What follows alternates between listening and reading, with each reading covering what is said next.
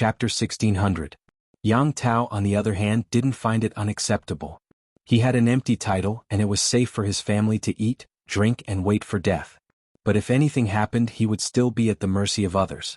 Empty titles were not as safe as real power. If he was afraid of overdoing things, he could be a little more mediocre in the future. His military rank was neither too high nor too low. It was still safe. Anyway, even if he had real power, Jiang Pingji still had to give him the empty title. He had 2 layers of protection. Most importantly, he was used to fighting and fighting. It would be hard for him to return to peace. Yang Tao was not someone who could sit still. Yan Lin sighed. Think about it slowly, Zhengze. Whether you agree or not, remember to drag it out a little longer. Keep him in suspense. Yang Tao was dumbfounded. Keep Lu Shi in suspense? Yan Lin said, whether it's a man or a woman, those who get what they want too easily don't know how to cherish it.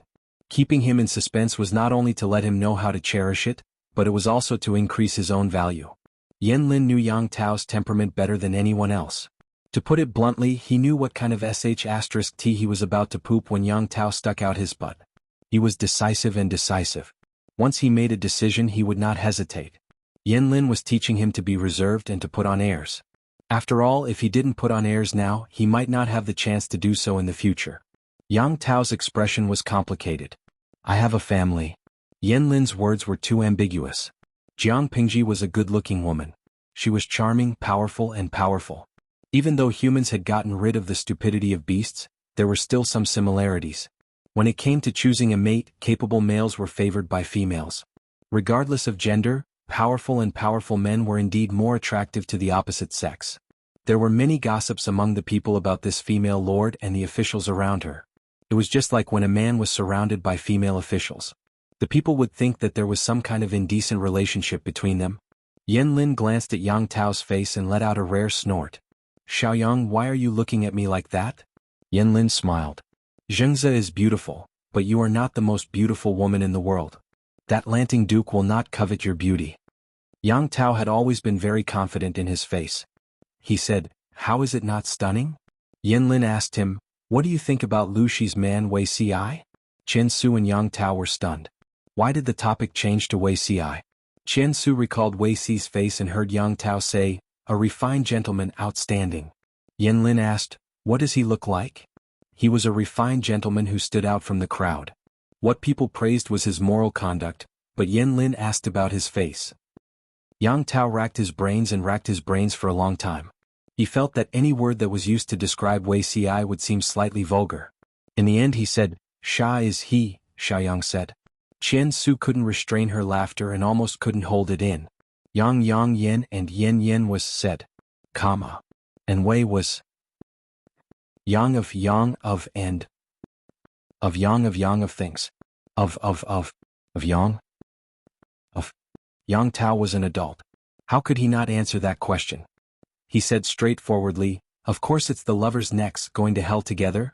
It was as if someone was strangling him and muffling his voice. Chen Su also stopped. The 2 of them looked at Yan Lin in shock. Yang Tao said, I remember Lu Shi has many accessories. Why did you notice this? Chen Su understood. When they first met, Yan Lin pointed out the mistakes in his accessories. He was so observant that it seemed like he had OCD. Accessories weren't something that could be worn casually. What kind of accessories would be worn according to one's status, occasion, and age? These were all things that had to be paid attention to. If he made a mistake, he would be ridiculed behind his back for not knowing etiquette. No matter how casual Jiang Pingji was, she was still a lord. Today was the day she and Yang Tao made their vows. She couldn't make a mistake on such a small detail. If she made a mistake, it was not because she didn't care but because the 3 of them looked at each other. They had mixed feelings. Yan Lin looked down and murmured, keep it to yourself. Yang Tao said, I know. I won't tell anyone. He used to think that the gossips spread by the ignorant people were slandering her. He didn't expect Jiang Pingji to really have an affair with the officials. Yan Lin added, don't think too much. The 2 of them might really be in love. If she, as the lord, had fooled around with the officials, it wouldn't have come to this. He could feel the atmosphere of a group of forces. Yan Lin's first impression of Jiang Pingji was that she was upright. He also realized that other than Wei Ci, who seemed to be in a relationship with Jiang Pingji, the others didn't treat their lord as a woman. Yang Tao was the most obedient. He did whatever his friends said. Soon it was lunchtime. Jiang Pingji invited Yang Tao and the others to eat with her. The various delicacies were delicious. Zhangzhou had a lot of seafood. Under the guidance of salted fish in the streaming room, Jiang Pingji expanded her menu. Yang Tao and the others grew up near the water. They didn't know that common seafood, such as scallops and oysters, could be cooked in such a way. Before Jiang Pingji came, the culinary skills of this era were limited to plain water. There were few seasonings and the most they could do was add salt. The gentry ate meticulously, but they didn't have many ways to cook. No matter how good the ingredients were, the taste of the food was limited. Yang Tao finally understood where Jiang Pingji's Zhangzhai restaurant could go. The food was indeed delicious. Therefore Yang Tao asked Jiang Pingji for a chef. Xiao Yang said that Jiang Pingji needed his help. It was okay for him to be a little willful. As expected, Jiang Pingji agreed. She even asked for the second best chef in the kitchen. Yang Xi's eyes turned red with jealousy. He had coveted his lord's chef for so many years. His lord had never thought of rewarding him. Yang Tao had just arrived and he wanted to take it. Seeing Yang Xi's angry expression, Wei Xi smiled and passed him a plate of roasted oysters that he hadn't touched. Unexpectedly, Yang Xi rolled his eyes at Wei Xi after taking it. Wei Xi understood immediately. He whispered, "When the war is over, I'll give you one of the chefs in my manor." Yang Xi was satisfied. "This is what you said. Don't go back on your word." The cooking skills of the chefs in Wei Xi's manor weren't worse than that of the lords. It was just that Wei Xi needed to recuperate and eat more carefully. These chefs were specially transferred over by the lord. If he couldn't ask the lord for help, he could take advantage of Wei Xi. It was fine as long as he could satisfy his tongue. Wei Xi smiled. "You can't eat too much of it." Seeing that Yang Xi liked to eat oysters, Wei Xi kindly added. Yang Xi asked, "Why?" Wei Xi said, "It strengthens yang and nourishes yin." Chapter 1601. Strengthening yang and nourishing yin? Yang Xi couldn't eat at this moment, but he was greedy if he didn't eat. He was in a dilemma for a moment. Finally, he placed the chopsticks neatly and lowered his voice to Wei Xi's ear. "Wei Xiao, are you not sincere?" Did he look like the kind of man who needed to strengthen yang and nourish yin? Men could say anything except, no. Yang Xi suspected that Wei Xi was deliberately disgusting him. Wei Xi blinked innocently and said with a puzzled expression, "What does Jing Rong mean?" "I'm just reminding you that this is delicious, but you shouldn't eat too much." Jing Rong's temperament is to eat delicious food until you're sick of it. If something goes wrong, it'll be too late to remind you. Yang Xi said, "How many years have we known each other? Don't pretend to be innocent in front of me. You can deceive people who don't know, but you can't deceive me." Wei Xi's network was really wide. Except for a few exceptions, most of Jiang Pingji's subordinates had a personal relationship with him. For example, Feng Zhen and Yang Xi walked right into the trap, because of his introduction. It was precisely because they had a good personal relationship that they understood each other particularly well. Yang Xi knew that if Wei Xi's face was not too deceptive and he looked too righteous, how could no one see through his true nature? Wei Xi smiled and said, "If you don't eat it, don't waste it." He pretended to take the stack of oysters back, but Yang Xi was one step faster and stopped him. "How can you take back what you've given away? Who said I'm not eating it?" Yang Xi rolled his eyes and said to Wei Xi with a smile, "Zixiao on the other hand needs more nourishment. You also know the current situation. If there's that would be the best." Wei Xi took a sip of tea and lowered his eyelids. His long and thick eyelashes cast a fan-shaped shadow. Jiang Pingji's hearing was excellent. She had always been observant and attentive, multitasking. How could she miss the movements on Wei Xi's side? She secretly rubbed the accessory hanging from her waist with her fingers. The corners of her lips curled slightly, as if there was a layer of gentle ripples in her eyes. No wonder so many salted fish in the streaming room said they wanted to swing on his eyelashes. She also wanted to set fire to his heart. Wei Xi said in a low voice, "There's no hurry. Why are you panicking?" Yang Xi almost choked. He said angrily, "You're older than the girl by 6 or 7 years. If you wait any longer, will you still be able to give birth?" After all, the relationship between Wei Xi and Jiang Pingji was not made public. A few smart people were well aware of it and had reached a tacit understanding, but more people were still kept in the dark by the two of them. The Lord did not say to make it public, so this matter could not be made public. Yang Xi had to be careful when he spoke. Wei Xi sneered, "Jing Rong is older than me by 6 or 7 years. In other words, if Yang Xi could make an iron tree blossom, why couldn't he who was younger and had more self-discipline do the same?" This group of people loved to worry for nothing. Yang Si really wanted to hammer Wuxia. He was supposed to be his best friend, but in the end he was a plastic product. Could he still have some love? Delicacies were constantly being served, and no one was in the mood to discuss business. It was more important to fill their stomachs. Yang Si decisively abandoned Wuxia, who had given him a heart attack, and threw himself into the arms of delicious food. His appetite alone was equivalent to that of 2 Wuxias. Of course, the one who had the best appetite was his lord. She ate as much as 7 or 8 burly men. Yang Tao, who claimed to be a big eater, was stunned. He had seen people who could eat a lot, but he had never seen anyone who could eat so much. After the banquet, Yang Tao could not help but complain to Yen Lin. Now I know why Lu Shi wants to conquer the world. Yang Tao crossed his arms in front of his chest and said while nodding. Yen Lin thought that his friend had some brilliant idea. Why? No one can afford to feed her. She can eat too much, Yang Tao said. If she doesn't fight for it, she will starve to death in the backyard. Yen Lin was speechless. If it were not for the people around them, he would have taken out his swords and taught Yang Tao a lesson on how to be careful with his words and actions. Little did he know that Jiang Pingji had already heard him. After all, her hearing was unreasonably good. Did something good happen, my lord? Wuxia was about to help her sort out the official business, but he did not expect his lord to suddenly laugh. It was a helpless and doting smile. Jiang Pingji smiled and said, nothing good, but Yang Tao is really a wonderful person. Yen Lin must have worked hard for his personality. Wuxia was at a loss until Jiang Pingji repeated Yang Tao's words in a low voice. He's a treasure boy. It's so funny. Jiang Pingji did not mind Yang Tao's sarcasm at all. Instead, she thought that he was quite cute. He was silly and adorable, just like Li Yun and the others in the past. She cared more about her frog and flirted with him at all times. This time was no exception. She said, Zixiao, can you afford to feed me? Even if I have to eat 7 or 8 men's meals in one meal. Wuxia sighed and said, my monthly salary is paid by you, my lord. Jiang Pingji said, Zixiao, your answer is so straightforward. How do you expect me to continue flirting with you? Wuxia said, my lord, it's time to deal with official business. I don't want to be a blue-faced troublemaker and let you hold up your work. Jiang Pingji poked his nose and said in annoyance, unromantic. Wuxia said, unromantic. Wei Zixiao sincerely asks my lord to stop sneaking out this afternoon and focus on official business. Is that okay? Jiang Pingji was speechless. How was this a lover? It was obvious that she had found herself a housekeeping robot. Moreover, she was using both hard and soft tactics as well as seducing. Because of Wei Xi's supervision, Jiang Pingji's plan to sneak out and be a hands-off boss was once again foiled. The 5 million idle viewers could only watch Jiang Pingji squat in the government office and compete with piles of documents. They drank tea and ate melon seeds. They smiled at Jiang Pingji's desperate look. Blow explode little chili. The streamer uses her personal experience to tell us a truth. You can't find a man who is full of career ambitions when you fall in love, because the other party will ignore your flirting and seduction. He only wants you to work hard for your career with him.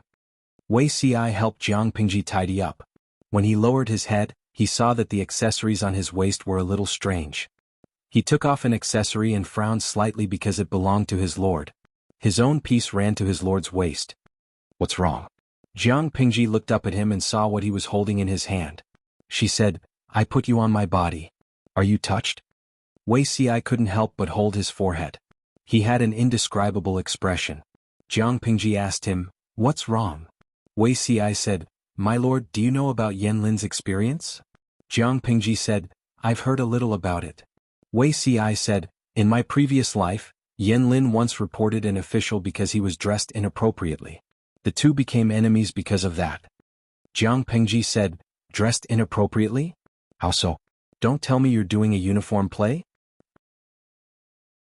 Chapter 1602. Jiang Pingji rubbed her chin and said, are you trying to say, Yen Lin probably found out about our relationship? That I slept with my subordinate? Wuxia said, most likely they won't think too well. Jiang Pingji said, what's wrong with that? I don't plan to sleep with him or Yang Tao, who he treats as his precious eyeball. Wuxia was speechless. His lord did not care about her reputation at all. Wuxia, who valued his lord's reputation, was a little tired. Jiang Pingji said, you don't have to change it back. It's not like I can't be seen. Since she did not care, it was useless for Wuxia to persist. He was worried, but at the same time he was secretly happy that he despised her. After a few days, Yang Tao agreed to Jiang Pingji's request. Jiang Pingji also gave him enough trust to appease his old officials. At the same time, Jiang Pingji also sent a large number of scouts to find out the situation under An Shui's rule. Only by knowing oneself and the enemy could one win 100 battles. Days passed. In the blink of an eye, 10 days had passed. Jiang Pingji was ready to slack when Wei Ci was not paying attention. She heard salted fish cheering in the live stream as soon as she got up. She opened the bullet screen and saw that it was the day of the birth of the lucky emperor. She glanced at it and was about to close it.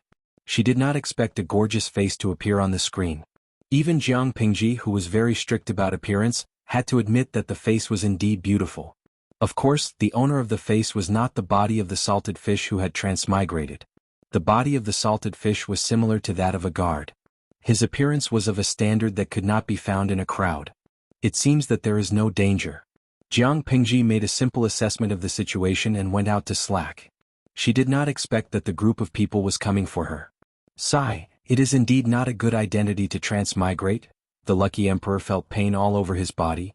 The straw sandals on the soles of his feet had long been worn out and there were many bloody blisters. If not for the two goddess-like figures sitting under the shade of a tree not far away, he would not have been able to sit still. To save his life, the lucky emperor chose the principle of talking less and doing more. He took off the straw sandals hanging on his shoulders and put them on while listening to the situation. Perhaps because there were too many lucky emperors, the crowd also wanted to compete. No matter what character he became, he couldn't be the unlucky one who was forced to end his transmigration before his time was up. Therefore, lucky emperor endured the pain in his feet and body. After listening for a long time, he finally found out some information. This group of 22 people were not people from Nanxing, Zhongzhou, or Dongqing. They were people from Xichang who rarely appeared. Xichang? I don't have any impression of him. What surprised Lucky Emperor and Salted Fish even more was that the two people sitting under the shade of the tree, dressed in simple clothes, were actually princes and princesses. He didn't hear wrongly. She was from the royal family, a prince and a concubine. Listening to their conversation, they seemed to be twin siblings from the same mother. However, what were the princes and princesses of Xichang doing in Dongqing? Luck King instantly came up with a conspiracy theory. Even though he had a big imagination, it was still not as big as reality. The purpose of their visit was unexpected. They were sent by the Xichang royal family to make peace through marriage. That's right, it's a marriage. Luck King and the 5 million salted fish were all speechless. What kind of royal marriage was this? Including the princes and princesses, there were only 22 people in the group. Apart from these two members of the royal family who were dressed rather cleanly, but the fabric had faded from starching, the rest were unkempt and dirty. Their clothes were tattered and they were sallow and emaciated. Even if they were said to be refugees, some people would believe them. Could it be that they were robbed on the way to make peace through marriage? In Luck King's understanding, the royal family was the representation of wealth, power, and influence. Their reputation would never be shabby. These two princes and princesses were in such a miserable state.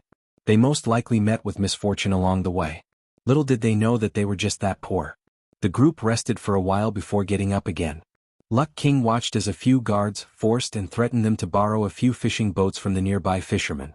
The 22 people squeezed onto the boat. Looking at the swaying boat and the rippling surface of the water, Luck King secretly hugged himself tightly. Because this body was a guard, his hearing was good. He could vaguely hear the conversation between the royal siblings coming from the cabin. Apart from the useless business compliments, the rest of the content was more explosive. For example, the prince's marriage partner was actually their streamer. The salted fishes were stunned. They all went to make fun of Jiang Pingji. The bullet screen completely filled her field of vision. Jiang Pingji was half lying by the river fishing. The fish basket beside her was empty. Not to mention fish, there was not even a fish scale. The salted fishes did not understand. Jiang Pingji had never caught any fish in so many years. Why did she not get tired of fishing? Jiang Pingji closed her eyes and rested while fishing. The fishing rod was sandwiched between her head and shoulder. She supported the side of her head with her right hand, and the bamboo hat on her head covered most of her face. When she heard the commotion and looked at the bullet screen, she found that the screen was full of scum, and my heart aches for Zixiao. Jiang Pingji was speechless. What happened? She followed the bullet screen to look at the screen of Luck King's son's streaming room. She found that the bullet screen was also full of all kinds of comments. Jiang Pingji rubbed her brows. She still did not understand what had happened.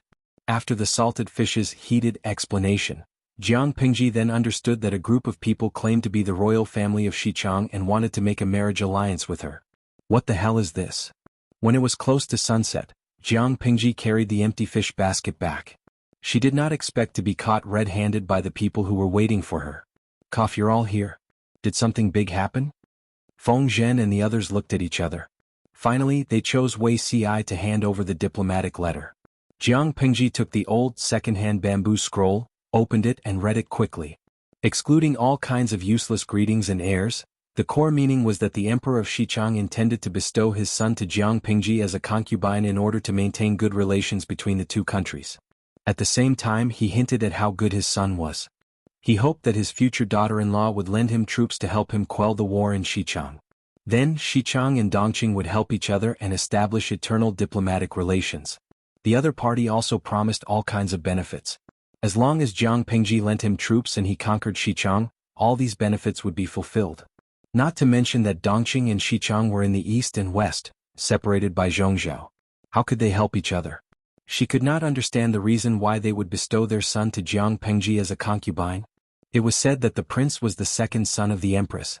Liar. Jiang Pingji looked at it again and came to such a conclusion. Wei Ci smiled bitterly and said, "If it's a liar, we dare not present it to you." "So it's true?" "It's not that I don't believe it. The problem is that this thing is very fake." Jiang Pingji revealed a trace of astonishment. Which country's emperor would give away the legitimate son of the Empress in exchange for troops? Although Xichang is the weakest among the 5 countries, it shouldn't be in such dire straits. Wei Ci said, "Maybe you'll understand when you meet him personally." Chapter 1603. Regardless of whether it was Jiang Pingji or the 5 million idol fish in the streaming room, in their inherent impression, the royal family would not be stingy with their image no matter how poor they were. After all, the royal family could not afford to lose face. Even if their faces were swollen, they would still have to pretend to be fat. However, the envoy from Xichang country had taught them a lesson. Regardless of their intentions for coming, since they were the envoy of a country, Jiang Pingji could not neglect them. Before meeting people, she had to take a bath and change her clothes. She could not possibly meet people in a sackcloth. Those who did not know better would think that she was a fisherwoman from some fishing village. Jiang Pingji closed the view of the main streaming room and went to wash up. The idol fish were bored, so they gathered in O Huang's streaming room to chat and find out about the enemy's situation. They were all loyal fans of the Pink CCP. They would not allow a stranger to come between them. Naturally, O Huang thought so too. He did not have a good impression of the 2 descendants of the royal family. Although the 2 of them were in dire straits, their attitudes were very proper, as if they were high and mighty nobles. In the eyes of those who liked them, they might praise them for not breaking their pride despite falling into the dust, saying that they did not bring shame to the royal family. In the eyes of those who did not like them, this was pretentious. They were not even as good as the people of Wanzhou. How could they pretend to be the descendants of the royal family? "All of you can leave. There is no need for you to serve here."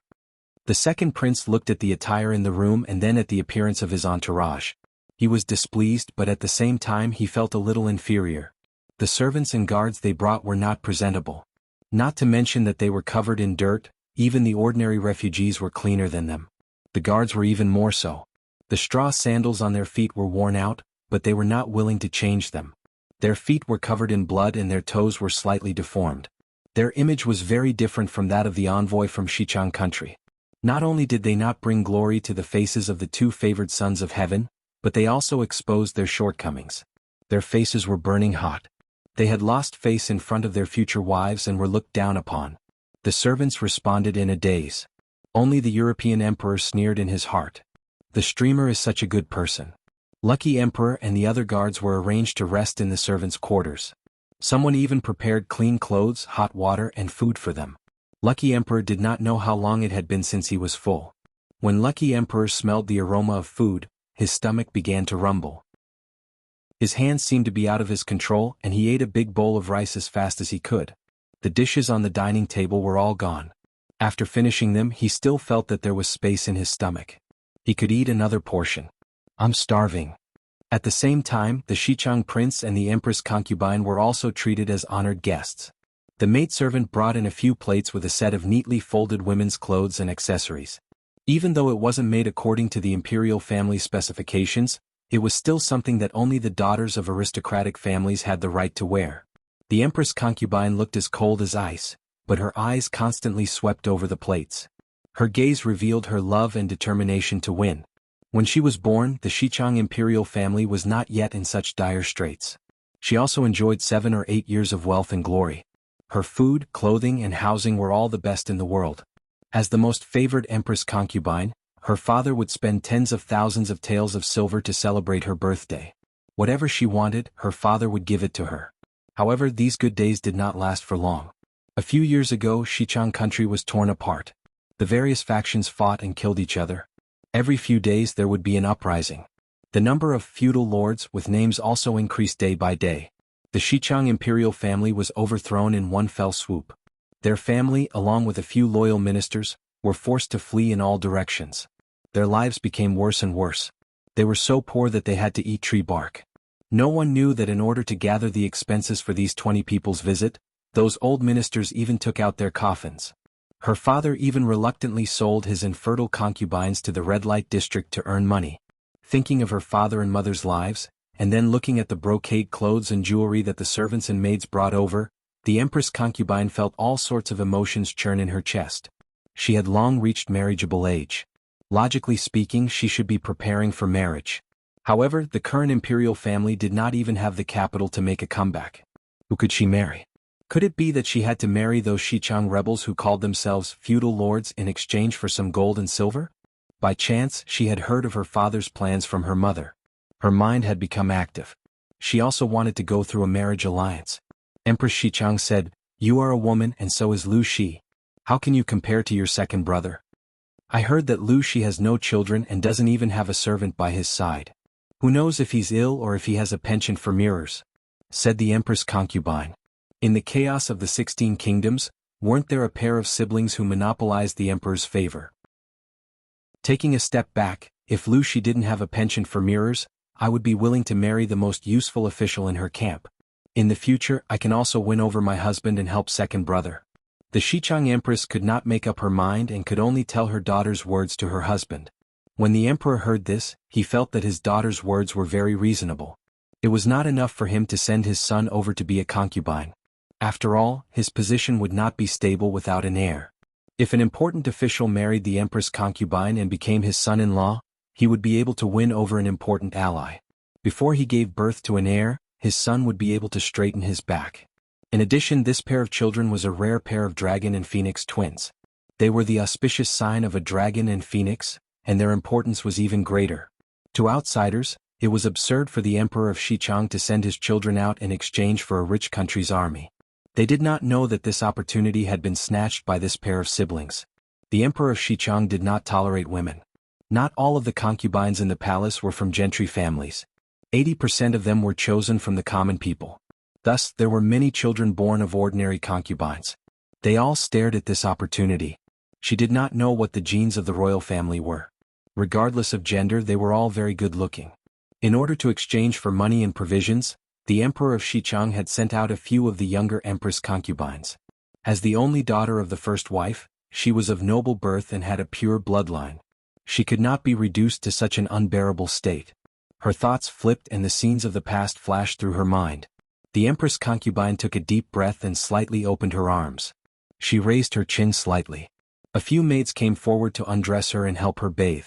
This scene made her think of the days when she lived a life of luxury. No matter what, this trip must be successful. A similar situation happened to the prince, but his expression was even more indifferent. Occasionally, a hint of humiliation flashed through his eyes.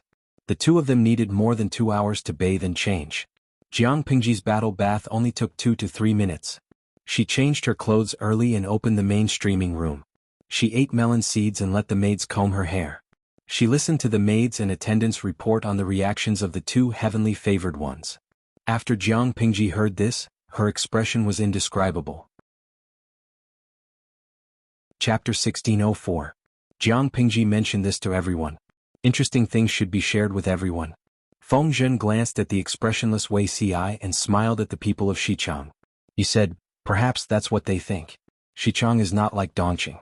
Their understanding of the Lord is limited to a few words. They may not have a deeper understanding. That Xichang prince is a legitimate son. How can he not have some ambition and strategy? How can it be compared to winning over the Lord and slowly making her focus on love so that he can take the opportunity to make her a mere figurehead? Wuxia laughed coldly. Shameless. Zixiao, you don't believe me? Feng Zhen argued. Zixiao is well-read and well-versed in the past and present. Haven't you seen the examples in the history books of those who relied on pleasing the Yu family to accumulate power? Once they soared, they kicked away their wives? When the later generations mention them, they only praise the man for having good luck, forbearance, and courage. They never mention that he stepped on the Yu family and made them a mere figurehead. How can this be considered shameless? Feng Zhen saw it clearly. Or rather, as a man, he knew the ambitions and thoughts of men best. Everyone says that the merits and demerits are judged by the later generations. But the person who wrote this history was the historian of the current era. The basis of the later generation's judgment is also based on the content written by the historian. Is there any lack of writing style? If the historian is given a pen, black can be written as white, white can be written as black. Seeing Wei Xi's gloomy face, Feng Zhen added with a smile, if that Xichang prince is ambitious, he first flatters the Lord to weaken her guard, then attacks her heart with love and luckily gives birth to a child. Who else can the Lord's great family business be passed on to? Wei Xi said, he has no self-awareness. Feng Zhen laughed. No matter how self-aware he is before he hits a wall, his thoughts are always optimistic.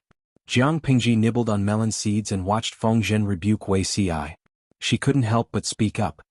Enough. With just a few words, you make me seem like a muddle-headed lord who is obsessed with beauty. Am I that kind of person? In terms of scheming, a young lad dares to show off in front of an expert? Regardless of whether the Xichang prince was ambitious or not, one would know once they saw him. It's best if he has no ambition, but if he does, he needs to be taught a lesson. Jiang Pingji snorted coldly and ate a few more melon seeds. Feng Zhen glanced at his master resentfully. Even if she was protective of her child, she should not be this protective. He had only said a few words and had not bullied Wei Xi much, but she could not wait to jump out. Feng Zhen cursed in his heart, but on the surface, he respectfully bowed and said, "My lord is wise and mighty." Naturally, he would not be blinded by mere beauty. Jiang Pingji asked, "Then what are you worried about?" That prince of Xichang, although he looks young and immature, he already has the potential to be a celestial being. I'm afraid that if my lord sees him in person then... Feng Zhen was a playboy, but he rarely ran to Jiang Pingji to court death. Even if he did, his desire to live would allow him to turn the situation around. For example, this time he changed his tone midway and stiffly bowed to the end. He righteously and sternly said, "I acted on my own accord, my lord, please punish me." Jiang Pingji put on a fake smile. Feng Zhen had said everything he needed to say, and his intentions were for her own good. If Jiang Pingji pursued the matter, she would be making a fuss out of nothing. That's enough. What kind of celestial potential can a 16 or 17-year-old boy have? Everyone is a Taoist and has seen many things, but now it seems that his skills are still shallow. How can a little kid stir up turbulent waves? There's an old saying that looks good are all the same, but interesting souls are one in a million. What's the use of having a face? I'd rather put it at home as a vase. Of course, Jiang Pingji had seen the Prince of Xichang. The salted fish even nitpicked at the boy and criticized him, saying that his nose was short, fat, and that his ability was not good. Jiang Pingji just watched them fool around. She did not expect Feng Zhen to interfere. Feng Zhen carefully pondered Jiang Pingji's words and deeply felt that his lord had a sharp tongue. Opposite her, Wei Xi lowered his head slightly, but the corners of his mouth seemed to be curving upwards. Feng Zhen? He could not afford to offend her. As expected, the man of the Demon King had a backer. Feng Zhen could not help but say mischievously, "Your subject skills are still shallow. I am ashamed to display my slight skill in front of my lord." Jiang Pingji choked on his words. She wanted to beat Feng Zhen to death. Wasn't he sarcastically mocking Jiang Pingji for having seen many things and having profound skills? There are thousands of beauties in the world. There's no need to read them all. It's enough to see the most beautiful colors. Z sure doesn't understand. It's better to value quality than quantity. Feng Zhen, as a strategist, he had lost to his lord in verbal sparring. It seemed that he was not skilled enough in his work. Jiang Pingji said to the crowd, "You guys stay and take a look too. See what kind of heavenly beauty has caught Zisher's eye." Feng Zhen, "My lord, are you done yet?" Didn't you just offend your precious darling? Are you holding a grudge? Yang Si was gloating at the side. Feng Zhen did not hear him snicker. After waiting for a while, when Jiang Pingji's tea had cooled a few times, the two pampered descendants of the royal family finally arrived in a hurry. Feng Zhen had no problem with his aesthetics. Whether it was the Xichang prince or the Xichang emperor's concubine, their looks were both top-notch. Even though they had been living in dire straits for the past few years, the education they had received from the royal family had been engraved into their bones. After washing up, she changed into brocade clothes and dressed herself up. Her originally bare face was now perfect. Indeed, clothes make the man. The beauty of Jiang Pingji's body was needless to say. She had a unique temperament. Even though she did not have the usual gentleness and weakness of a normal woman, she had a different kind of beauty. Her good looks and the aura of someone in a superior position caught the attention of the Xichang prince at a glance. He had thought that Jiang Pingji was a woman with vulgar speech and unsightly looks. After all, she often hung out with the military warriors and went to war all year round. She must not have taken good care of her looks. She might have been born rough and ugly. That's why she became an old leftover woman. Now that he looked at her, other than her slightly heroic appearance, he could not find anything wrong with her. The Xichang prince slightly suppressed the humiliation of being given as a concubine by his father as an object. The siblings bowed to Jiang Pingji. It was very pleasing to the eye. As someone who valued appearances, Jiang Pingji was unusually displeased. Even though her reputation to the outside world was bad, she did not have the two traits of being good, lustful, or being open to both men and women, right? Dongqing and Xichang are separated by thousands of mountains. Why have the two royal descendants come all the way here? Qiguanrang, Feng Zhen, and Yang Si were three petty people. Jiang Pingji was not an open-minded person. She was especially petty and vengeful when it came to certain matters. Because of their ambitions, Feng Zhen's interruption, and Wei Xi's reaction, she did not have a good impression of the siblings. She had clearly seen the letter written by the Xichang emperor, but she pretended not to know and allowed the two to say it in public. A dignified prince of a country was sent to be a concubine. He had to serve others with his looks. Which man with a strong sense of pride could stand it? As expected, the expression on the Xichang prince's face changed on the spot. He suppressed his rapidly fluctuating emotions and thought for a while. He deliberated over his answer and tried to quote from the classics to draw on the friendship between Xichang and Dongqing. He expressed his purpose of coming in a very subtle manner and saved some face. Chapter 1605. Although the Xichang prince was scheming, he was still a 16 or 17-year-old youth. Not to mention in Jiang Pingji's eyes, even in the eyes of Qi Kuang and Li Yun, his methods were not enough. His acting skills were not bad, but he had not learned how to hide his ambition perfectly. Although it was only for a moment, everyone saw the surprise and scheming in his eyes when he looked at Jiang Pingji. Of course, the Xichang prince was not completely useless. He had fooled 99% of the 5 million idle people in the streaming room. Life was like a drama, it all depended on acting skills. The idle people were used to watching all kinds of stingy TV dramas. Their expectations for acting skills were greatly reduced. The Xichang prince's disguise was perfect in their eyes. If not for their sharp eyes, no one would be able to discover that this handsome and harmless youth had a black heart. Of course, it was possible that the filter brought about by his good looks made the idle people let their guard down. Jiang Pingji looked serious, but she listened to the Xichang prince's words absent-mindedly. The corners of her lips curled into a faint smile. When she looked at someone seriously, no matter who it was, that person could feel the sincerity in her eyes. It was as if those eyes could only accommodate one person. The Xichang prince was no exception. When he noticed Jiang Pingji's gaze, his heart overflowed with joy. Since the defeat of the Xichang royal family, it was the first time he was so grateful for this face. Otherwise, how could he attract a woman who sat in a high position? The Xichang emperor's concubine saw this. She did not show it on her face, but she felt somewhat complicated. If her twin brother caught Jiang Pingji's eye, he would definitely have a meteoric rise in the future. However, she was a woman and could not compete with a man for a woman's favor.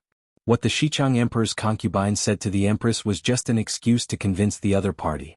The Xichang emperor's true goal was to marry an important official under Jiang Pingji and become the legal wife. She had previously sent someone to inquire. Most of the important officials under Jiang Pingji were in their 30s or 40s.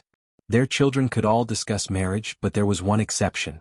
This person was none other than Wei Zixiao. He was over 30 years old and still unmarried. It was not known if he liked men, or if he had a problem with his body and was infertile. This was nothing to the Xichang Emperor's concubine. She only wanted his position, not his body. While her brother and Jiang Pingji were conversing, the Emperor's concubine's sharp eyes found Wei Ci. Although there was no introduction, it was not difficult for Wei Ci to recognize him. Just like what the others had said, at a glance, the scholar with the best looks and the most upright temperament was Wei Ci. With just a glance, the Xichang Empress concubine was very satisfied with her future husband. Regardless of whether the other party had a hidden illness or not, based on Wei Ci's face, talent, self-restraint, status and power, she would not be at a disadvantage. The princess of Xichang was very careful, but how could she escape Jiang Pingji's eyes? She snorted coldly in her heart, but on the surface she was smiling and trying to get information out of him. She acted as if she was very satisfied with the prince of Xichang. Not only was she concerned about his experiences along the way, but she was also probing the situation in Xichang. The prince of Xichang took the opportunity to climb up the ladder. He emphasized on how the emperor of Xichang had been persecuted by rebels and traitors, and how he had worked hard for the great cause of the country. It was really heartbreaking for those who heard it. Everyone present was moved. Jiang Pingji also acted as if she was moved. Following the wishes of the Xichang prince, she mentioned marriage to strengthen the friendship between the two countries. Father often mentions to people that my sister has reached marriageable age, but in Xichang there are rebels and traitors in power. There are no suitable men for her to marry. He is very worried about this. The prince of Xichang was also treacherous. He did not mention his own marriage but instead mentioned his sister's. He had the image of a good brother who was worried about his sister's marriage. At the same time he flattered Jiang Pingji and achieved his goal. I heard that there are many heroes in the Lanting camp. If the two families can be on good terms, the friendship between the two countries will be even stronger. In this way father and mother will not have to worry about my sister's marriage. Jiang Pingji said, this is a good thing, but most of the officials in my camp are old and have wives. It is not good to let Her Highness suffer. Those who are of suitable age such as Qin Fengjing, also have a marriage agreement set by his late father. It is not good to break it and marry someone else. In this case I am afraid this marriage will not go through. I see that the princess is as beautiful as a flower and as beautiful as the moon.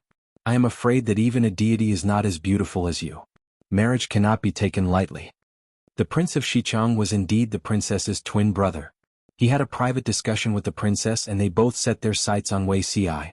Even if she were to marry a minister in a chaotic world as the princess, she could not be a concubine. Wei Ci was quite suitable. The prince of Xichang said, there is one person in the Lanting camp who is very suitable. Jiang Pingji asked under the strange gazes of the crowd, who? Why don't I know? The prince of Xichang said, this person is Master Wei Zixiao. I heard that he is young and talented. He has followed the Lanting Duke to war for more than 10 years and is very famous. He has no concubines at home and is only 10 years older than my sister. Both of their looks are rare in the world. How can they not be a good match? The crowd was silent. The idle people were so shocked that they threw away the melons in their hands and forgot how to send bullet screens. What did these two treasures from Xichang say? Tudu Feiqiu, someone wake me up. Did I hear wrongly? Who has this little prince taken a fancy to? Lipstick gatherer, isn't it good to be alive? Why do you have to seek death? Strive to make money. Taking a fancy to the streamer is better than taking a fancy to Beauty Ci. If he takes a fancy to the streamer he will only be attacked by Beauty Ci. If he takes a fancy to Beauty Ci he will be beaten to a pulp by the streamer. No one can stop him. Is this prince of Xichang here for a marriage alliance or to deliver his head? Not a good match, not a good match. Jiang Pingji sneered and dropped a bomb. He is a good match for me. The crowd was speechless. They knew that their lord spoke coquettishly, but they did not expect her to be this coquettish. They looked at the prince and the princess of Xichang in unison. They saw that their expressions were stiff and seemed to be on the verge of collapse. Jiang Pingji acted as if nothing had happened and said, what's wrong? What's wrong? The prince of Xichang's lips trembled because he realized that he had misunderstood Jiang Pingji's gaze. She had taken a fancy to his sister, a woman of the same sex? No wonder the most powerful duke in the world, Lu Shi, was still single and childless. He was actually a pervert who had a penchant for mirror grinding. The princess of Xichang also looked as if she had been struck by lightning. Although she had said that the siblings would serve one person, she did not say that they would serve a woman. The siblings' faces were pale. Jiang Pingji seemed to be unaware. Her gaze fell on the princess of Xichang. The three of them looked at each other in silence. The situation was somewhat out of control. The prince of Xichang awkwardly found a lame excuse to leave and did not give an accurate reply. After the two of them left, Jiang Pingji laughed so hard that she almost rolled on the ground. "You've taken a fancy to Zixiao? Don't you know how many heads you have on your neck?" Jiang Pingji said mischievously. She never expected that someone would take it seriously. Chapter 1606. It wasn't that Li Yun didn't notice the signs between his lord and Wei Ci, but the two of them interacted like an ordinary ruler and official. They didn't interact too ambiguously with the outside world. Li Yun's suspicions stopped at speculation. There was no concrete proof. For example, it was no different from the groundless entertainment circle gossip in the salted fish dimension. He suspected that the two of them were having an affair, but the officials didn't say anything. According to Li Yun's temperament, before there was any concrete proof or the two of them personally admitting it, he was unwilling to make presumptuous speculations and tarnish their reputations. Therefore, when Jiang Pingji said the words, "She's a good match for me," Li Yun automatically changed the subject to Xichang's princess. This was the end of him. His lord liked women. This was a concrete proof given by the officials. Li Yun was naturally at a loss. He hit a wall with Jiang Pingji. His lord wasn't willing to listen to his advice. He could only frown and retreat with a heavy heart. "It's better to discuss this matter with the military advisors," Li Yun muttered. He stopped in his tracks and changed his route to look for Yang Si and the others. Coincidentally, Yang Si, Feng Zhen, and Wei Ci were discussing something in the pavilion. Li Yun strode over and called out from afar, "Military advisor." The three of them could be called military advisors, so they all looked at Li Yun. "Hanmei, why do you look so anxious?" Wei Ci brewed a cup of tea for Li Yun. The latter bowed and sat down on an empty mat, a thin layer of sweat on his forehead. Li Yun said, "Today, regarding the matter between Xichang's princess and the lord, are the three military advisors not anxious?" The three of them looked at each other. Wei Ci chose to remain silent. Li Yun was a beat slower and didn't notice the strange atmosphere in the pavilion. Li Yun was very anxious. He blabbered on and on. His anxious expression wasn't fake at all. This made the three of them look even weirder. They heard Li Yun say, "The lord still doesn't have an heir at such an age. I've been anxious for a long time. Without an heir, who will the world be handed over to?" Xichang's princess, to put it nicely, is a respectful title. To put it bluntly, she's just a stray dog. What virtue or ability does she have to be worthy of the lord? Not to mention obstructing the lord's hegemony. "Even if I have to die a horrible death, I will not let a witch bewitch her." Li Yun's words were powerful and resonant. If it wasn't for his self-restraint, Bai Ning and the rest would have slammed the tea table. It was not that Li Yun was obsessed with inheriting the bloodline, but it depended on who it was. Was his lord an ordinary person? No. She was very likely to be the future ruler of the world, a person who would truly rule over the world. Her children were not only the continuation of her family's bloodline, but also the continuation of the world's unification and peace.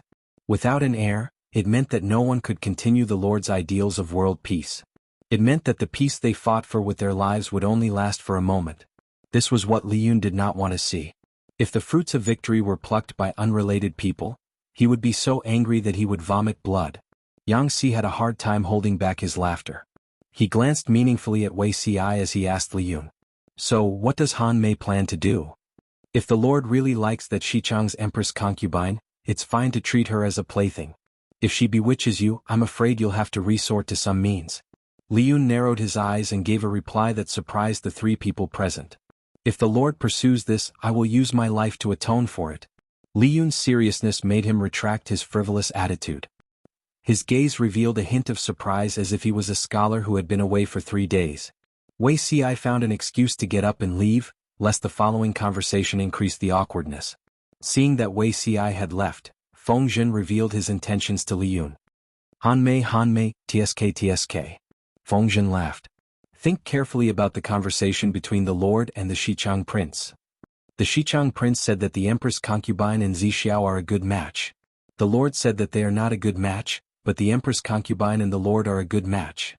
Li Yun recalled with a puzzled expression and sighed. The Lord said this publicly. In the future, when the historians write about it, I don't know how they will arrange it. Feng Zhen and Yang Si were helpless. Or rather, Li Yun was not the only one who thought the same as Li Yun. Yang Si said, "The Lord said, Not a good match, not a good match, but she is a good match for me. Who is a good match for her? Liyun said naturally, the Empress concubine of Xichang. Yang Si couldn't help but facepalm. Seeing this, Liyun suddenly realized that he seemed to have misunderstood something. According to the preamble, the Lord's words could be understood as, the Empress concubine of Xichang and I are a good match, but it could also be understood as, Zixiao and I are a good match. His Lord's domineering aura was too strong. Liyun subconsciously thought of her as a strong person, a ruler, and not a female strong person or female ruler. Therefore, when he heard the Lord's words, he would rather believe that the Lord had a penchant for polishing mirrors than think of another interpretation. Thinking of Wei Ci who had just left, Liyun suddenly raised his hand to cover his face. No wonder military advisor Wei had to find an excuse to leave. He probably didn't want him to be too embarrassed. This general is ashamed. Liyun felt that his lord's unspoken rules with the military advisor were much easier to accept than polishing mirrors and lesbianism. Yang Si said, there's nothing to be ashamed of. You're not the only one who thinks so. The two from Xichang also misunderstood. His lord's style was also strange. She was obviously a woman, but everyone thought that the possibility of her liking women was higher than men. Liyun asked, both military advisors know about it? My lord. Yang Si waved his hand and said, my lord didn't personally admit it. You and I have kept this matter to ourselves. It's good that we are aware of it. This isn't trying to cover it up, it's just that my lord's temperament. She's determined to protect Zixiao. Keeping it a secret is also good for Zixiao, making fewer enemies. It was good that a few important officials knew about it. The more people who knew about it, the more plots and schemes against Wei Ci would be. There was nothing in the world that everyone liked, even gold and silver. There were still people who despised them for having the stench of money. Wei Ci's charm couldn't compare to gold and silver. If he took the open road, it would instead be a death sentence for him. Liyun was puzzled. Since you want to protect Zixiao, why did my lord say this today? Yang Si asked in reply, wouldn't Han Mei misunderstand? Even you are like this, let alone outsiders. It seemed like she was coming out of the closet, but in fact, wasn't it a confession for Wei Ci to hear? Diske, it was so sweet that it stuck to the teeth. Liyun was worried again. If this matter is recorded in the history books, I don't know how many people will misunderstand my lord. Yang Si showed off the flirtatious words he learned from Jiang Pingji. Bearing the misunderstandings of the world to whisper sweet nothings to one person, the rancid smell of love. After thinking about it carefully, Yang Si was sure that his lord's couple had the highest sugar content, enough to cause diabetes. Then, how should we deal with the two from Xichang? My lord is generous to everything but this matter. She's narrow-minded. The two from Xichang should pray for their own good. For example? Chapter 1607. To avoid being cursed, even if Jiang Pingji disliked the two of them, she could not kill them with one slash. However, she could not kill them herself, but it did not mean that she could not kill them with a borrowed knife. Whether it was the ambition that the two of them showed or their coveting of Wei Ci and herself, Jiang Pingji could not tolerate them. Before that, Jiang Pingji wanted to see the unlucky O Huang, who had suffered a lot this time. I actually saw a live streamer. Is it okay for you to see me like this? The O Huang looked left and right and found that there was no one else around except him and Jiang Pingji. He then felt relieved. Streamer, your Zixiao is too jealous. It's over if he sees us. Zixiao has always been kind. He's not as scary as you say. Your fan filter for Ci and beauty is as thick as Earth's. Although Wei Ci did not appear many times, the salted fish army was not blind. As the saying goes, the onlookers see the game more clearly. The salted fish army thought that they knew Wei Ci's nature better than Jiang Pingji. It was a case of cutting black and white. Jiang Pingji turned over and jumped off the beam. She smiled and took out a bag of pastries from her sleeve. It was a treat for the children. I thought it would be an expensive gift such as gold, silver, or jewelry. The O Huang laughed and joked, at least it's a collection of autographs from the little princess under your account. Only such things have a commemorative value. You only give me a bag of pastries. It'll be gone after I eat it. Jiang Pingji said, I'm not single. Zixiao still depends on me to support him. How can I have so much spare money? The O Huang could not help but cover his face and said, is this the live version of dog food? The sour smell of love makes me so jealous that I feel like I'm about to explode. 12 hours passed quickly, and the lucky emperor did not stay for too long. That night, the O Huang posted the gifts from Jiang Pingji on Weibo. Due to the limitations of the production process, the pastries did not look exquisite, but it did not affect their taste at all. Some people were envious while others argued. They sourly said that Jiang Pingji was stingy. She was the most powerful feudal lord, but she only gave him a bag of pastries. Did she think that everyone had never eaten pastries since they were young? Could ancient craftsmanship compare to modern times? Jiang Pingji was considered to have a third of the people in the world. Giving some gold, silver, and jewelry was like giving a grain of sand to a mountain. Stingy. Faced with these anti-fans' comments, Lucky King posted another Weibo post. Gao Gao Ping CCP Big Flag. I don't think the value of the gift lies in how much it can be sold for or how much profit it can make. The purpose of Dream of 1,000 Years is not to let everyone travel back in time to make money. The most important thing is the experience. That is the real value. The host was a very nice person. Although she only sent pastries, she sent them personally. In addition, the host is a considerate person. I will never regret being a fan of her in this life. There was also a mosaic on the Weibo post. It turned out that there was a short letter in the package of the pastry. The gist of it was that she remembered that Oh Huang had left a message on the bullet screen, saying that she was worried about not being able to find a job after graduating next year. Jiang Pingji knew that Oh Huang majored in wheaten food, so she specially looked for a few ancient recipes for making local desserts and snacks in Zhangzhou. It might help her start a business. At the end he even added, "Don't be lost, the future is yet to come." Seeing this, the group of anti-fans shut up. It must be fake, someone could not help but mutter. There were 5 million viewers in the streaming room every day, and there were tens of millions of bullet screen comments. How could she remember what Oh Huang had said? Not only did she remember, but she also prepared the best gift. It was true that gold, silver, and jewelry could bring Oh Huang huge profits in a short period of time, but it also meant that he would lose his motivation and passion for life. It was better to teach a man to fish than to give him a fish. Helping Oh Huang start a business was also very considerate. The group of salted fish were moved to tears. Meeting such a flirtatious person was going to make them gay for the rest of their lives. Jiang Pingji did not take it to heart. Or perhaps, it was nothing more than normal for her. How did the two princes of Xichang react? Of all people, they had their eyes on the flesh that she was protecting. Did they really think that Jiang Pingji was a broad-minded person? The servant reported truthfully. The Xichang emperor's concubine and the prince retreated in embarrassment. The more they thought about it, the more upset they felt. Even after racking their brains, they did not expect that Lu Lanting was a pervert with a fetish for erotic lenses. Brother, think of a way. Do you really want me to give myself to this person? The Xichang emperor's concubine did not mind marrying an official, but she did mind marrying a woman. Just the thought of physical contact made her nauseous. The Xichang emperor's mind was in a whirl. He did not believe that his charm as a man could not compare to his sister's. If you don't obey, will Lu Shi let us go? The Xichang emperor's concubine's face turned pale, but she did not dare to act recklessly. The prince said, "It doesn't matter whether Lu Shi is a man or a woman. What's important is that he has power and has troops. Who in the world is not afraid of him? If you can win her favor, Imperial Father will be able to use her troops to eradicate the traitors and successfully restore the country. When that time comes, you will have the support of Xichang. Lu Shi will make you an official because of this. What are you not willing to do?" The emperor's concubine said, "How can two women give birth to a child?" The prince said, "After you win her over, you can arrange for someone else to help you secure her favor in the future."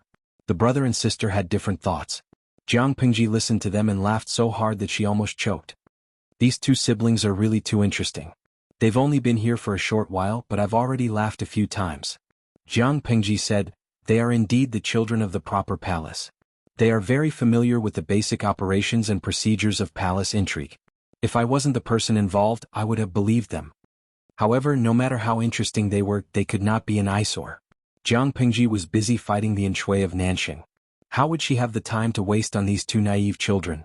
The next day, just as the emperor's concubine had made up her mind to agree to Jiang Pingji's request, the latter went back on her word. The reason was also very honorable. She was about to fight the Enshui and did not have extra troops and money to send on an expedition to Xichang. They came at the wrong time. The Xichang emperor's concubine's face turned pale. The emperor's concubine was so angry that she almost vomited blood. However, Jiang Pingji rejected them openly. There was no room for negotiation. They could only accept reality. The emperor's concubine suspected that Jiang Pingji was angry because she could not have her. However, when she tactfully suggested that she was willing to serve Jiang Pingji, the latter actually feigned ignorance and rejected her with a straight face. This made the emperor's concubine lose face. She was embarrassed and angry. They came in a hurry and left in a hurry. When the Xichang emperor's concubine left, Jiang Pingji gave them a batch of money. It was enough for them to return to Xichang. However, would they go back obediently? Of course not. According to their private inquiries, Jiang Pingji was extremely fearful of Shui. There were faint signs that she was not his match. If Jiang Pingji was unwilling to send troops, then they would turn around and ask Shui for help. Chapter 1608. I understand. You may leave. Upon receiving news that the Xichang emperor and prince did not return to Xichang obediently but instead changed to Nanxing, Jiang Pingji knew what they were planning. Even though she had played a part in guiding them, the cooperation between the two of them was beyond her expectations. Xichang has been at war for a long time. These two must have suffered for a few years. Why are they still so ignorant? Jiang Pingji was rather surprised. Who didn't know that she and Shui were about to go to war? Under such circumstances, regardless of whether Jiang Pingji or Shui had the upper hand, they needed more troops as bargaining chips. They could not spare any strength to help Xichang, which was separated by Zhongzhou. They could not even take care of themselves. How could they have the leisure to help others? Taking a step back, what was in it for them to help Xichang? Don't listen to the Xichang emperor's promises of all kinds of benefits. He would fulfill them as soon as he restored his country. All the verbal benefits were fake. They were separated by thousands of mountains and rivers. Whether or not they fulfilled their promises depended on their mood. In the face of great benefits, so-called integrity, especially between countries, was nonsense. No matter how nice the Xichang emperor's promises were, they were just empty promises. In Jiang Pingji's eyes, they were not worth a single soldier. Wuxia was helping Jiang Pingji grind ink. Seeing that a layer of ink had formed on the inkstone, the shade was just right, he said, "Food and lust are part of human nature. Even saints are like this, let alone ordinary people. There are many people in this world who take risks for beauty. There's nothing strange about it." Are you saying that the two in Xichang are confident in their beauty and think that they are worth tens of thousands of troops in the eyes of the feudal lords? Jiang Pingji expressed that she couldn't understand. She said, "Xichang is so weak now. With these tens of thousands of troops and horses, not to mention the empress concubine and the prince, even if the entire royal family were to be occupied, would they still be able to resist? Why do they have to make a fake marriage alliance? They really think of themselves as humans." Wuxia was speechless.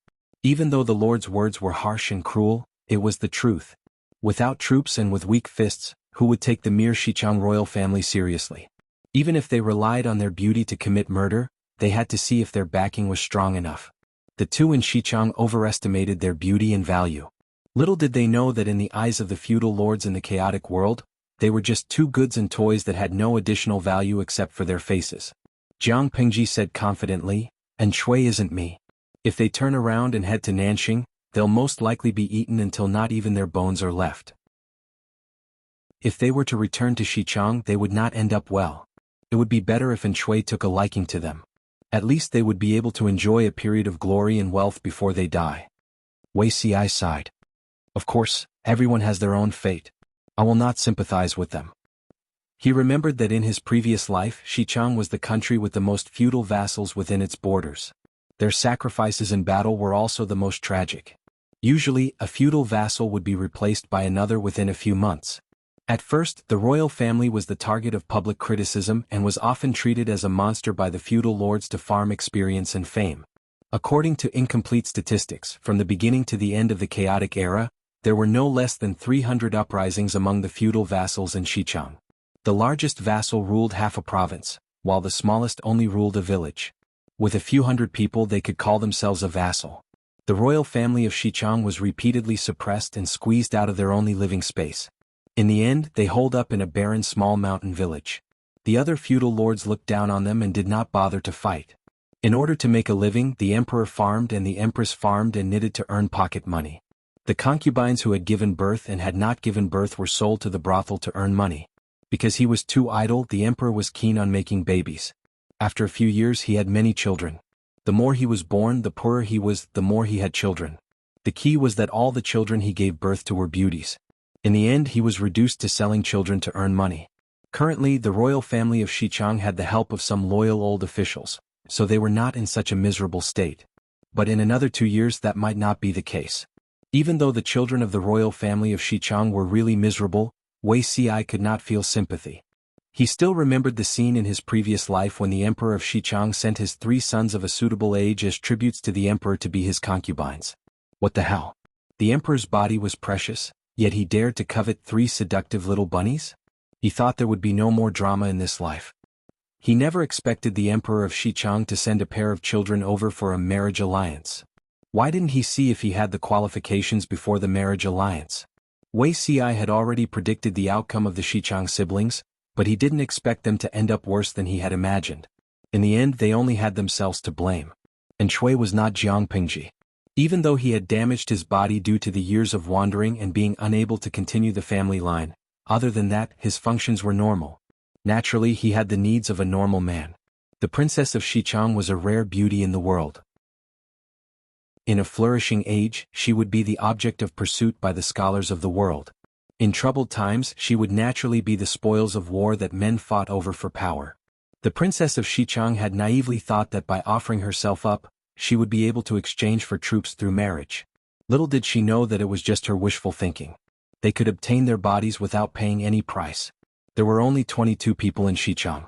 They couldn't even escape from a slightly larger bandit lair, let alone in Chui, who was the strongest marquis in Nanxing. The princess of Xichang only found out about this later. And Duoshi, you're going back on your word. The next day the princess of Xichang realized that Chui's attitude was strange. Her face turned pale. In Chui's eyes the princess of Xichang was just a pretty face. She was a slave vase with no power or backing. How could he tolerate her calling him by his name? Chui's face was cold. He raised his hand and pinched the woman who had been fighting with a demon an hour ago. He used so much strength that it seemed like he wanted to kill her. After a while, Chui released his hand with a cold expression. The princess of Xichang coughed violently as she took in large gulps of air. Know your place, Chui said indifferently. You didn't learn from your failure with Lu Shi. The biggest mistake of the Xichang group was to overestimate their status as royalty. They forgot that their weight didn't come from the word royalty, but from the power that the royalty held. The Xichang royalty couldn't even take care of themselves. If a pair of children suffered in Nanxing, thousands of miles away, who would stand up for them? They couldn't figure it out. Chui had no need for men, so he casually bestowed the prince to Hua Yuan. I didn't expect you to have such a taste. Liking men wasn't something that couldn't be seen in public, but Chui hadn't seen Hua Yuan show any signs of liking men. Hua Yuan laughed. That person's looks aren't bad. Everyone smiled ambiguously at Hua Yuan. Only Lu Zheng, who heard the news, almost vomited blood. What kind of guy was the Lu Shi that demon Hua Yuan had imagined? He'd even imitated the real deal's weakness of being obsessed with looks. It wasn't a secret that Jiang Pingji was obsessed with looks. A little investigation would reveal that. Chapter 1609. If Jiang Pingji knew what Lu Zheng was thinking, she would probably cry out that she was wronged. What did he mean by, I've done a lot of ridiculous things? He made it sound like Jiang Pingji was a lone ranger. Didn't Lu Shaoyin collude with her several times? Her relationship with Lu Zheng was not as weak as the outside world thought. In fact, Jiang Pingji's friendship with him was deeper than that of ordinary classmates in Langi Academy. To be honest, they were probably acquaintances and bad friends. They had played together before. The two met at Jishan Hot Spring. At that time Lu Zheng was not as calm as he was now. He looked like a lively and righteous young man. At the very least, Lu Zheng would tell Jiang Pingji, we'll be classmates from now on. If anyone makes things difficult for you at the academy, you can tell them my name. Or something like that. But now, it was good enough that he did not beat Jiang Pingji to death. When Jiang Pingji was 12 or 13, she followed Master Yuanjing to Langi County to study for 3 years. During the first year in Langi County, Lu Zheng did not go abroad to study. He kept his promise and took care of Jiang Pingji. Of course, he soon realized that Lu Langjun was not afraid of trouble. It was good enough that she did not take the initiative to look for trouble. For example, she heard that a woman was beautiful, so she skipped her teacher's class to peek at her. Coincidentally, the local tyrant of a small town was robbing women and forcing the old man to send his daughter to the tyrant's house to be a cheap concubine. Lu Zheng was angry, but he was born in a poor family and did not dare to cause trouble. Only Jiang Pingji acted like she had eaten firecrackers and dressed as a woman without saying anything. Sigh, now that he thought about it, Lu Zheng felt that he was probably blind. Why did he not realize that she was a woman at that time? Jiang Pengji disguised herself as a woman and entered the house. Not only did she beat up the local tyrant, but she also grabbed his parents and hung them on the beam of the house. She used straw ropes to whip them. While she whipped them, she asked them if they were ashamed and if they knew they were wrong. She also asked if the local tyrant's father had entered the pigsty by mistake 18 years ago. She also asked the local tyrant's mother if there was anyone with the surname Wang next door. Jiang Pingji's mother Lu Zheng and a few students who skipped class leaned on the low wall and watched Jiang Pingji get rid of the tyrant. This won't kill anyone, right? Can a straw rope kill someone? Lu Zheng said, isn't the point that this kid has a vicious mouth? His classmate said with lingering fear, it's indeed a bit vicious. Even a shrew on the street wouldn't be able to come up with so many tricks. Lu Zheng fished out a handful of melon seeds from somewhere. His 4 classmates leaned against the low wall and watched Jiang Pingji beat them. The shells of the melon seeds fell to the ground. By the time she was done, the servant who had gone to the government office to report the case had also arrived with the bailiffs. The 5 of them picked up their clothes and slipped away. You were the one who beat him up, so why should we help you escape? If Mr. finds out, he'll be in deep trouble. Jiang Pengji said matter-of-factly, if I can't escape, I'll rat you out and say that you instigated me to do it. Among the 5 of them, the oldest was already in his 20s and the youngest, Jiang Pingji, was only 13 years old. Most importantly, she looked harmless.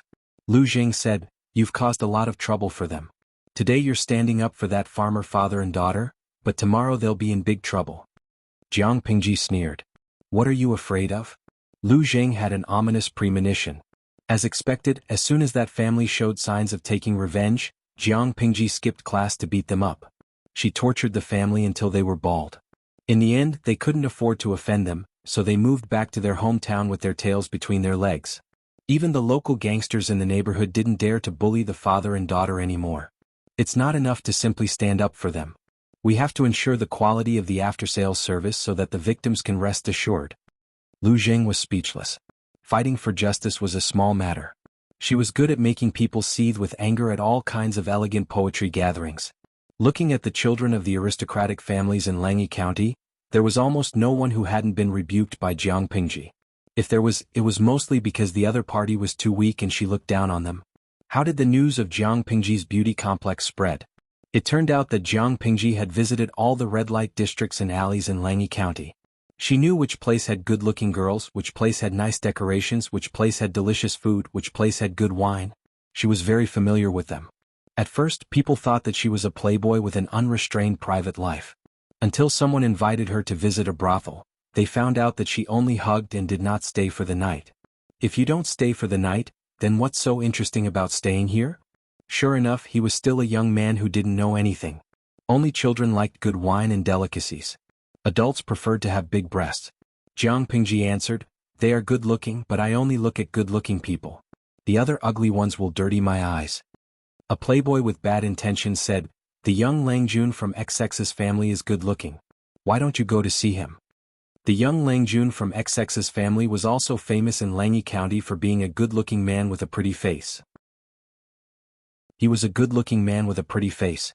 Apart from killing people, he had been involved in all kinds of bad things. Lu Zheng heard the hidden meaning in his words. He knew that the playboy wanted to instigate Jiang Pingji to cause trouble, so he wanted to stop him. Who knew that he would throw a firecracker into the latrine in the backyard that night and blow up the young Lang Jun? Turning her head, she framed the hedonistic young master who had instigated her and cleared herself of all the blame. Throwing firecrackers into the latrine in the backyard? How did you come up with such a bad idea? Lu Zheng felt disgusted just thinking about the scene. He couldn't tell that the idea was thought up by the handsome young man in front of him. The night is long and I can't sleep. You can't sleep, so you blow up the latrine? I'd rather you sleep with the ladies. I didn't go alone. Who else did you find? Except for you, I found the other 3. Lu Zheng was speechless. Xiaoyin, it's a pity that you didn't see it. Don't. I'm glad that I didn't see it. Otherwise, I won't be able to eat for the next month or 2. Other than blowing up latrines, he had done many heroic deeds, such as holding a grudge. She remembered that when Jiang Pingji first came to Langyi County, she was humiliated by a member of the aristocratic family. She didn't react at that time. Half a year later, the Lang Jun got married. He tied up the bride and hid her in a perforated dowry box. Then he replaced the bride with a gangster who had a fetish for longing for men. He gave them an overdose of drugs and they fooled around for a night. Lu Zheng and the others were dragged to a corner by her and eavesdropped on them for half an hour. The bride was there too. The next day, the bride angrily asked for a marriage certificate and left to marry her lover. Did he offend you? Lu Zheng didn't know that the unlucky guy had offended Jiang Pingji. Jiang Pingji said matter-of-factly, "He was the one who humiliated me half a year ago." "Half a year ago? You're too vengeful. It's never too late for a gentleman to take revenge. That's what the saints say. I've only remembered it for half a year." Jiang Pingji said sternly and righteously, "Moreover, I have evidence of his father's corruption and bribery. I'm prepared to destroy his entire family. I can't just watch an innocent girl marry into their family and be implicated, can I? Saving a life is better than building a 7-story pagoda. You don't understand." Lu Zheng was speechless. Which saint would be so angry that he would jump out of his coffin? Chapter 16:10. Logically speaking, Lu Zheng and Jiang Pingji's friendship was not shallow. Why was Lu Zheng indifferent when Jiang Pingji conquered the world? It was easy to understand. In Lu Zheng's eyes, Jiang Pingji conquered the world and beat other princes everywhere. It was the same as when she blew up people's latrines in the middle of the night. As someone who knew Jiang Pingji's mischievous side, Lu Zheng could not accept that his lord was invincible with words, whipping people with straw ropes, blowing up people's latrines in the middle of the night, kidnapping the bride and forcing the groom to turn gay. It was fine if one was not frivolous, but Jiang Pingji's dark history was really too much. If Lu Zheng became Jiang Pingji's aide, he was not sure if she would kill him to silence him if she was unhappy, or if she would drag him to do more unreliable things. Regardless of the former or the latter, it was not what Lu Zheng wanted to see. In fact, when Lu Zheng heard that Wei Xi sought refuge with Jiang Pingji, he felt pity for him. This child's chrysanthemum was about to be destroyed. Why did he say that? Lu Zheng and Jiang Pingji had a good relationship in the past. The two of them and 3 other friends who got along well often went out to play. One time, Lu Zheng found out that Jiang Pingji had not returned from hunting for a long time. He was worried and went out to look for her. He found her sitting on the cliff and overlooking the stream dozens of feet away. Lu Zheng did not dare to make a sound and disturb her, for fear that she would fall off the cliff and die in fear. He didn't ask until Jiang Pingji discovered his tracks. "What are you looking at here?" The young man with a high ponytail smiled and said, "A beauty coming out of the bath." Lu Zheng's eyes were fixed on her. He said in disbelief, "Who would bathe outside in the wilderness?" The young man turned her head and the ends of her hair flew in an arc in the air. She supported her chin with one hand and said, "Zixiao is a beauty." Lu Zheng laughed and scolded, "You really know how to court death. With Zixiao's temperament, if you provoke him he can kill you." Everyone in Langyi Academy knew that Wei Xi hated people talking about his appearance. The young man in front of him was not afraid of death and dared to tease Wei Xi. Besides, Wei Xi had gone out to visit a friend half a month ago and was not in Langyi County at all. Did she have clairvoyance? How could she see people bathing? The young man smiled and said, "All right, he's not bathing, but I saw him washing his feet by the stream." "Really, a beauty washing her feet looks good too." Lu Zheng said, "Stubborn." He did not take the matter to heart. After all, everyone knew that Jiang Pingji was a shameless person who only cared about appearances. After a period of time, Lu Zheng left to study abroad. Before he left, Jiang Pingji invited him to Langyi County's Wangshan Pavilion for a drink. The two of them had drunk quite a lot of wine, and the ground was covered with wine jars. At this moment, Lv Zheng vaguely heard Wei Xi's slightly embarrassed and annoyed voice coming from behind the dense thicket. Listening carefully, it turned out that a certain scholar was pestering Wei Xi. His behavior was frivolous and his words were impetuous. One could tell at a glance that he was a bad person. Jiang Pingji lifted the wine jar and gave him a good beating. Wei Xi glanced at Lu Zheng, who followed closely behind, and left Wangshan Pavilion without saying anything.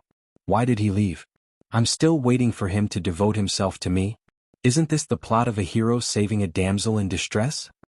Lv Zheng scolded jokingly, "Come on, Zixiao doesn't have any sexual fetishes. Don't covet him."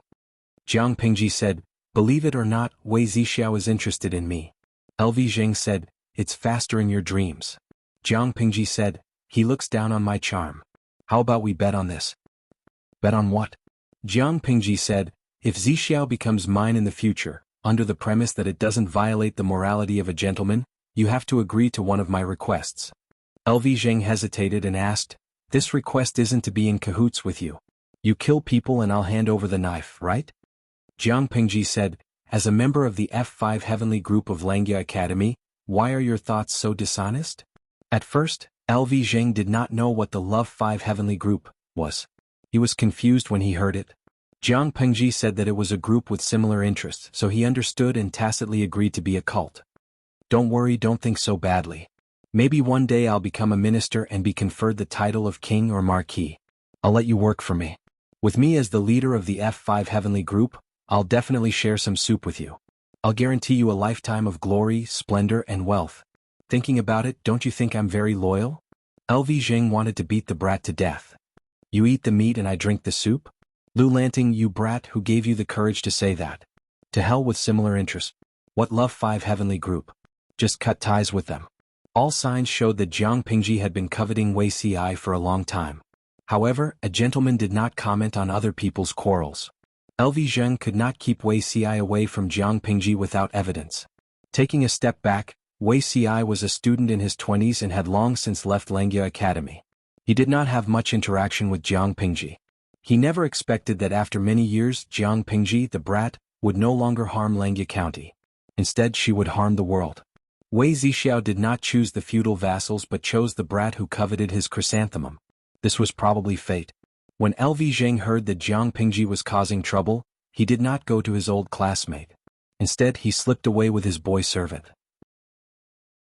He was afraid of Jiang Pingji. He was afraid that one day he would receive news of her forcing Wei Ci, but he was also afraid that she would use her promise to make him drink soup. Later, when Jiang Pingji announced her identity as a woman to the world, LV Zheng avoided her even more. He could not imagine that the brat who was invincible with words, who could whip people with straw ropes, who blew up latrines in the middle of the night, who kidnapped the bride and forced the groom to be gay, was actually a woman. The scholars in Langya County would avoid her when they saw her. I'm afraid they'll be worried to death. LV Zheng pitied the people in Jiang Pingji's camp. As the saying went, it was easier to change a leopard than a leopard.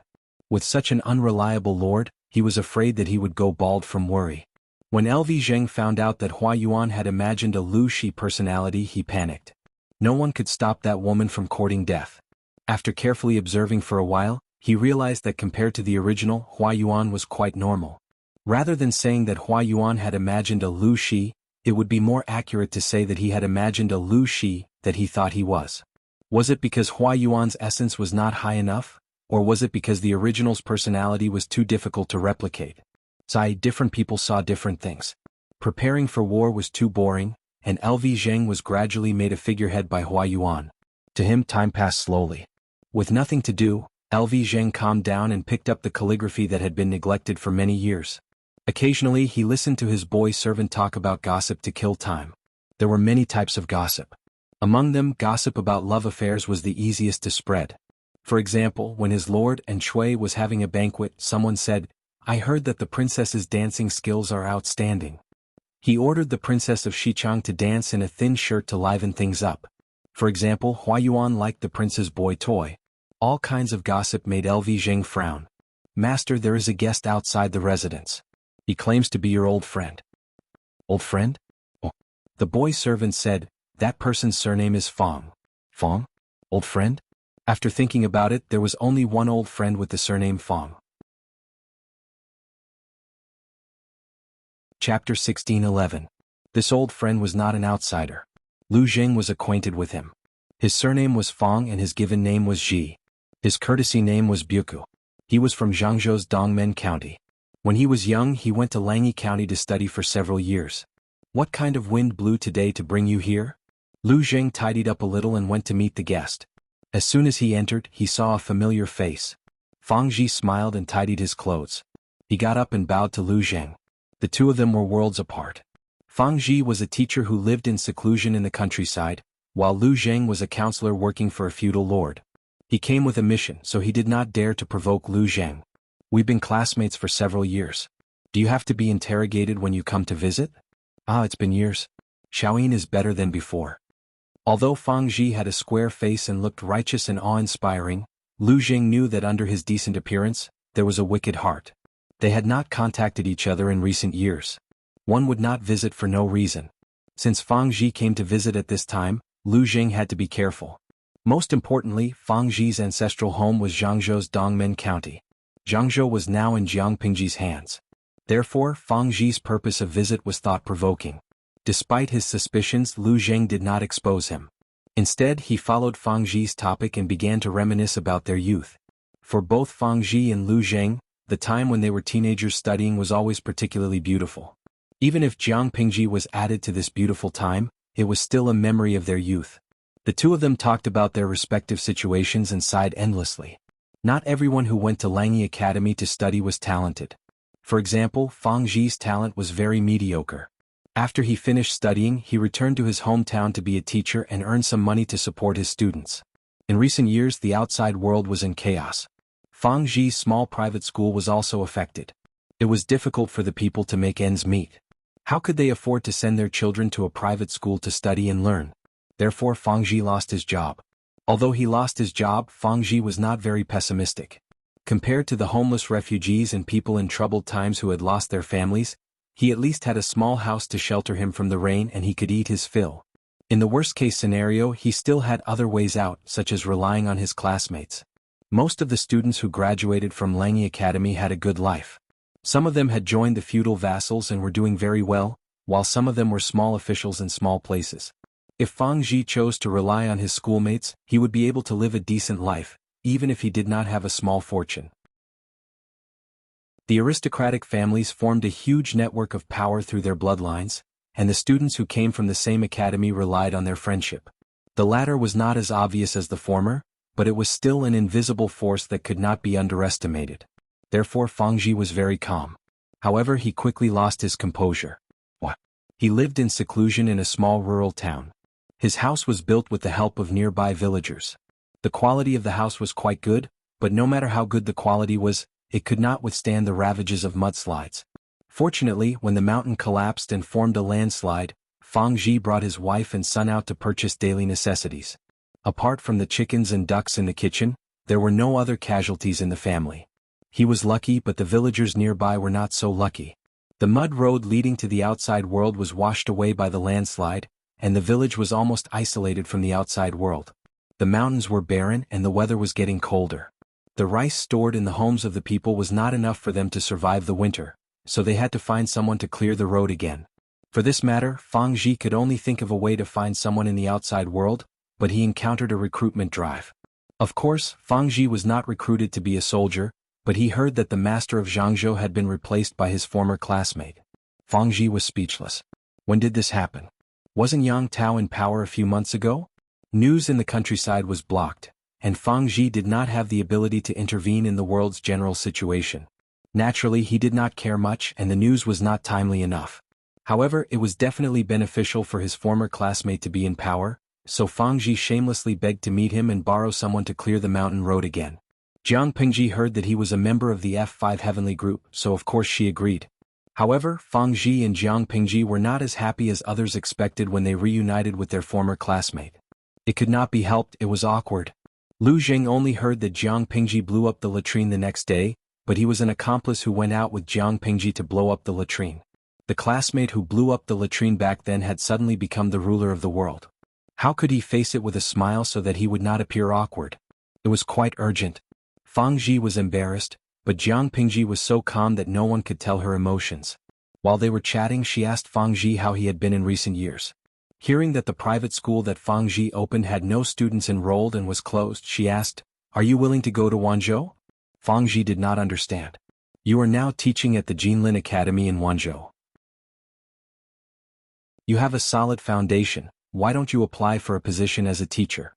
Jiang Pingji said, "You are idle here, but it is a waste of time. Ordinary farmers can't even keep themselves warm and fed, how can they have spare money to educate their children?" The Jinlin Academy was one of the projects that Jiang Pingji valued the most. She had been investing in its expansion all these years, and there had always been a shortage of teachers with a solid foundation and a good character. Fang Ji was indeed very mischievous when he was young, but his character was not bad. He was as upright as his name suggested. If Fang Ji went to teach at the Jinlin Academy, Jiang Pingji could protect him and help Master Yuanjing share some of the pressure. Fang Ji was silent for a while before he said, "What Master Lanting said is true, but..." Jiang Pingji knew what he was hesitating about.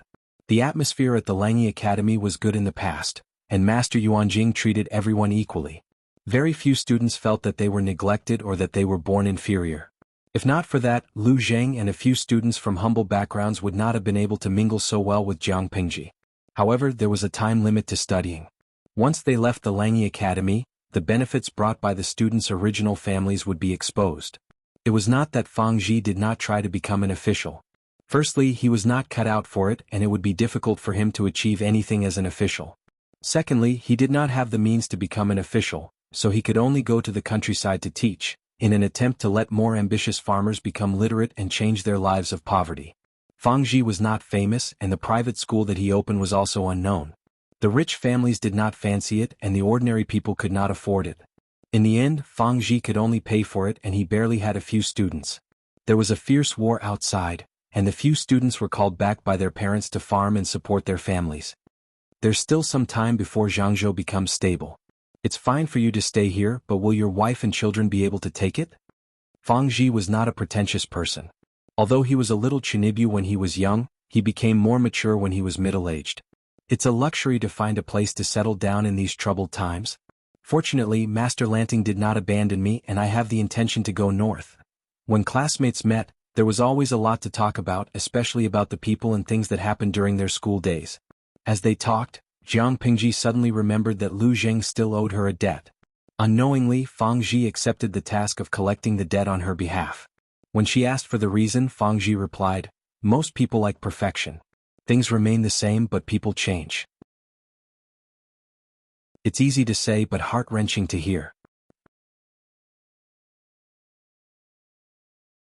Chapter 16:12. For this simple reason, Fang Ji appeared in front of Lu Zheng. Zizai Chuan once said, "Time flies. Day and night." Fang Ji took the initiative to lead the topic to his destination. He sighed and said, "It's a luxury to meet my classmates in the past. I met Lu Shi, the Duke of Lanting, a while ago. She's changed a lot." Lu Zheng snorted softly. How could she not change a lot? She was the only person in the entire Langi Academy who had changed beyond recognition. Not only had she changed from a hedonistic aristocrat to a feudal lord, but she'd even changed her gender. Fang Ji saw that Lu Zheng had no intention of talking, so he brought up the interesting events of his youth. However, he was the only one smiling awkwardly. Lu Zheng didn't even bat an eyelid. After a moment, Fang Ji said, "Xiaoyin plans to follow in Shui to the end of her life?" Lu Zheng retorted, "How are you so sure that my lord is no match for Lu Shi?" Fang Ji said, "Lu Shi and Shui. Whether Shui wins or loses, Xiaoyin, ask yourself, will you have a good ending? Even though you've lived in the countryside for a long time and rarely heard about the affairs of the feudal lords, you heard a few things on the way here. Just Duoshi's behavior is beneath Xiaoyin's notice, to say nothing of anything else. With your temperament, why would you wholeheartedly help a ruthless and merciless tyrant? It's true that the four factions of Nanman have a deep grudge against Shui, but Shui's behavior isn't just for revenge. It's more like he's venting his cruelty. You have many conflicts with him. Now there's Hua Yuan whom Shui favors. Your situation." Lu Zheng raised a hand to signal for Fang Ji to shut up. He really didn't want to hear this. "You're here to persuade Lu Shi?" Fang Ji laughed bitterly. "This lowly one is mediocre and clumsy. How am I qualified to be Lu Shi's persuader?" Lu Zheng sneered. "Clumsy? I didn't hear it, but you make sense. Why doesn't Xiaoyin consider it carefully?" Fang Ji said. "You're looking at Shui coldly. He's not a good lord." What conflict was the most difficult to reconcile between a subject and a lord? Of course, it was political stances and opinions. Lu Zheng was not a person without a mind of his own, and he was quite stubborn. Unless one side backed down, he and Shui would have an irreconcilable conflict because of their political views, and LV Zheng's fate would not be good. Fang Ji didn't want to see Lu Zheng die in Jiang Pingji's hands, but he also didn't want to see Lu Zheng killed by someone who wasn't a wise ruler. Lu Zheng shook his head. This matter couldn't be resolved with careful consideration. It was true that he didn't like Shui, but he wouldn't join the other side just because of this reason. Lu Zheng's humble background had already been criticized by others. If he were to make such a capricious move, it was unknown how others would judge him. Most likely they would use their bloodline as an excuse. For example, they would say that the son of a lowly person did not have the demeanor of a scholar, and that he was a slave to Lanyi Academy. Fang Zhi sighed. I knew that you would reject me, but I didn't hold any hope. I only hoped that you would consider it carefully and not regret it. This was the advantage of knowing one's background. After Lu Zheng rejected him once, Fang Zhi would not insist on persuading him because it was unnecessary. Lu Zheng's confidence was firm. He would not change his stance just because of a few words. If he forced Lu Zheng to accept Fang Zhi's recommendation, it would be counterproductive. Lu Zheng accepted his kindness and nodded in agreement. I will consider it carefully. Little did he know that Fang Zhi had not given up. Instead, he chose to use a roundabout way to save the country. To be honest, Xiaoyin, an old friend, asked me to collect an old debt from you. Lu Zheng was stunned. He didn't know when he owed someone a debt and even provoked Fang Zhi to personally come to his door to collect it. What debt? Fang Zhi said, Xiaoyin, do you remember that you owe someone a promise? A gentleman keeps his word. You're also a person who keeps his word. You won't go back on your word. Lu Zheng thought for a while and knew who the debt collector was. He never made promises easily. Of course, what he owed Jiang Pingji was not a promise but a gambling debt. After thinking about it, Fang Zhi was probably here to collect the debt on behalf of Jiang Pingji. Naturally, I won't go back on my word. Lu Zheng asked, what did the creditor ask you to tell me? Fang Zhi said, she asked you to accept your loss. Ha, women. Lu Zheng sneered in his heart. Buku asked her what she said at the time. She had said that her request would not be for the two of them to collude. She would kill someone and he would hand over a knife. If Lu Zheng really joined her side and helped her conquer the world, what was the difference between that and handing over a knife to someone? It would be helping a tyrant do evil. Not to mention, Lu Zheng was about to say something, but his expression suddenly froze. His eyes widened to the size of copper bells and he suddenly shouted, Not good. Not good? Fang Zhi was scared out of his wits. He hurriedly asked, What's not good? Lu Zheng looked like he wanted to say something but hesitated. His bet with Jiang Pingji all those years ago had a premise. If Zixiao becomes mine in the future, you have to agree to one of my requests as long as it doesn't go against the principles of a gentleman. According to the context, become mine definitely did not mean that he was on Jiang Pingji's side. The two of them had to have an indescribable relationship for the bet to be fulfilled. In other words, the flower of Lanyi Academy had already been bitten by a dog. Lu Lanting. I knew that a dog can't change its habits. Lu Zheng's face turned ashen and he forcefully swallowed the last word.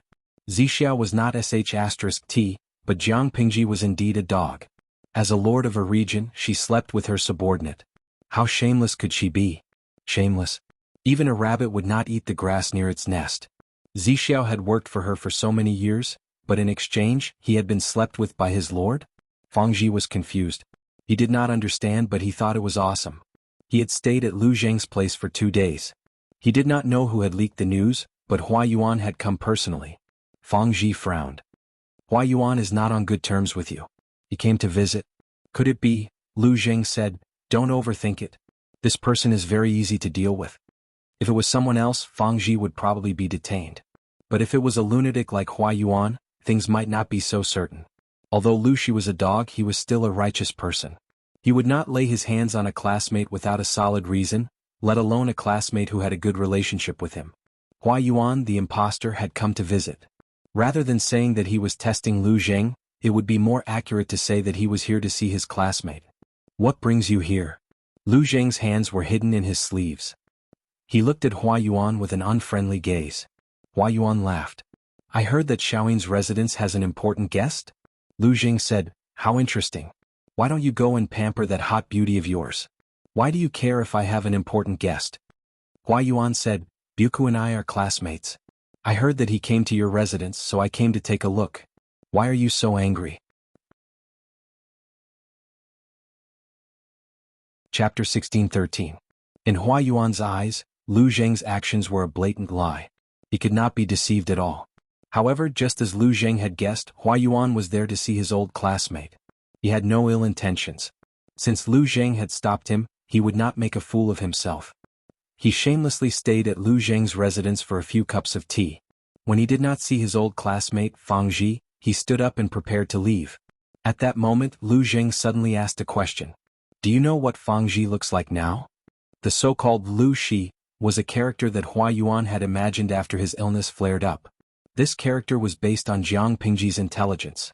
No matter how detailed the words were, they were just words in black and white. Many things only had a general idea. For example, Hua Yuan remembered that Lu Shi and Fang Ji were schoolmates and had a good relationship. However, he did not know what Fang Ji looked like.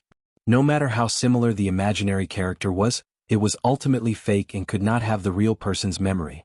Hua Yuan could not possibly know Fang Ji's real appearance. Of course, he did not realize that the servant, who had just served him tea, was actually Fang Ji. When Lu Jing asked this question, Hua Yuan subconsciously tried to recall Fang Ji's appearance, but it was all blank. He only had a vague idea. Who was Fang Ji? He was from Zhangzhou's Dongmen County. He had studied in Langyi when he was young. He and himself were schoolmates and had a good relationship. There was no other content except for a brief introduction. Hua Yuan's calm expression immediately turned cold. He looked at Lu Zheng with a murderous look. Of course, he knew what Lu Zheng wanted to say. Lu Zheng wanted to deny his existence and disturb his emotions. He would not let him have his way. I haven't seen my schoolmate for almost 10 years. It's been a long time, so I can't remember clearly. Lu Zheng knew when to stop. He cupped his hands and bid farewell to Hua Yuan. The latter snorted coldly and waved his sleeves before leaving. After the garden left, Fang Ji changed into his own clothes and walked out from the back hall. He looked in the direction Hua Yuan had left with surprise. Xiaoyin, this is... Lu Jing revealed some insider information. The person who just left is the Lord's most trusted subordinate. Fang Ji said, that person just now was Hua Yuan? He looks talented and has an outstanding temperament. No wonder Shui appreciated him. It sounded like a compliment, but it was actually a derogatory remark. It sounded like a compliment, but in reality, it was a sarcastic jab at Hua Yuan for relying on his looks to climb to the top. Lu Jing sneered and said, there's something wrong with Hua Yuan's brain. He always thinks that he studied in Langyi County. I don't know where I heard that you were coming, so I came over to take a look. I asked you to appear, but he didn't recognize you at all. He must be crazy. Fang Ji didn't know what was going on, but he learned from Lu Zheng that Hua Yuan had gone mad. How could that be? Just now, I saw that his facial features were clear and upright. How is he insane? After all, Fang Ji had pledged his allegiance to Jiang Pingji. Lu Zheng could not reveal the exact situation of his own camp. Under the premise of satisfying his desire to confide in others, he could disrupt Fang Ji's judgment. Even if Fang Ji went back to report to Jiang Pingji, Lu Zheng wouldn't be worried. He doesn't look crazy, but his words are incoherent. Lu Zheng mocked, misleading Fang Ji's judgment. As expected, Fang Ji misunderstood that Hua Yuan was pretending to be crazy. He couldn't help but worry about Lu Zheng's situation under Shui. Hua Yuan is deeply trusted and relied on by Shui. He can be considered to be in a high position now. Why can't he tolerate even you and make things difficult for you? Fang Ji was very worried about Lu Zheng's situation. It was fine if his lord didn't trust him, but there was also a colleague who was eyeing him covetously. How could he live like this? He really didn't know why Lu Zheng was so insistent on going down this path until he died. Why don't you reconsider what happened earlier? Looking at it coldly, Duoshi isn't a wise leader, and Hua Yuan can't figure it out either. How can he still be in the mood for internal strife in front of a great enemy? Although it was inevitable that there would be internal conflicts within the group, as long as one could distinguish between priorities, it wouldn't affect the overall situation. If one ignored official matters for personal grudges, such a force would be dissolved and annexed by the enemy sooner or later. Lu Zheng pursed his lips and chuckled. Everyone is selfish. Some people forget their personal interests for the sake of the public, but there are also people who neglect the public for the sake of personal interests. Without a doubt, Hua Yuan was the latter. Fang Ji said rather worriedly, what if he uses our relationship as a ruse to slander you? What will you do? If Hua Yuan revealed Fang Ji's existence to Shui, not only would Fang Ji be in danger, but Lu Zheng would also face the risk of being deeply suspected. Lu Zheng smiled. Just take care of yourself. My lord still needs manpower for the time being, so she won't do anything. Just as Fang Ji said, in front of a great enemy, Shui wouldn't do anything to Lu Zheng even if his brain had been kicked by a donkey. It wasn't that Shui cherished old friendships, but that he still needed Lu Zheng's assistance in many administrative matters. Lu Zheng had helped Shui develop the group from nothing to today's scale. He had put in a lot of effort and energy. How could a mistress like Hua Yuan, who had stepped in halfway, completely replace him? Shui wanted to kick Lu Zheng out, but he had to first find a suitable successor. Fang Ji saw that Lu Zheng was confident, so he wasn't worried anymore. He and Lu Zheng were classmates after all. How could he bear to see him die a horrible death? Although he had nothing to do at home, Lu Zheng wasn't under house arrest. He could still secretly send Fang Ji away safely. A few days later, Fang Ji returned to Jiang Pingji along the waterway to report everything. She was silent for a long time after listening. Fang Ji couldn't help but put in a good word for Lu Zheng. Xiaoyin's temperament. Without waiting for Fang Ji to finish, Jiang Pingji said, "In any case, we were classmates. As long as he wants to live, I won't kill him. I didn't even do anything to Qing Jing, let alone Lu Zheng. For the sake of the Buddha, Master Yuanjing is old. He only has 4 direct disciples. If I can protect them, I will protect them all. Of course, if Lu Zheng takes things too hard and insists on stepping on my bottom line, I can't keep him." Fang Ji stopped talking. He knew that this was the biggest concession and promise Jiang Pingji could give as a feudal lord. "If that's the case, I'll be so bold as to thank you on behalf of Xiaoyin." Jiang Pingji smiled. "Buku has a lot of confidence in me." Fang Ji said, "I'm not trying to flatter you and I don't know much about the situation. On the surface, Enchui has indeed lost." He didn't believe that Enchui couldn't see that the old faction led by Lu Zheng and the forces led by Hua Yuan were at odds. As the lord, she didn't think about balancing and mediating, but allowed them to fight. Even if they succeeded, there would be many twists and turns, and they wouldn't be able to protect their foundation in the future. On the contrary, Fang Ji felt that his old classmate was more reliable. The only shortcoming he had was probably the fact that he had children. Fang Ji made this trip on behalf of Jiang Pingji. Of course, it wasn't just to collect debts from Lu Zheng. He had another mission. According to Fang Ji's description, a war between the two families would probably break out soon. Chapter 16-14. Langjun. This is the boundary of Langya County. Look outside. Spring flowers are blooming. Although it was a chilly season, the terrain of Langya County was different from the outside world. Spring came earlier than usual. Takshu changed out of her heavy cotton-padded jacket and into a bright light yellow dress. The hem of this dress was extremely long. When Takshu walked and spun her body half around, the folds of the dress would spread out. She easily spun in a big circle and left an arc in the air. Jiang Pingji looked at her blushing cheeks and said with a smile, "Spring is here. You're more delicate." "I don't know what honey you ate. Why is it so sweet?" Takshu blushed. Jiang Pingji blinked and said, "Don't you know best what honey I ate? I should ask you what kind of magic potion you've been feeding me all day." I look left and right. "Why is our Takshu so beautiful? The spring scenery outside is not as beautiful as your eyebrows." The two of them sat in the carriage and chatted. The curtain was rolled up. Clear sunlight poured in and dyed the carriage golden. They did not deliberately lower their voices.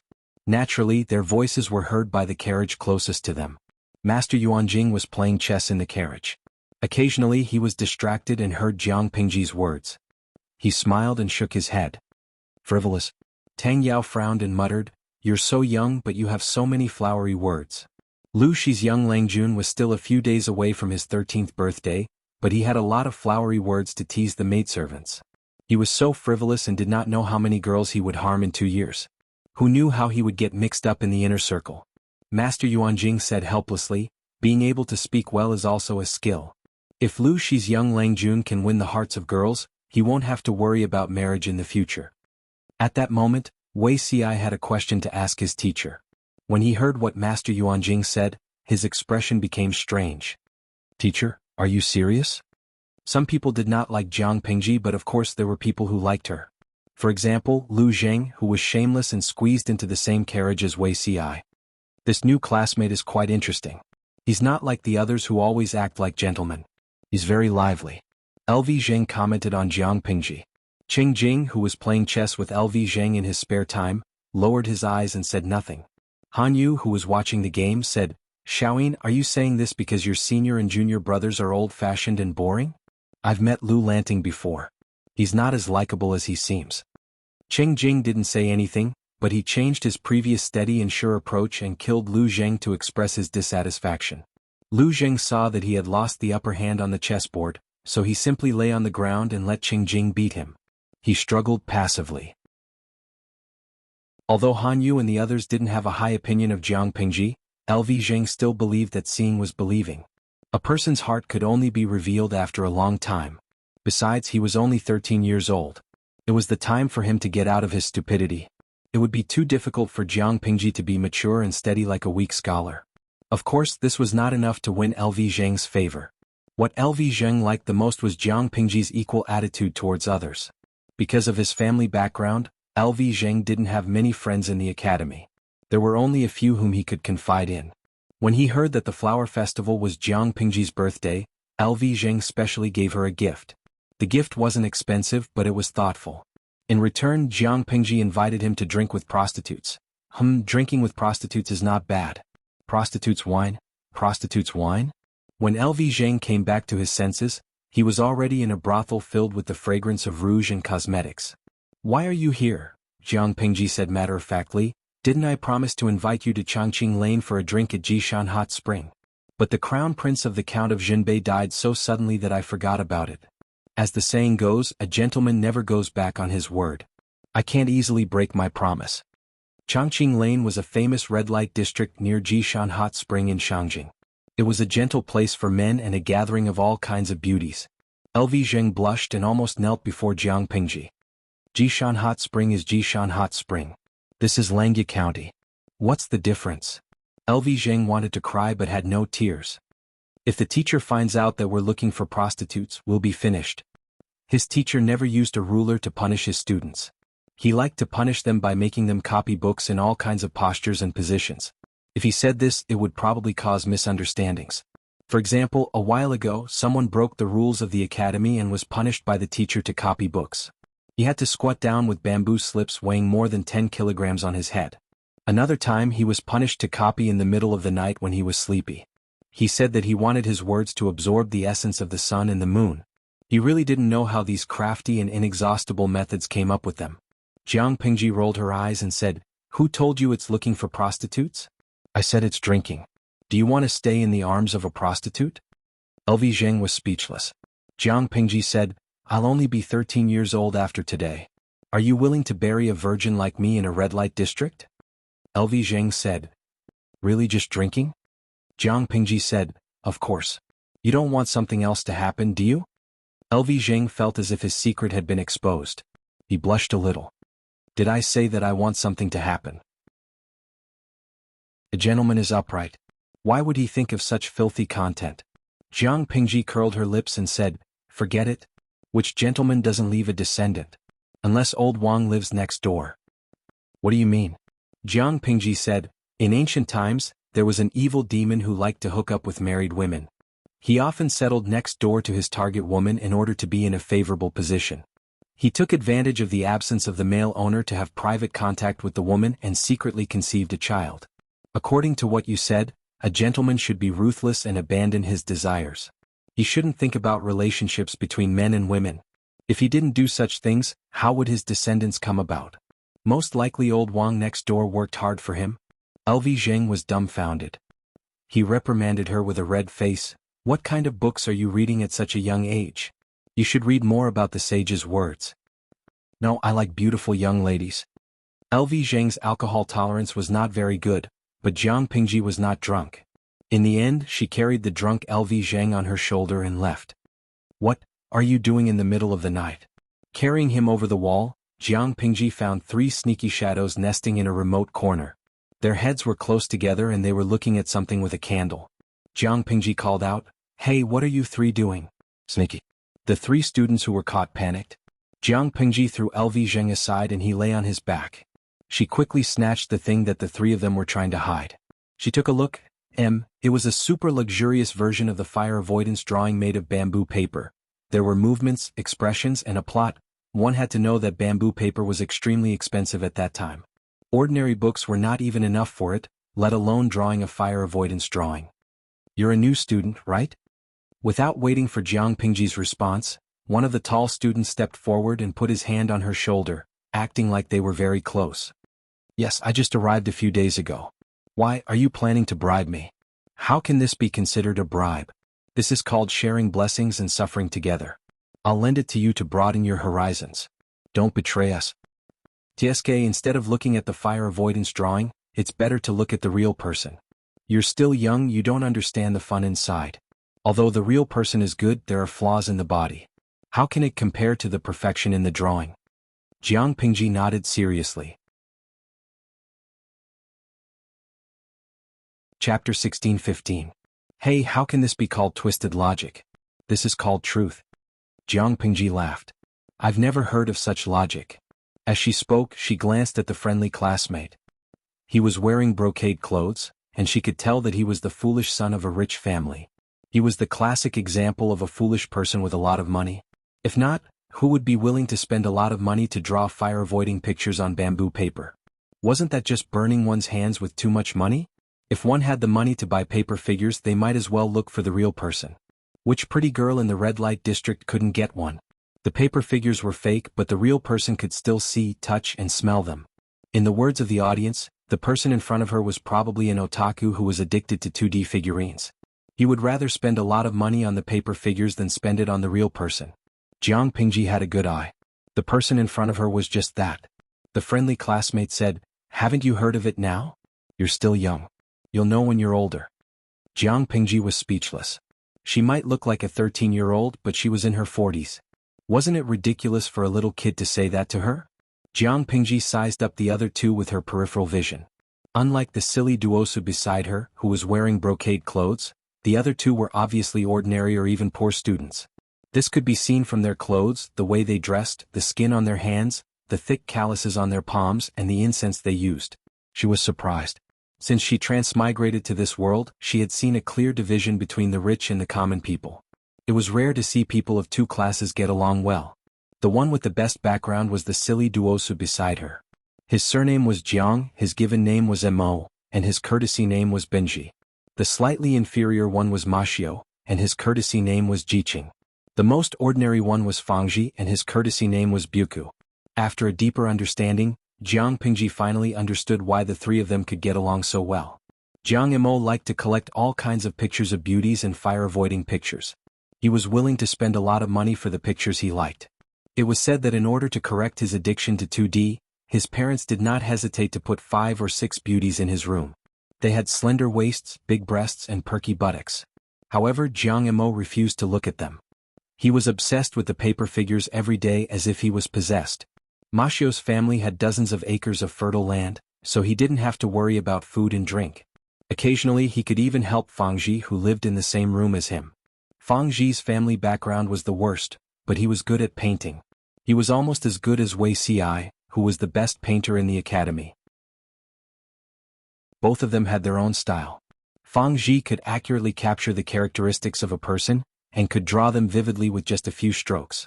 In order to earn some extra money, he would occasionally accept some orders, such as the fire avoidance diagram. A few days ago, Jiang Mo spent a lot of money to buy the best bamboo paper and gave it to Fangji to draw the fire-repelling painting. Fangji had spent a lot of effort on this order, and it had just been completed not long ago. When Jiang Mo heard the news, he immediately woke up from his sleep and rushed over to inspect the goods. The academy didn't allow anything like the fire-repelling painting, not to mention that Fangji's drawing was very sexy. The three of them were sneakily handing over the stolen goods, in a secluded area.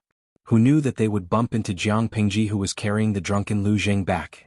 "Look, you've seen it now. You can't just casually talk about this." Although Jiang Mo was born into a wealthy family, he was not very courageous. To put it bluntly, he was a bit of a coward. Jiang Pingji said, "So what if I did?" Fangji's face paled. Jiang Mo said, "If you say it, the three of us can testify against each other and drag you down with us. Just look at you and LV Xiaoying's makeup and the smell of alcohol on you. It's obvious that you just came back from the red light district. If we can't escape, then don't even think about escaping." Because each of them had something on the other, they hid it from each other and actually used it to shorten the distance between them.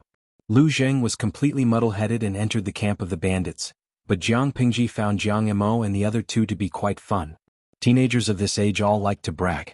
Jiang Mo, for example, claimed that he had been through hundreds of battles even though he hadn't even given his virginity to anyone.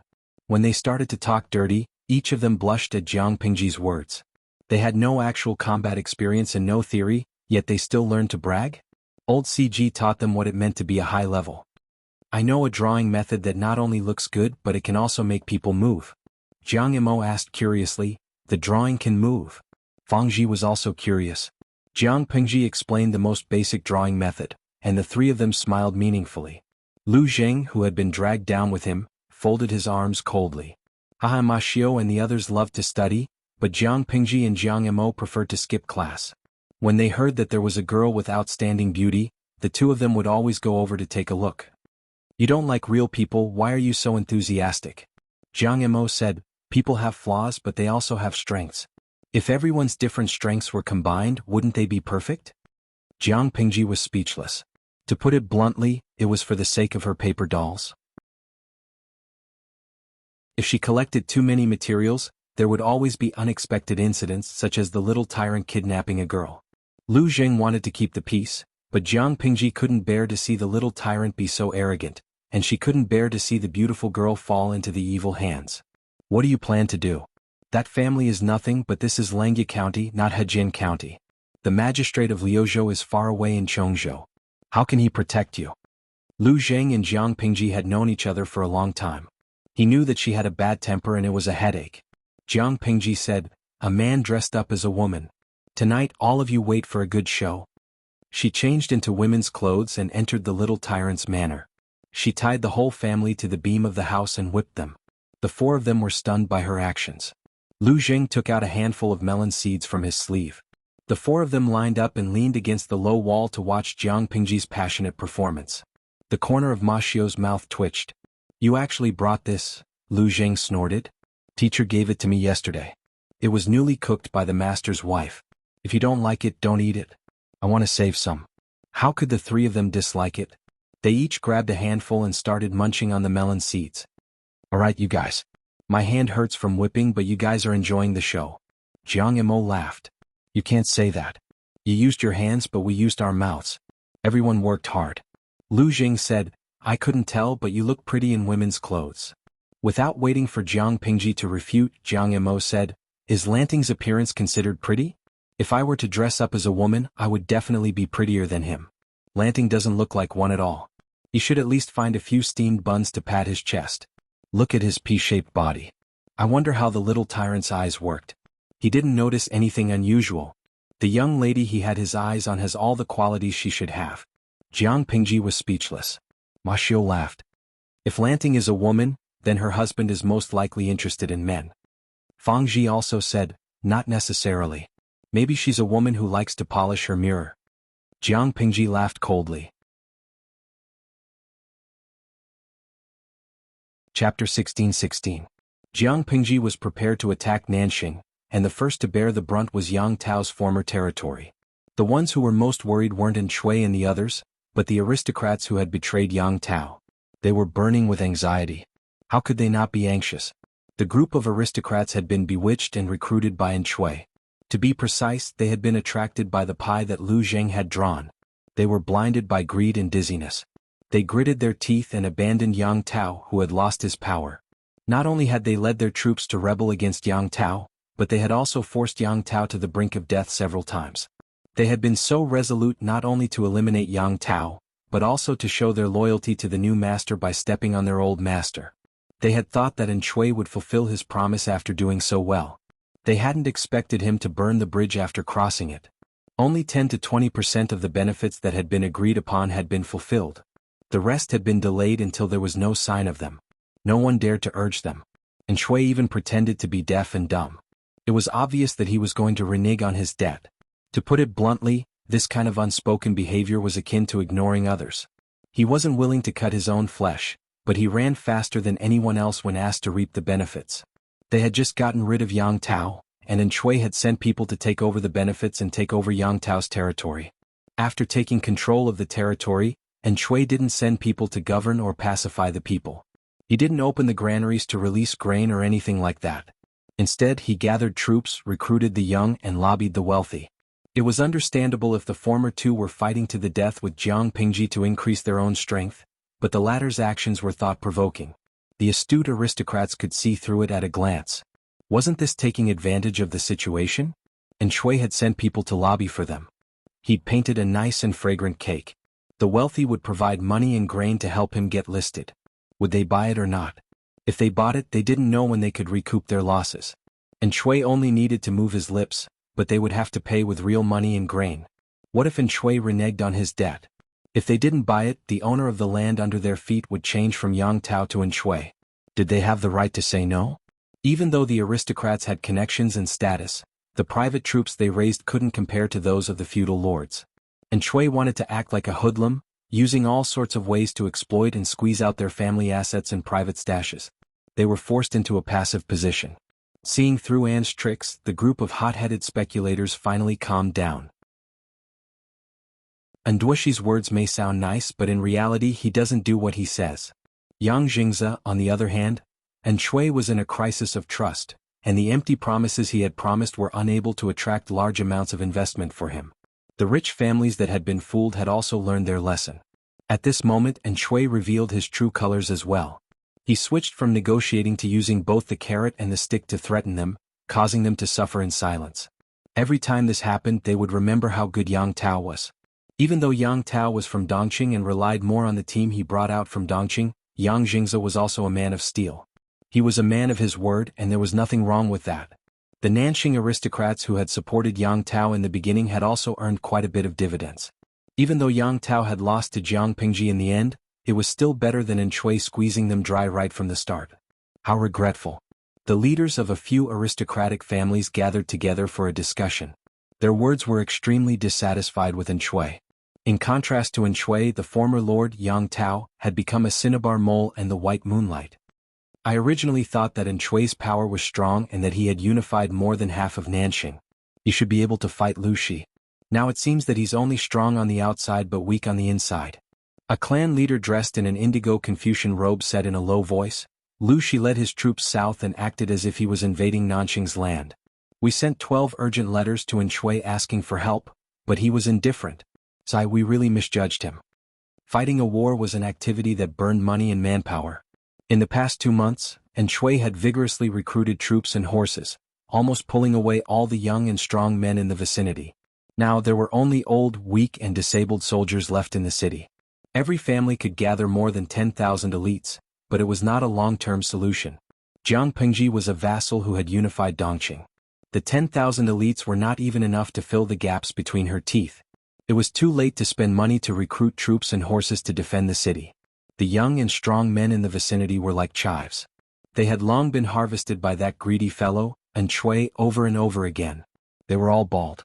Without the young and strong men as the main force, how could they defend against Jiang Pingji's wolf-like army? It would be fine if it was just Jiang Pingji, but Jiang Pingji did not hold grudges against Yang Tao and allowed him to assist in training the troops. With Yan Lin's assistance, the two of them had a tacit understanding of each other. Back then they could lead thousands of people to establish a large foundation in Nanxing. Now they could lead Jiang Pingji to annex this place. Jiang Pingji was not familiar with the territory of Nanxing, but Yan Lin and his old officials were very familiar with each other. In less than 3 or 4 days the border was in a state of emergency. Jiang Pingji's navy was divided into several groups and headed south at the same time. Their momentum was unstoppable. Why are you regretting this now? We didn't gather here to reflect on Yang Tao's actions. No matter how much they regretted it, it was water that had been poured out. They should think about the current situation and how to overcome the difficulties before them. Everyone kept silent and looked at each other, staring at each other with their eyes wide open. It seemed like no one was willing to be the first to stand out. Since you all have your reservations and refuse to speak, then I'll show my incompetence and throw a brick to attract jade. It was not a good thing for the atmosphere to be stiff so someone could not sit still. He said, in my humble opinion, there are only 3 options before us now. Which 3? Everyone hurriedly asked. The first option is to prepare rations and gather troops to fight Lu Shi to the death. Isn't this like throwing an egg against a rock? Someone sighed gloomily. There was no difference between saying it and not saying it. The second option is to treat Shui the way we treated Yang Tao. Everyone looked at each other after hearing this. This suggestion was too rash. Jiang Pingji would not be moved if they stabbed Yang Tao first and Shui the next. If Jiang Pingji encountered a strong enemy, would they defect to their new master and stab her in the back? If they defected to Jiang Pingji, they would be lucky not to die, let alone taste the sweetness of dividends. This won't do. If we do this, how will the world view us? Forgive me for being unable to agree to such an immoral act. One by one the other clan leaders agreed with this argument. They were the role models of the aristocratic families. How could they do evil things that were fickle for their own interests? Isn't there one more option? What's the last option? The man said, the last option. Why don't we stake it all on one throw and do our best to help Shui succeed? Everyone's faces turned green in an instant. It was as if they had swallowed several mosquitoes that had flown out of the latrine. Shui's behavior disgusted them. If they were to empty their pockets to help Shui, regardless of whether Shui won or lost, they would lose anyway.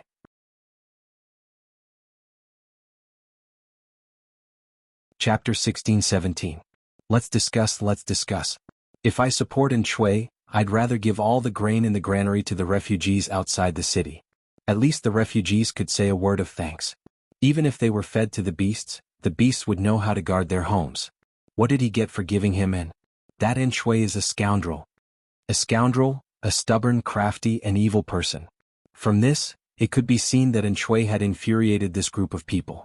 Otherwise they would not have given him such a low evaluation.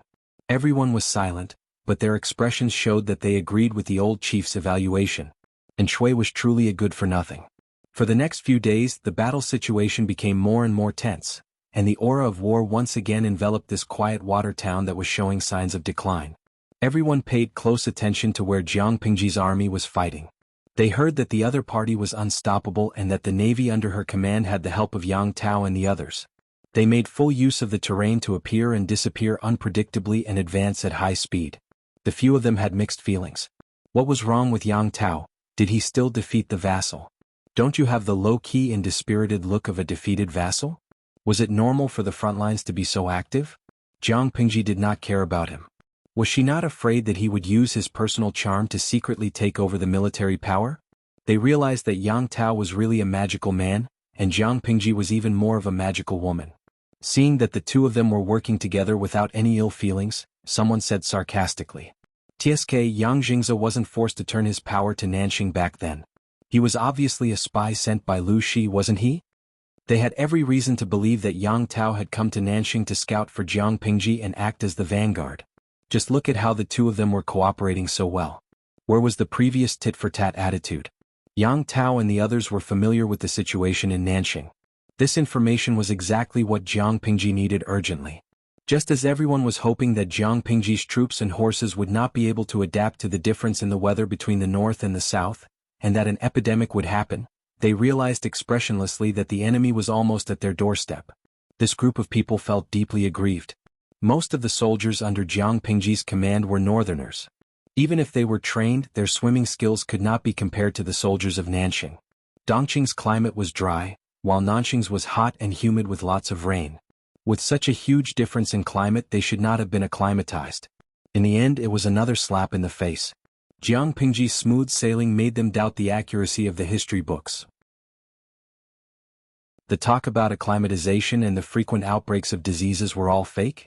Little did they know that the so-called acclimatization and diseases, other than physical differences, were more related to poor military hygiene and inadequate medical standards. As a general in the interstellar era, how could Jiang Pingji not know this? She had been in the army for so many years, and no matter how many soldiers she had never slacked on the discipline and hygiene of the barracks. Strict adherence to military discipline was the most important quality of elites, and camp hygiene was the foundation of the logistics of the three armies. After nearly 10 years of strict discipline, the soldiers in the tent had gotten used to it. As long as the conditions allowed, they would pay attention. If the conditions of war weren't good, and they couldn't even care about their lives, no one would be so picky about hygiene. No matter how they complained, it was an indisputable fact that the enemy was about to arrive. Similarly, there wasn't much time left for them to hesitate. Initially, there were a few people who wanted to throw away their pride and extend an olive branch to Jiang Pingji. Once they heard that the vanguard was Yang Tao, they immediately retreated. If they really surrendered, they would probably be killed by Yang Tao before they could even see the person in question. After the deed was done, Yang Tao would frame them, tarnish their reputation, and give all their family assets to Jiang Pingji. Jiang Pingji would turn a blind eye to Yang Tao's actions. If they died, they would have died in vain. It was quite sad to think about it this way. They couldn't surrender. That would be courting death. They also couldn't bet on Shui. That would be like throwing a meat bun at a dog. There was no return. After thinking about it, it was better for them to move away with their families. They couldn't afford to offend them, but they could hide from them. The world was so big. They didn't believe that Jiang Pingji could lead Yang Tao to conquer every inch of land. Dreams were plentiful, but reality was harsh. When they dragged their families to pack up their belongings and secretly moved, they were intercepted by unfamiliar troops. The head of the family looked at Chen Su, who was leading them, with a pale face. It was as if his face had been painted white. Chen Su smiled and cupped his hands. He greeted them in a graceful manner. "We haven't seen each other for a few months. How have you been?" Chen Su brought more than 1,000 troops to intercept them. Most of them were cavalrymen. On the other hand, the moving troops had many carriages and horses, but most of them were old, weak women and children. There were only 500 guards. It was obviously unrealistic to protect the old, weak women and children while fending off the enemy's weapons. "Ha! How have you been?" Chen Su pulled the reins. The 1,000 troops he brought surrounded the other party. He trembled. He finally vented his anger from being tricked. Even though he relied on Jiang Pingji's power to vent his anger, it wasn't important. His old master Yang Tao didn't mind. He forgot himself on the battlefield and charged straight into the territory he used to govern. Chen Su didn't mind at all. "Where are you going?" Chen Su asked in a gentle voice. The head of the family watched as the guards around him were taken down before they could even fight for a few rounds. His face suddenly turned ashen. He squeezed out 2 words from the root of his teeth. "Scout." Chen Su smiled. "It's a chaotic time. It's a long journey to visit your family. You've brought along your family and so much property. What will you do if you encounter bandits? If it's light, you'll lose money. If it's heavy, you'll lose both your family and your property. Considering our old friendship, why don't you let us escort you?" The head of the family was so angry that he almost fell to the ground. "Bandits? Haha, isn't Chen Su in front of me a standard bandit? How dare he call a thief to stop a thief?" Chen Su suddenly stopped smiling. He raised his hand and waved his sleeves. He said coldly, "What are you all standing there for?" As soon as he finished speaking, the soldiers raised their swords. Screams and screams were heard one after another. All the guards were executed.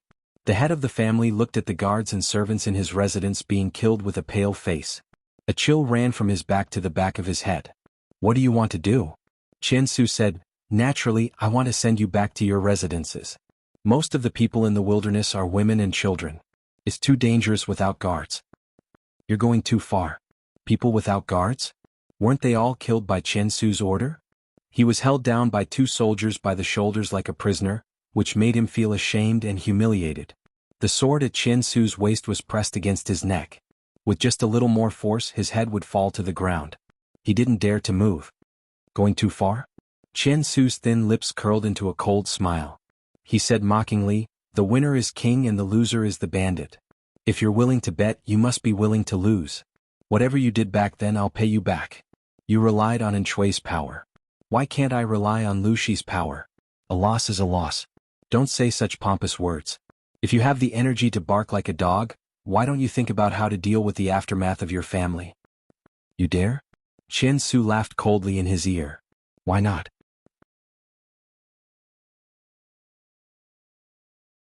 Chapter 16-18. No one expected Yang Tao to come so fast. No one had time to react. A few of them had already packed their belongings and ran out of the city with their families. Unfortunately, they were intercepted by Chen Su and the others. The remaining few families moved slower. When hundreds of soldiers barged into their houses, their mansions were still in a mess. Some had already packed up, while others were still piled up. The servants were busy, and the women in the backyard were unaffected by the outside world. They were as stable as Mount Tai. According to Yen Lin's order, if anyone dared to resist, they would be killed regardless of their gender. At first, some of the servants pulled out their swords, but after a few of them fell, the rest didn't dare to make a move. The master of the house stood in the hall with a pale face. A few important women were also trapped there. The soldiers didn't touch anyone. Occasionally, some of them would sneak something into their sleeves or arms. Jiang Pingji had always been strict with her soldiers. She didn't encourage such behavior, but she didn't forbid it either. The soldiers were too uneducated. She could only ask them not to make mistakes of principle, disturb the people, and be lenient in other aspects. When Yang Tao barged into the manor while wearing a suit of armor, the face of the landowning household leader darkened. His beard trembled so hard that it looked like it was electrifying. "How dare you?" The leader of the Shi family was over 50 years old. He had many children and grandchildren. There were 25 guards in the hall. The older ones, such as the leader of the Sher family, were in their 40s. The youngest one was only 3 months old. He was still crying in his mother's arms. Children's cries were the most heart-wrenching but also the most annoying. At that moment, the leader of the Sher family was no longer in the mood to play with his grandson. He didn't like his grandson because he looked like himself. Instead, he felt annoyed and disgusted. His grandson's biological mother, his daughter-in-law, saw the fierce and impatient look in her father-in-law's eyes. She was so scared that she lowered her head. She secretly sobbed while gently coaxing her little son, who couldn't stop crying. The hall was even more chaotic. Everyone's here. Yang Tao put his hand on the weapon at his waist and smiled at the leader of the Sher family. Who gave you permission to break into their house? The old chief's gray beard trembled slightly as he scolded. Yang Tao didn't answer. Instead, Yen Lin, who was behind him, sneered. Of course, it's allowed by strength in numbers. The old patriarch was infuriated, and his wife hurriedly supported him to steady him. How arrogant! Yen Lin said, every dog has its day. Back then you were heartless and betrayed us.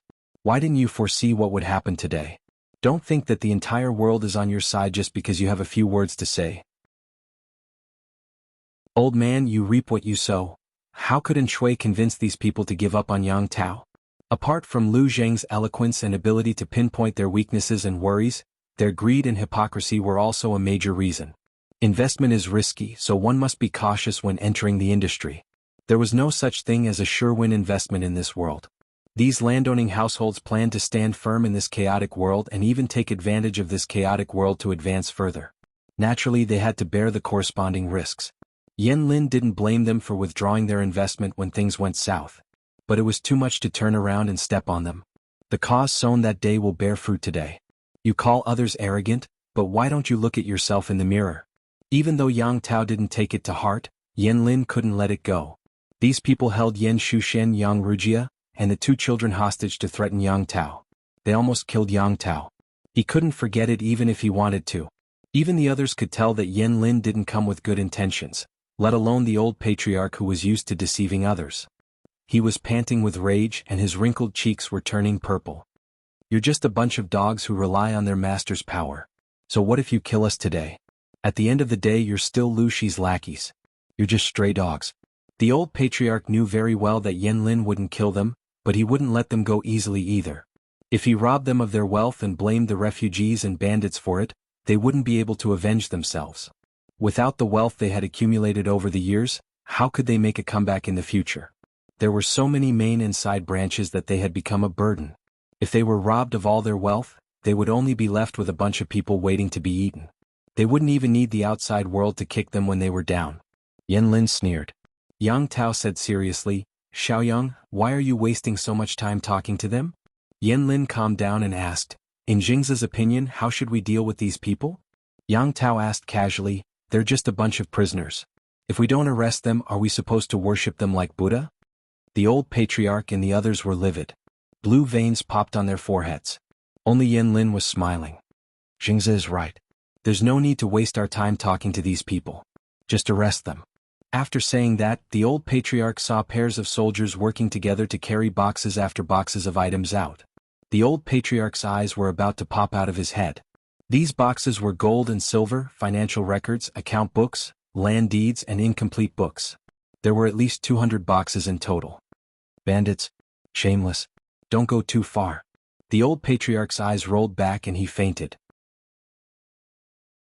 His children and daughters-in-law were so frightened that they surrounded him. Yang Tao snorted and waved his hand. Keep an eye on these people lest they collude with the enemy. Let's go to the next house. Jiang Pingji wanted to rob the rich, but she couldn't just do it by force. She had to find a reason. Yang Tao asked Yen Lin worriedly as he was leaving. Lu Lanting is really doing this. Is she planning to rob along the way? Yang Tao thought that Jiang Pingji was too bold. She had offended the entire Nanxing aristocratic circle. Yen Lin's eyes were emotionless. He said coldly, so what? Lu Shi was born in Dongqing, not Nanxing. Most of the aristocratic families in Nanxing were under Shui's protection. They didn't have any good intentions towards her. If Lu Shi didn't treat them as enemies, was she going to worship them as her ancestors? The winner takes all. She didn't kill them all and only took some of their belongings. Wasn't that merciful? Besides, she has been fighting for 2 years. She has enough soldiers, but she is running low on food. If she doesn't find a way to replenish her food, what will she do when she runs out of food? Turn corpses into human meat to satisfy her hunger? She has no choice. Yang Tao was shocked. Lack of food. Yin Lin said, I heard that after Lu Shi started his rebellion, he has been plowing the fields year after year. The fertility of the fields is getting worse and worse. Now he is at the end of his rope. She's been fighting for another 2 years, and that's enough food for 400,000 soldiers. That's not a small sum.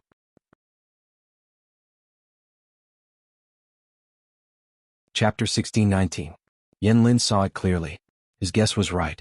However, he did not know that Jiang Pingji had found a way to increase the fertility of the land 2 years ago, and that Dou Shi, who came from a farming family, was in charge of improving the fertility of the land.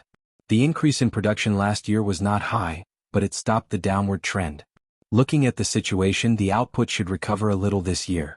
As long as they could continue farming, not only would the people in the rear not lack food, but the pressure on the front lines would also be greatly reduced.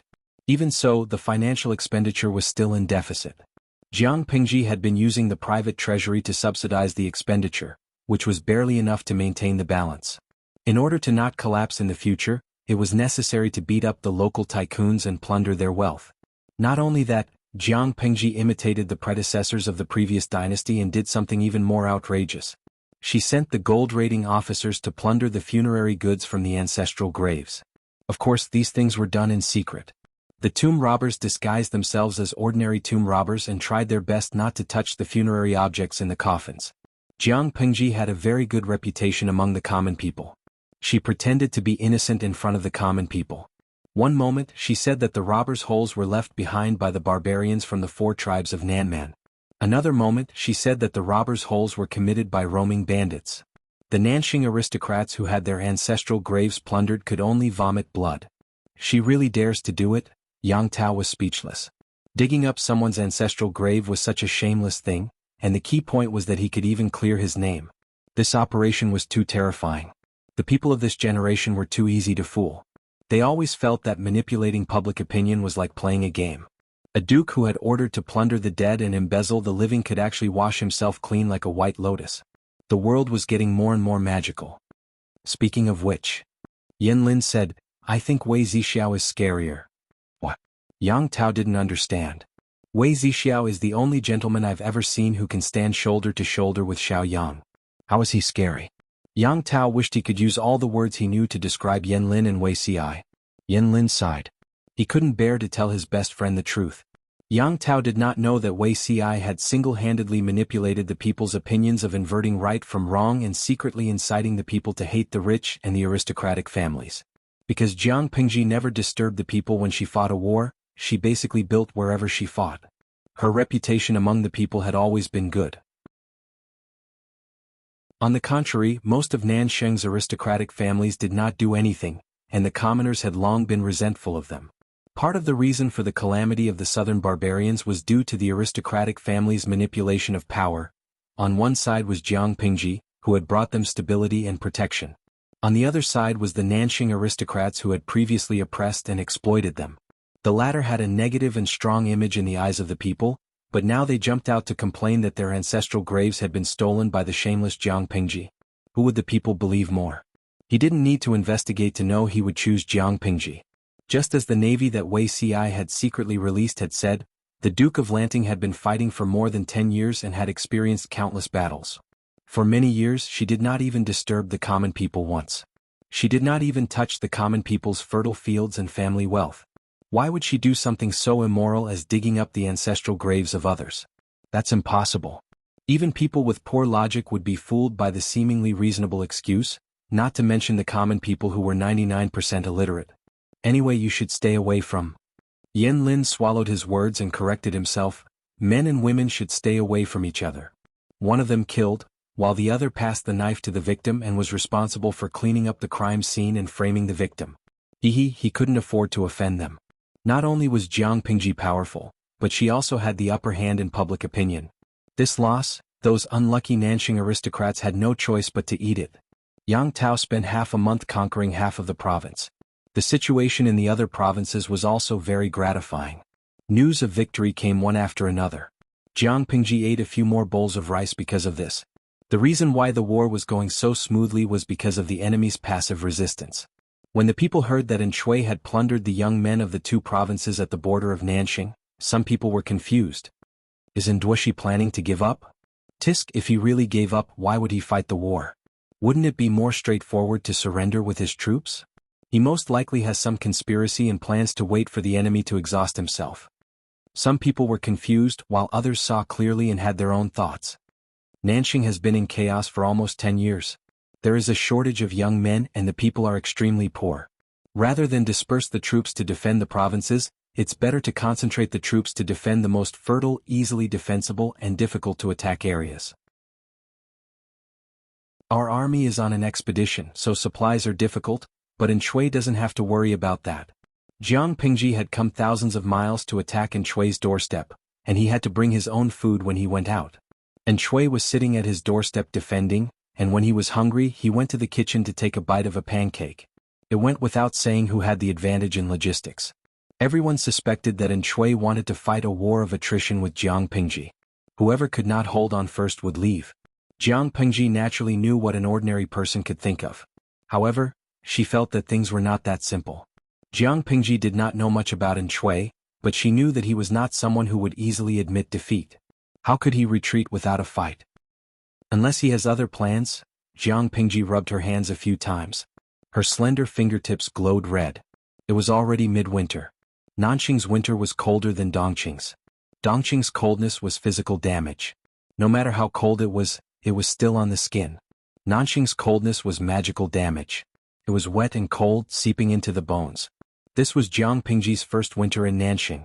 Even she felt a little uncomfortable, not to mention the other generals and the ordinary soldiers who had weaker physiques. The first winter snow came very suddenly. Jiang Pingji had no choice but to stop fighting. With this winter snow, Jiang Pingji also understood Shui's true intentions. I've seen shameless people, but I've never seen anyone more shameless than Shui. Shui plundered the young, strong and rations clean. The old, the weak, the sick, and the disabled all lacked winter clothes and food. If they were left unattended, many people would die in this winter. Jiang Pingji could not help but suspect that Shui wanted to use this method to speed up the depletion of Jiang Pingji's rations. Shui could bear the infamy and disregard the lives of the people, but Jiang Pingji, who had a good reputation among the people, could not. Due to many reasons, Jiang Pingji had no choice but to temporarily stop fighting in the south. She had to wait for spring to come and fight again. Of course, due to her doubts about Shui's character, it was hard to guarantee that he would not launch a sneak attack. She still had to be cautious. Fortunately, I'm prepared. A winter without a hot pot was not perfect. A hot pot without chili was soulless. In this era, chili only grew in the wilderness. A small amount of it flowed into the central plains and was used as a spice. Yan Lin was also born in a gentry family. He had mixed incense before, so he naturally knew what was good and what was bad. He did not understand why Jiang Pingji had sent people to deliver more than 20 jars of dried chili. Yan Lin speculated, although this thing can drive away the cold, it has a strong and pungent smell. The soldiers might not be used to it. Yang Tao opened the secret report sent by Jiang Pingji. He had a strange expression on his face. Lu Lanting said, "This thing is to be boiled in water before drinking." Not only that, but she also gave each general a set of warming cauldrons.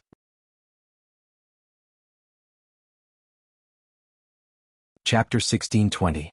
Yan Lin politely declined the offer of dried chili and chili powder soup. Although most of the ingredients were edible, the chili powder was too strong. Yan Lin, who lived a delicate life, rejected it. "How dare you eat Lu Shi's food?" Seeing Yang Tao's eagerness, Yan Lin felt a little tired. "Why not? Are you afraid that Lu Lanting will harm me? You've used so much chili powder to send the entire army to hell just to harm me? Xiao Yang thinks too highly of me." Yang Tao looked innocent, but he knew that there were some things that did not need to be said out loud. "I heard that Lanting likes to warm cauldrons too. It's probably her hobby. It's not a big deal to have a few meals." Yang Tao held a small jar of finely ground chili powder in one hand. He dipped his finger into it and licked it.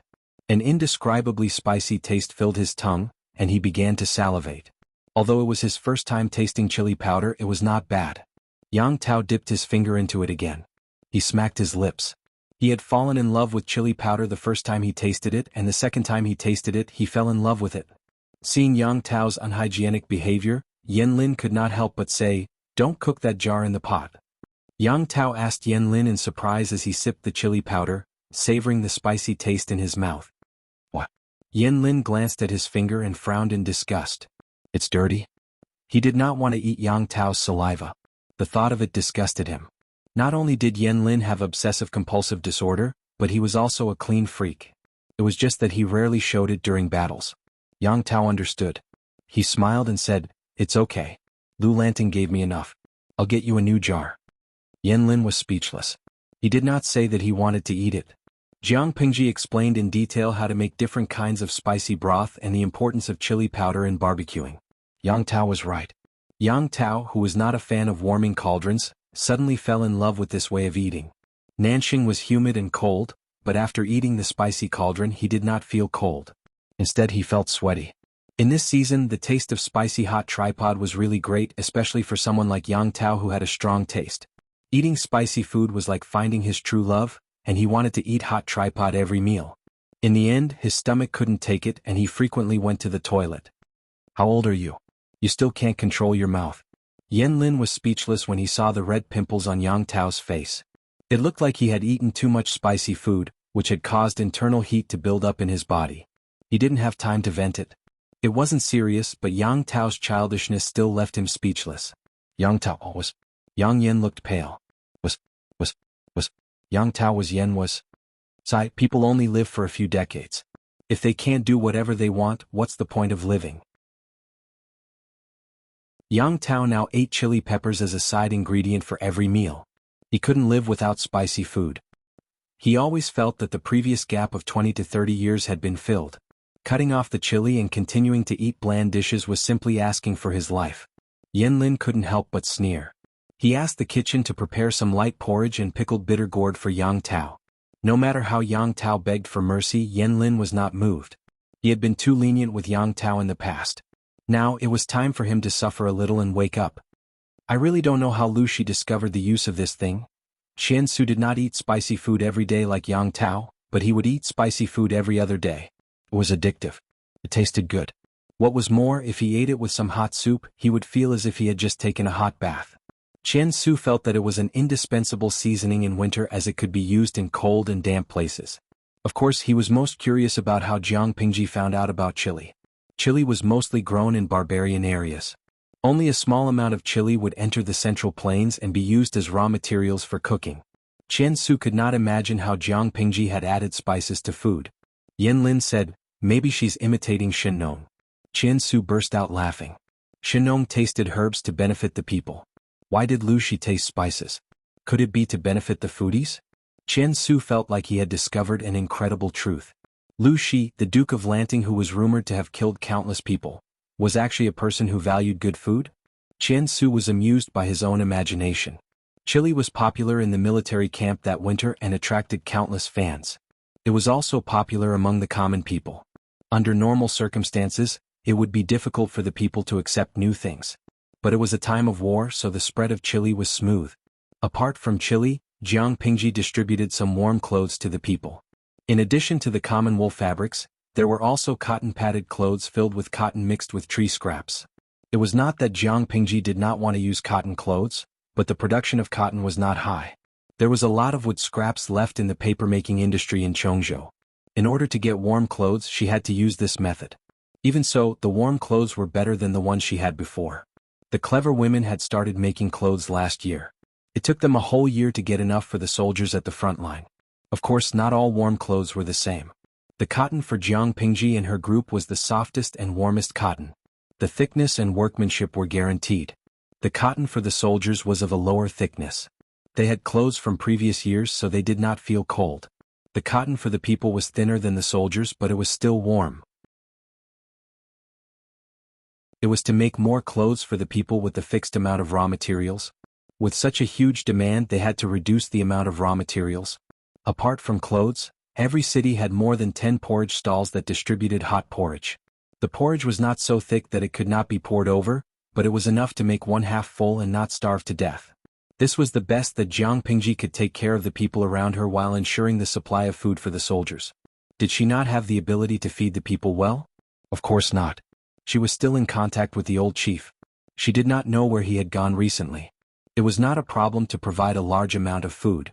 Taking a step back, without the old chief, there was still the shop in the system.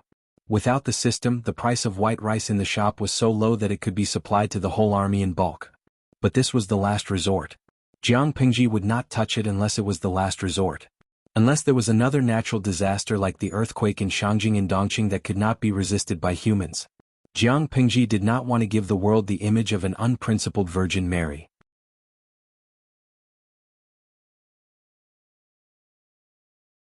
Chapter 1621.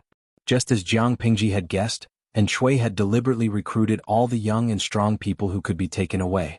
The remaining old, weak, sick, and disabled would not have enough food to get through the winter. Even though a large number of refugees had starved or frozen to death in previous years, wasn't Jiang Pingji in charge this time? Jiang Pingji was a feudal lord with an extremely good reputation among the people. If there were huge casualties among the people under her rule, it would be a huge blow to her reputation. If Shui took the opportunity to send people to incite these refugees who could not survive to attack her, she would be in grave danger. Either Jiang Pingji gave up her reputation among the people and let tens of thousands or even hundreds of thousands of people starve or freeze to death. Otherwise, Jiang Pingji would embezzle the provisions used for the war. In this way, the morale of the army would definitely be shaken by the lack of provisions in the spring. Either way, Jiang Pingji was at a disadvantage. If that wasn't the case, why would Shui be so generous as to give away 2 prefectures? In the eyes of the outside world, Jiang Pingji had conquered nearly 2 prefectures of Nanxing in one go. Her momentum was like the sun at high noon.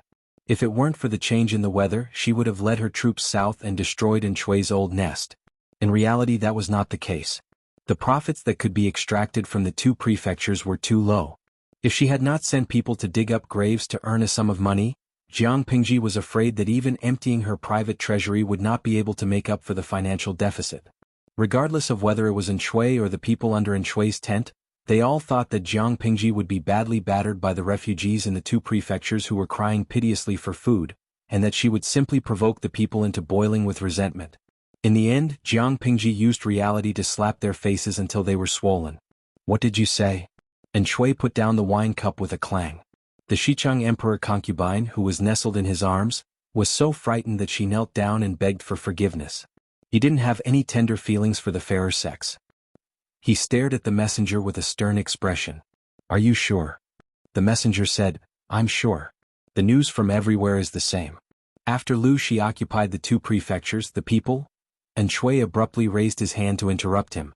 His brows were tightly knitted together, leaving behind several deep wrinkles. "There's no need to say anything else. Send someone to invite the military advisor over for a discussion." Shui had wanted to watch a good show, but he hadn't expected the people he had sent to bring back news that was completely different from what he had imagined. After Jiang Pingji took over the 2 regions that were of little value, not only did the people under her rule not die on a large scale, but they also had a relatively peaceful winter. Wuxia seized the time to dispatch the internet water army. Every day he would publish countless articles to flatter Jiang Pingji. Wuxia's ability to control the navy was far beyond the standards of this era. The feudal lords who were once enemies with Jiang Pingji were often defeated. Even though the aristocratic families of the Nanxing and Nanxing states scolded her for digging up graves, her reputation among the common people was unexpectedly good. "He who wins the hearts of the people will win the world." These words could not only be applied to the ruler of the world, but also to the feudal vassals who were striving to become the ruler of the world. It was true that Jiang Pingji had offended the aristocrats of the 2 prefectures, but she had also won over nearly 1 million people from the 2 prefectures. In comparison, there was no harm in offending a few thousand landowning households whose teeth had been plucked out. How many years had it been since the citizens of Nanxing had a war-free winter? Since the beginning of the calamity of the southern barbarians, the common people had always been in deep water and suffering. At night, they were worried that bandits would suddenly break into their homes to kill and loot. It could be seen how heavy their shadow was. She, an outsider marquis, had done what the Nanxing marquis had not done. The common people longed for peace and a stable life. Jiang Pingji had let them see hope. To further embellish Jiang Pingji's lofty and selfless image, Wuxia had even revealed some facts, such as how rare it was for Jiang Pingji to distribute warm clothes, and how she had almost emptied her private treasury to ensure that the people of the two prefectures had a peaceful winter. Although she had not brought the best days to the common people, she had done her best. The common people should know how to be satisfied. After Wei Xi's manipulation, the common people of the two prefectures wished they could worship Jiang Pingji as their savior. Crazy. They're all crazy. What kind of magic potion did Lu Shi feed the common people? When the aristocrats found out that there was a thief's hole near the graves of their clans, they were so angry that their lungs were about to explode. However, when they heard the common people singing praises of Jiang Pingji, they almost felt like they had been born. And Shui and his group had the same thoughts as them. And Shui sent people to spread rumors that were unfavorable to Jiang Pingji. In the end, the people who spread the rumors were beaten half to death by the common people. They were simply making trouble out of nothing. Was it fake that Jiang Pingji had dug up graves? Was it fake that Jiang Pingji had slaughtered countless people all these years? She was clearly a tyrant, but she had been portrayed as a white lotus flower. Were they all blind? And Shui's first plan had failed, so he came up with another plan. Unfortunately, it was stopped by Hua Yuan. The most important thing now is to prepare for next spring. The soldiers under Lu Shi's command have sufficient protection against the cold. A surprise attack won't be very effective. And Shui sighed and said, "That's fine. I was too impatient." When faced with Jiang Pingji, and Shui was lying when he said that he did not feel pressured. Not only did he feel pressured, but he also felt a mountain of pressure. It was just that he could not tell these feelings to others. He was the Lord. If even he had the intention to fight, how could his subordinates have the confidence to win? Hua Yuan was Shui's most trusted confidant at the moment. He calmed him down with a few words.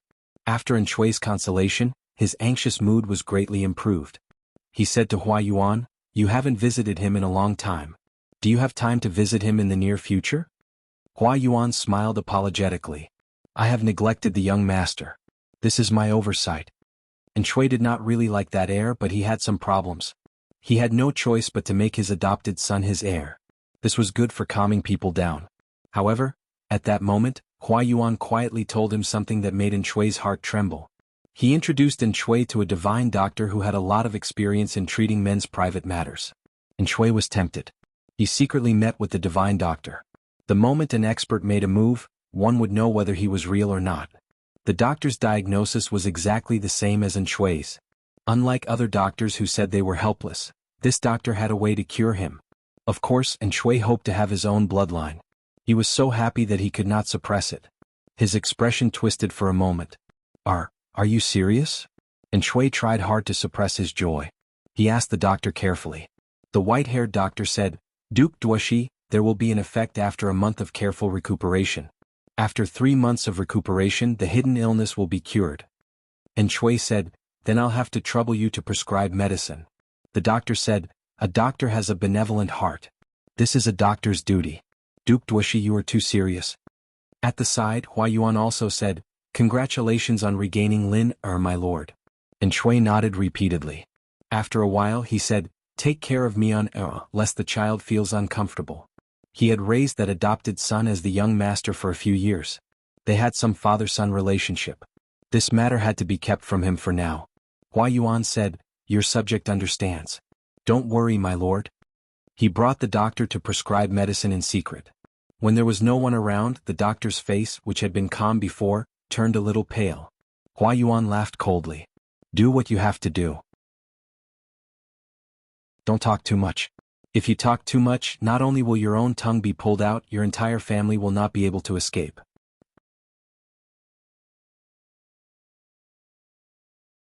Chapter 1622. There was no emotion in Hua Yuan's eyes. He was so cold that it made one's heart tremble. His aura made even the old physician, who was used to seeing life and death, tremble. He was an ordinary physician. He had spent his entire life practicing medicine and saving lives.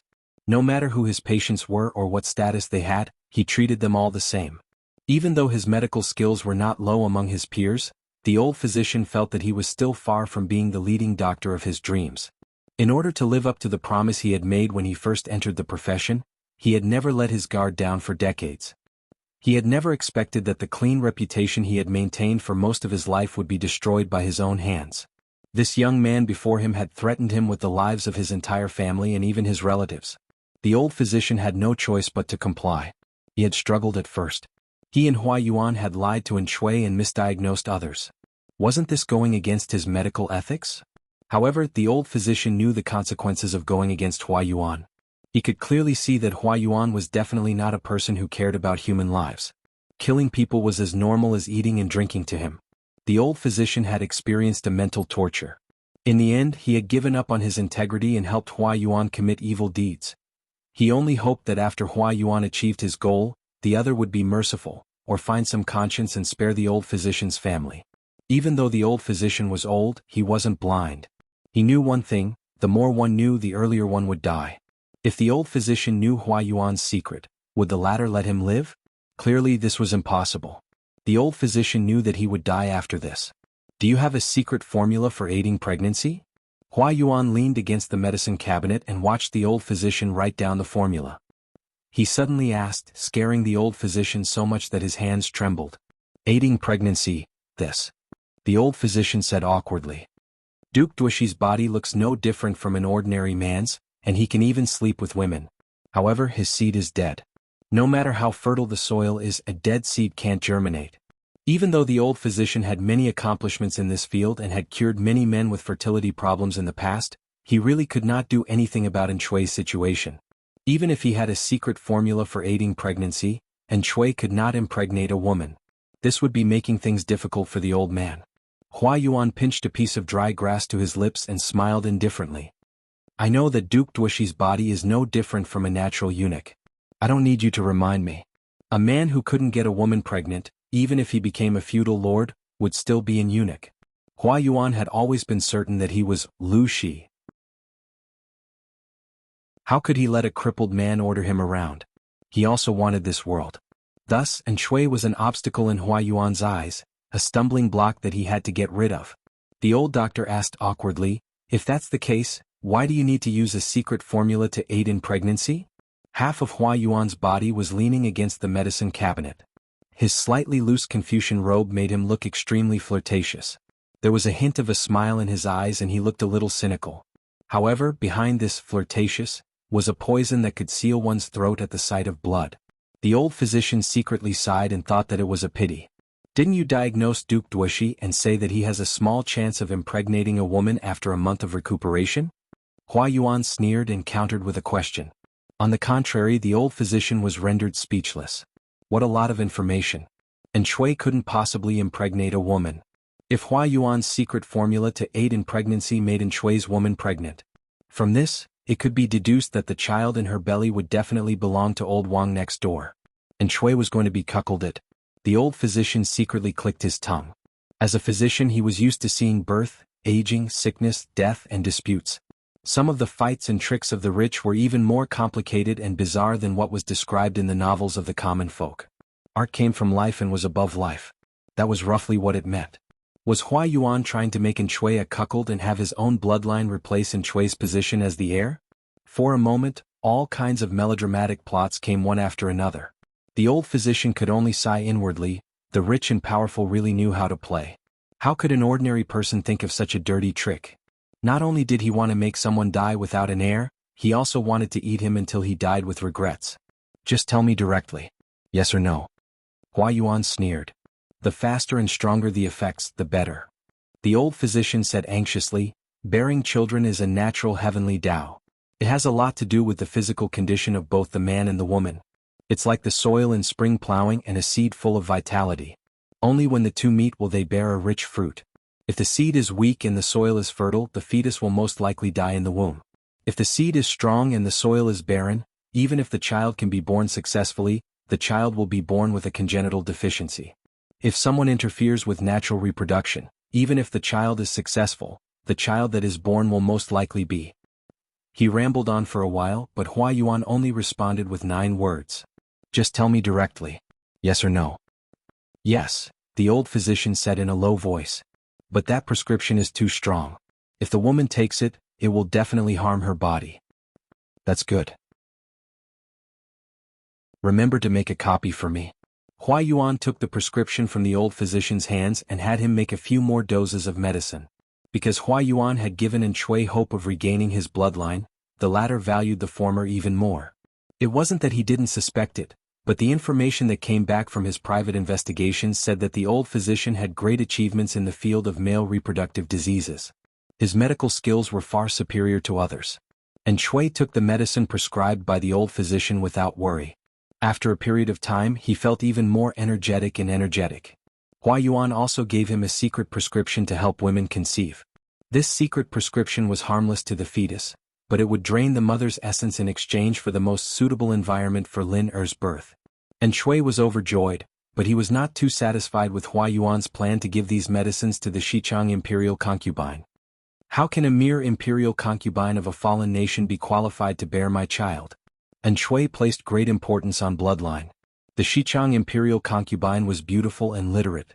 She had good qualities, but her background was not good.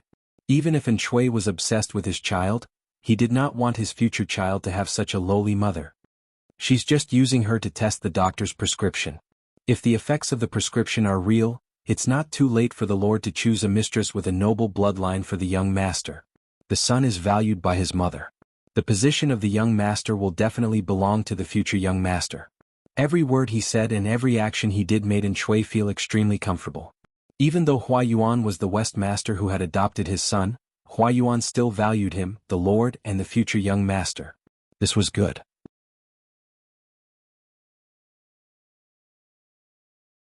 Chapter 1623. And Shui took the medicine according to the doctor's instructions.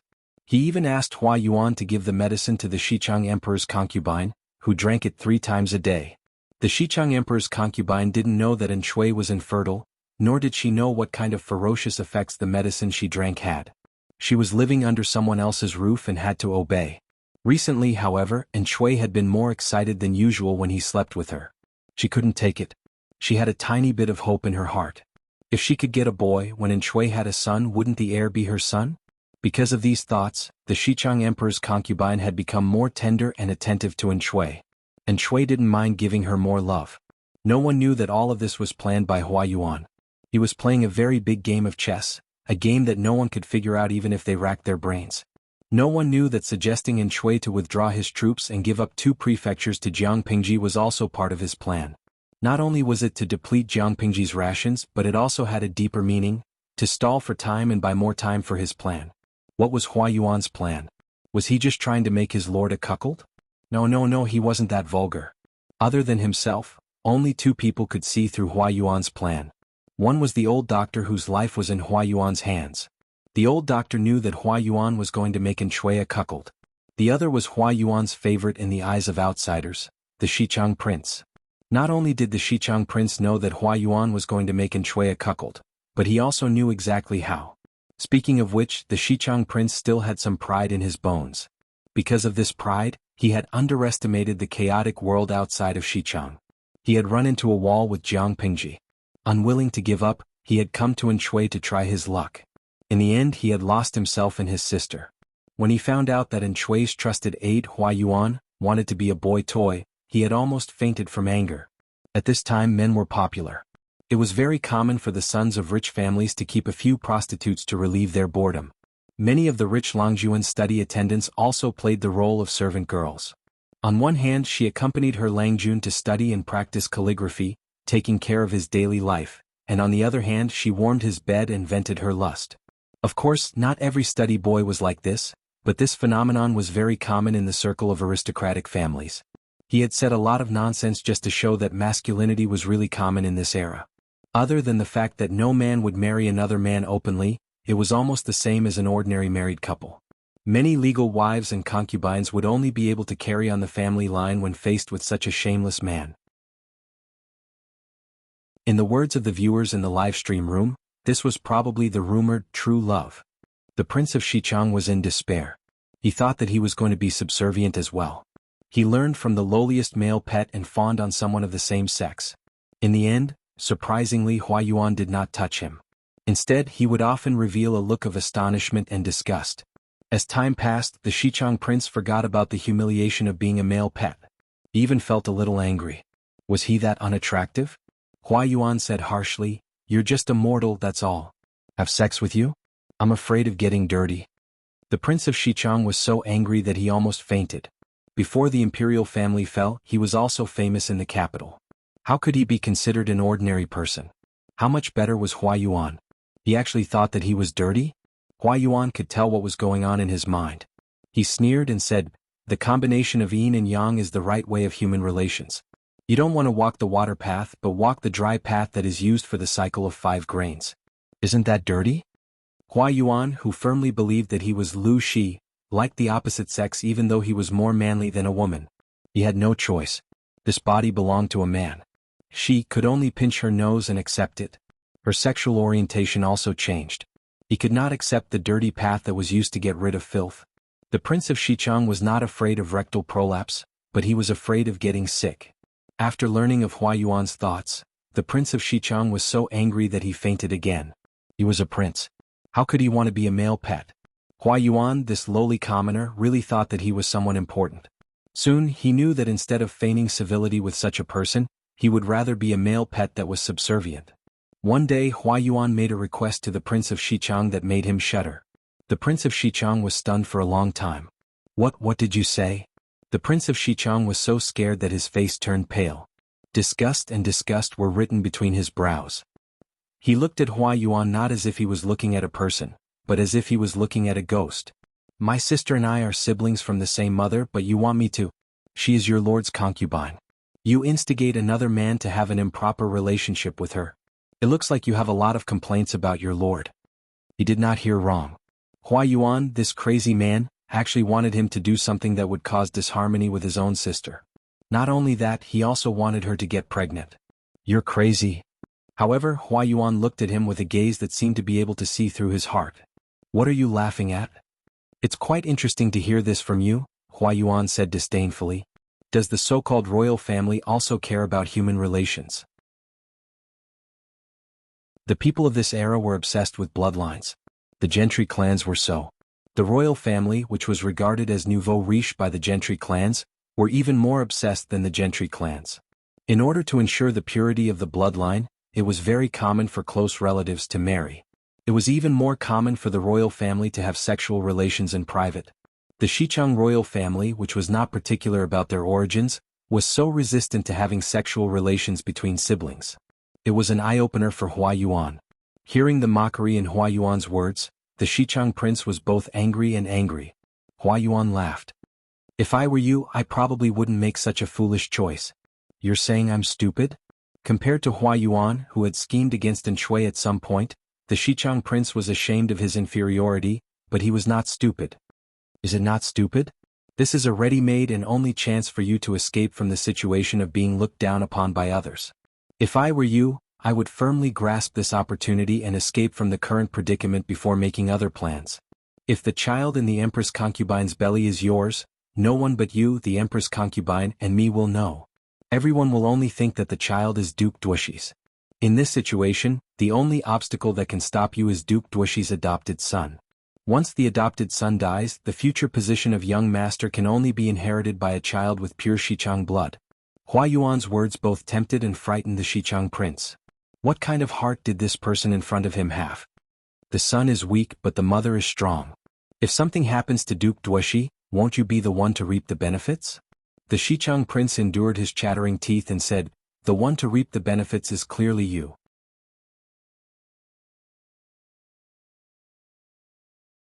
Chapter 1624. The Xichang prince asked carefully, "What if I refuse?" Hua Yuan said coldly, "Do you think you're the only one in the world with that bit of flesh between your legs? There are plenty of men who can impregnate women. I chose you because your identity can make Duke Duoshi lower his guard. If you spend a long time alone with the Empress concubine, he won't be suspicious." To make Shui a cuckold, there had to be time and space for the adulterer to fully display his skills. When he had asked Shui for the prince to be his male pet, it was only because the prince's identity was useful and Shui would not be suspicious. After hearing this, the Xichang prince's fingertips trembled uncontrollably. If there was medicine for regret in the world, he would rather stay in Xichang than come here. "I didn't expect that you had such a plan. Do you really think you can control everything?" Hua Yuan's words were the last straw that broke the camel's back. "I don't keep useless people who know secrets. If I'm in a bad mood, I'll cut off your tongue, chop off your hands and send you to a brothel to live for a few days. If I'm in a good mood, I might give you a quick death, Hua Yuan said with a smile. Of course, I can't control everything, but I can control your life and death. You should also think carefully about what is more important. If you die, there's no hope. If you can endure humiliation and live, you might have a chance at survival. You're a smart man, you should know what to choose. Hua Yuan saw through the Xichang prince. The prince said he would resist, but his heart and eyes were filled with ambition and schemes. He would do anything to achieve his goals. Hua Yuan hated hypocrites who said one thing but meant another. They were clearly filthy, but they clung to their last shred of dignity and refused to let go. Hypocrite. What Hua Yuan wanted to do was to peel off this disgusting fake skin and expose the ugly face behind it to the light of day. Are you going to do it or not? Hua Yuan's voice was like a death warrant from hell. The prince was so frightened that he sweated profusely.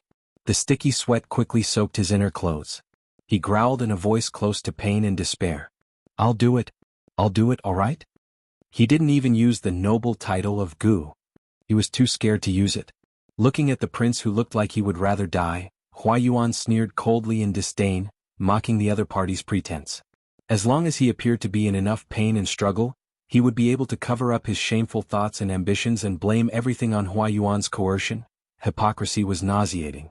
It was better to be honest. Hua Yuan's plan proceeded in an orderly manner. He wanted to transplant a vast grassland into Enchui's head and let him herd sheep and horses as he pleased. He also needed the other person involved in the incident to agree.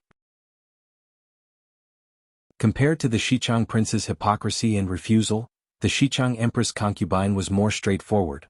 This made Hua Yuan look at her differently. Of course, this was also related to Hua Yuan revealing to her that Enchui was infertile. Her inability to bear children meant that she would always be a tool to War Man's bed. Her usefulness was even shorter than her youth. Once her beauty faded, Enchui would no longer care about her and others would forget about her. The Empress concubine was just a concubine to War Man's bed, a weak woman who could not control her own fate. Not every woman in the world could transform into a superior person like Lu Shi, let alone become a leader of the world like her. Most women could only be like rootless duckweed, suffering the torment and destruction of a chaotic world. The more beautiful a woman was, the more dangerous her situation was. Men proved their strength by conquering them. Women relied on jealousy and fighting for men's love as their capital. Enchui could not impregnate anyone. This was equivalent to cutting off the Empress concubine's future and hope. She agreed to Hua Yuan's plan. She could only cry silently in the dead of night. She did not understand why some women could live lives that made all women in the world envious and jealous like Jiang Pingji, while others had their fates manipulated by others. She was the high and mighty Empress concubine of Xichang. How had she fallen to such a state? Hatred and jealousy twisted her heart so tightly that she almost could not breathe. How unfair fate was. She thought she was talented and learned, and her ambition was no less than a man's. If she had Jiang Pingji's starting point and had so many loyal followers, she would not have done any worse than her. It was a pity that these assumptions would never have the chance to come true. Jiang Pingji did not know this. Even if she knew, she would not care. Those who did not attract jealousy were mediocre. She was so outstanding and powerful. If she did not attract jealousy, did it not mean that she was still mediocre? Compared to other things, she preferred to go hunting, barbecuing, winter swimming, and catching fish in the winter. None of these interests seemed to have anything to do with official work. Won't your subordinates rebel when you do this? Yang Tao had a thick fox fur cloak draped over his shoulders. His feet were propped up on the side of the boat. Half of his feet were submerged in the cold river water. If one looked closely, they would see that Yang Tao's upper body was naked.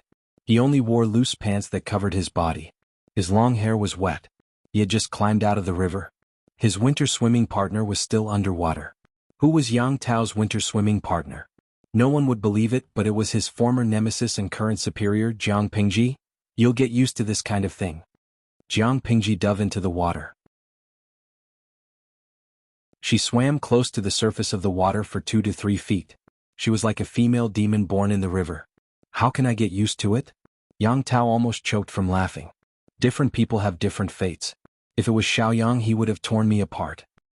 They also want to tear me apart, but they can't beat them. Jiang Pingji emerged from the water and smiled. They'll be thankful that I don't cause trouble for them. Zixiao and the others will help me deal with the unimportant documents and pick out the ones that I have to read personally. Master Lu's words seemed to be a little twisted. Yang Tao smiled and reached out to her. He used a little strength to pull her up. Jiang Pingji picked up the cloak and wrapped it around her body. She raised her hand and tucked her long hair behind her ears. The two of them brought their guards to swim in the river. Yang Tao was a good swimmer. He did not expect Jiang Pingji, who grew up in the north, to be so good. He was tired from swimming and climbed onto the boat to rest. Jiang Pingji was still jumping around in the water. He wondered if she could swim all the way from downstream to upstream with her physical strength. This isn't twisted logic. This is the truth. The salted fishes were excited to see their former rivals get along peacefully. But what was more exciting was Yang Tao's figure. Nidita, even though I used to be a die-hard fan of Beauty Ci, I want to climb the wall after seeing Yang Tao's angelic figure. Qingfeng Banshui, you don't show off when you're wearing clothes.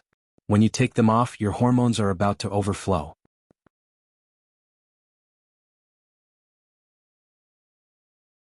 Chapter 1625.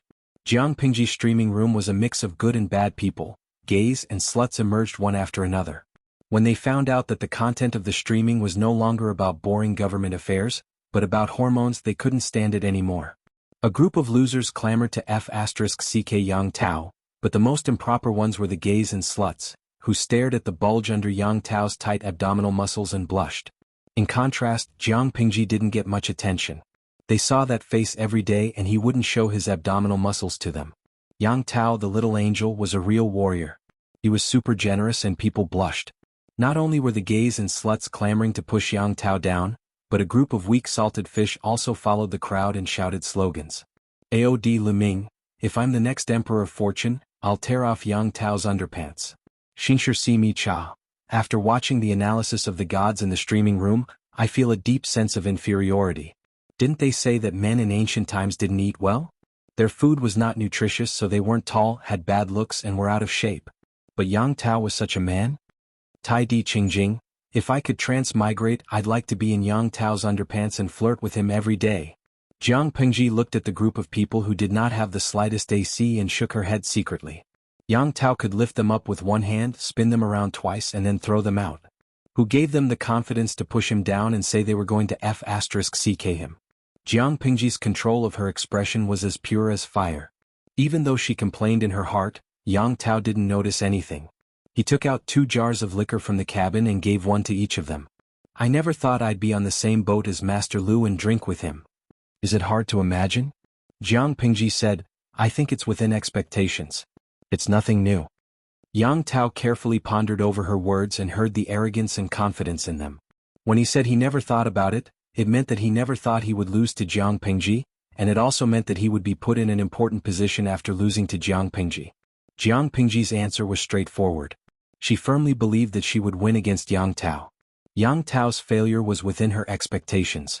He was such an annoying person, but he wasn't beaten to death with a sack. Yang Tao had a good temper, but he still wanted to beat Jiang Pingji up. Could be seen how much people loved and hated her. Did Lord Lu have such a temper when he was young? Jiang Pingji finished half a jar of liquor in one breath. She propped her upper body up with her hands behind her back. Her feet were submerged in the river.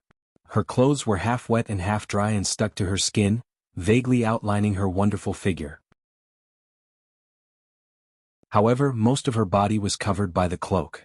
Yang Tao didn't pay much attention to women other than his wife, and the guards didn't dare look straight at her.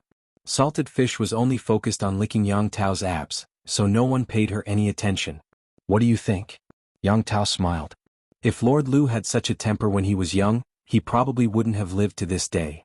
This kind of temperament was too infuriating. Jiang Pingji smiled, revealing her white teeth.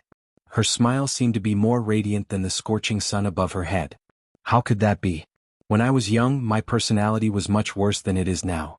When I grow up, I will also become more mature. She wasn't lying. She did have a bad temper when she was young.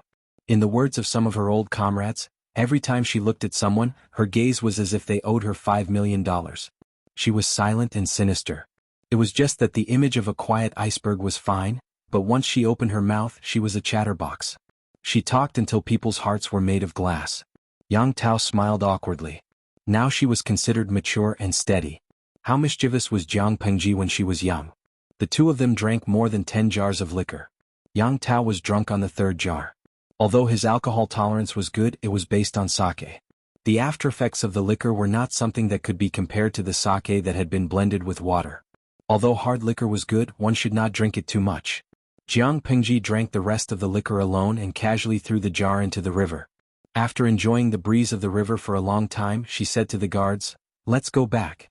Remember to boil some soup to sober him up so that he won't catch a cold." When the group of people reached the shore, Jiang Pingji's clothes were almost dry. She raised her hand and hung the god-slaying sword on her waist, returning to her normal attire. She leaped onto the horse's back and was about to give the order to return when her brows suddenly jumped. Under the sunlight, her brown eyes flashed with a hint of danger. "Wait," the guard said, "do you have any instructions, my lord?" Jiang Pingji said, "You bring Yang Tao back by water. I want to walk alone." The guards looked at each other and said hesitantly, "The military counselors have repeatedly reminded us not to let the Lord be alone."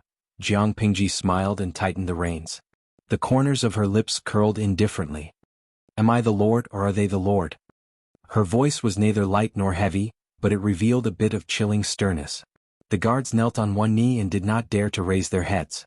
When they came back to their senses, they were shocked to find that the clothes on their backs were drenched in sweat. "I just want to be alone and hunt some prey to go back. I will catch up with you soon. Just report to the military counselors." The guards did not dare to hesitate and could only follow Jiang Pingji's orders. They did not have the guts to ask Jiang Pingji why she sent them away to hunt alone, but the salted fish were not afraid. Jiang Pingji said, "There is an ambush ahead. If they follow me, they will only drag me down. Other than dying, they will not contribute anything else." She did not hide her disdain. The salted fish were speechless. There was an ambush nearby? To be precise, there was an ambush in the forest ahead. Everyone knew that Jiang Pingji was a maverick lord. She loved hunting and drinking. Every time she was free, she would bring people to hunt. It was common for her to hunt alone. She dared to do so because she was skilled and daring. There were people in this world who could assassinate her, but those people were in another world. Based on the combat power of this world alone, she had never been afraid. But others did not think so, especially the enemy. Gui Kai Guo Fengxiu, I suddenly have an idea. If someone prophesied that she is light and unprepared, although he has millions of men, he will be walking alone in the Central Plains. Like an assassin lying in ambush, he will be alone. In my opinion, he will die in the hands of an ordinary man. He will probably be slapped in the face? Tudu Feichio, how is it probably? He will definitely be slapped in the face. He will be so swollen that even his own mother can't recognize him. How could an assassin be enough for Jiang Pingji's combat power? If he did not bring a mighty army of more than 10,000, how could he touch the hem of her clothes? The salted fish closed their eyes and mocked Jiang Pingji. She wore a red robe and tied her hair into a high ponytail. She held a bow in her left hand and a god-slaying sword hung on her waist. She went into the depths of the dense forest alone. When she easily hunted down 2 deer, she heard the faint sound of arrows piercing through the air. These hidden arrows were all smeared with poison. Every one of them was aimed at her vital parts. The assassin saw that she did not respond and was secretly delighted. But the corner of his mouth had just curled up halfway when he froze. Jiang Pingji, who should have been shot and fallen, did not fall. He took a closer look and saw that the other party was holding a familiar arrow in her right hand.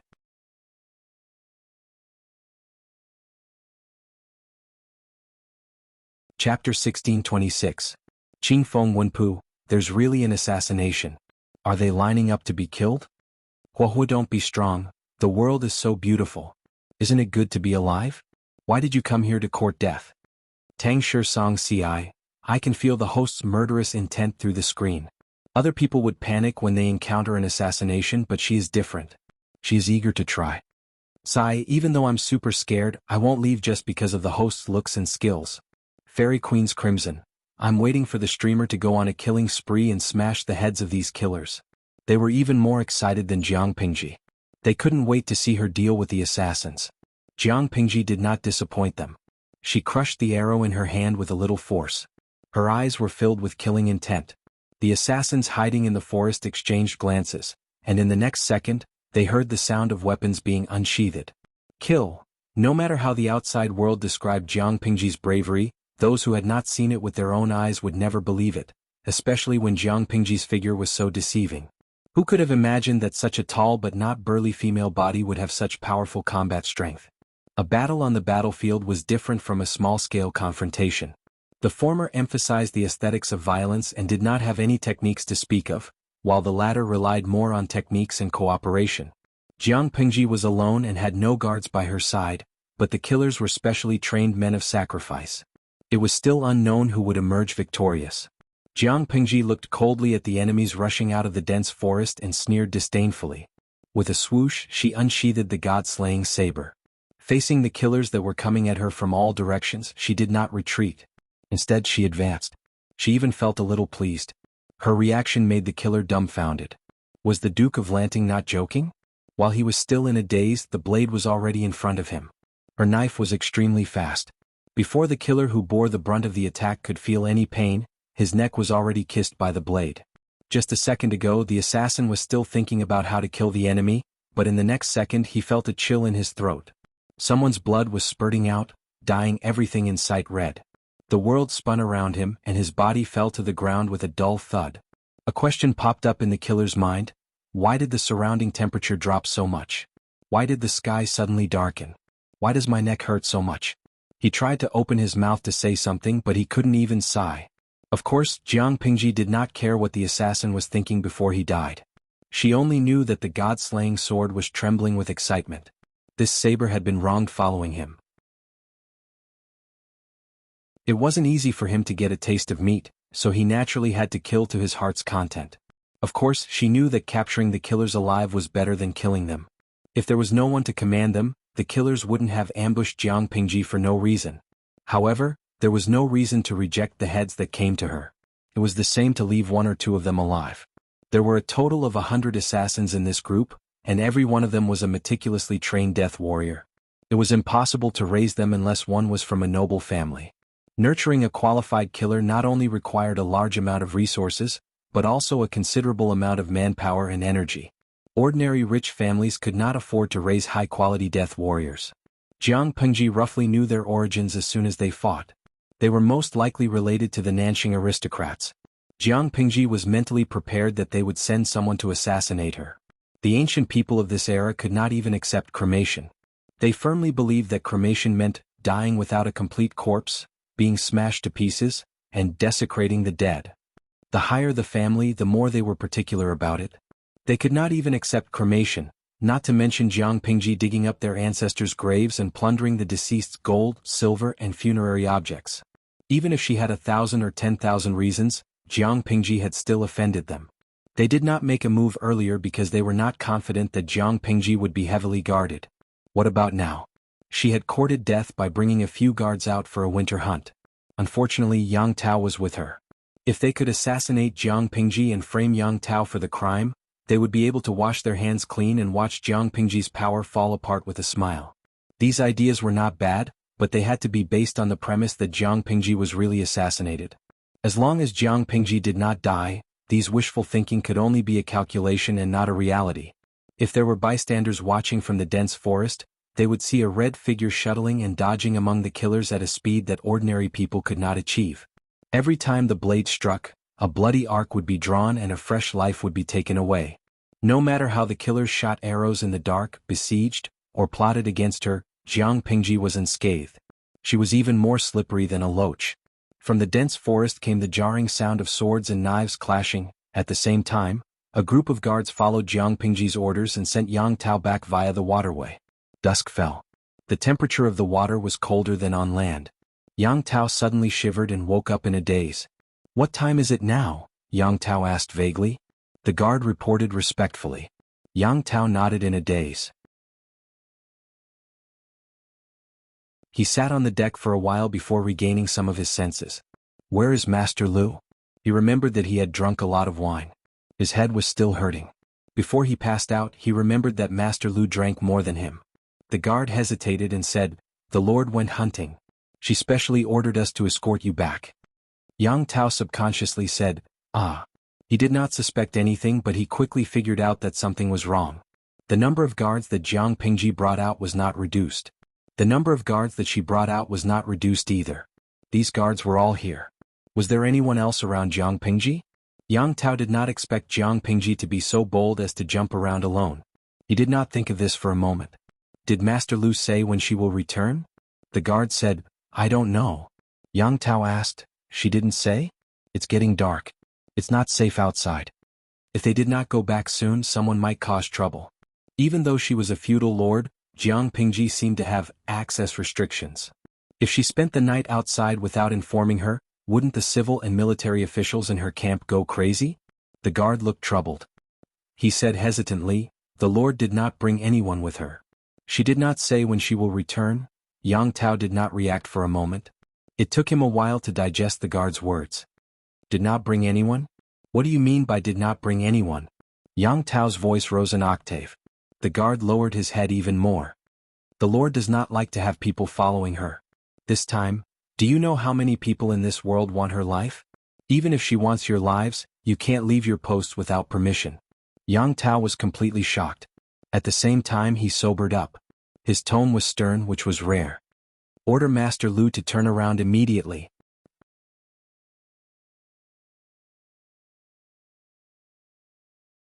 Chapter 1627.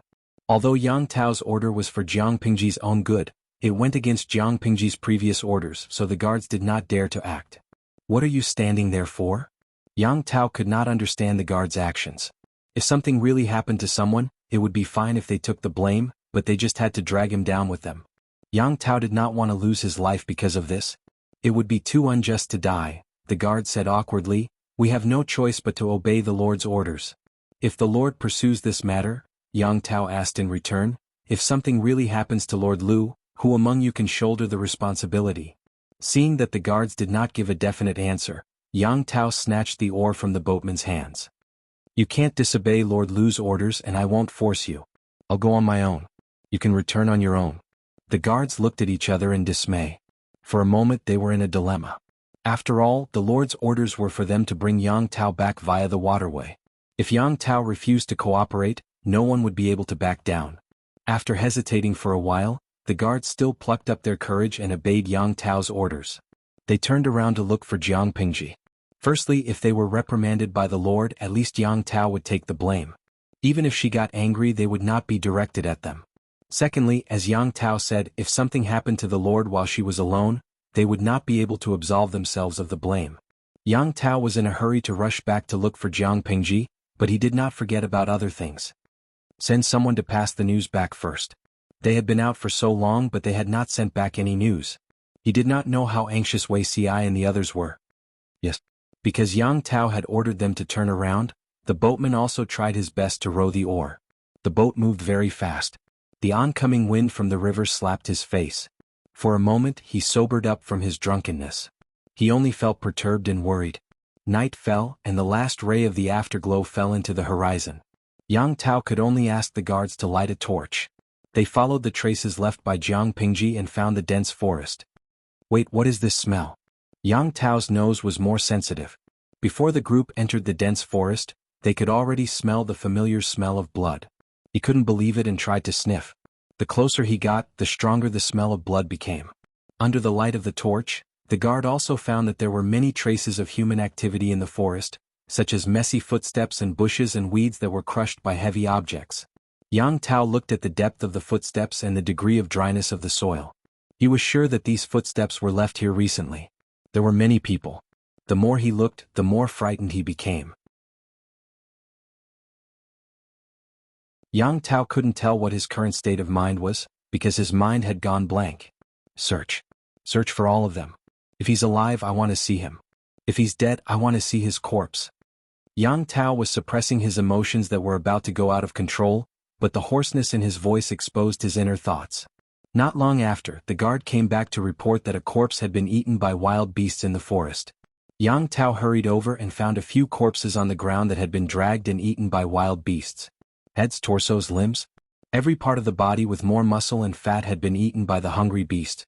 The white bones under the skin and flesh were exposed. It made one's scalp go numb. The clothes of the deceased were also eaten by wild beasts, but from the remains of the skeleton and clothes, it could be determined that it was a man. It's not my lord. As soon as the guard finished speaking, Yang Tao replied, I'm not blind. I can tell if it's a man or a woman. Who are these people? Could they be men of sacrifice? You guessed correctly. The guard said solemnly, According to the traces left on these corpses, they are indeed well-trained men of sacrifice. These corpses haven't started to stink. The corpses are slightly hardened and the blood is fresh. I estimate that they died less than half an hour ago. Less than half an hour ago? Didn't that mean that they died not long ago? Yang Tao's face was darker than the night. A group of men of sacrifice who had just died appeared here, and it happened to be a sensitive time when Jiang Pingji was alone. How could he not be worried? Whether it was Yang Tao or the guards, they all knew that Jiang Pingji had most likely been assassinated. However, there were no traces of her yet. They couldn't determine whether she was unscathed, injured and hidden, or, unfortunately, dead. He didn't dare to delay.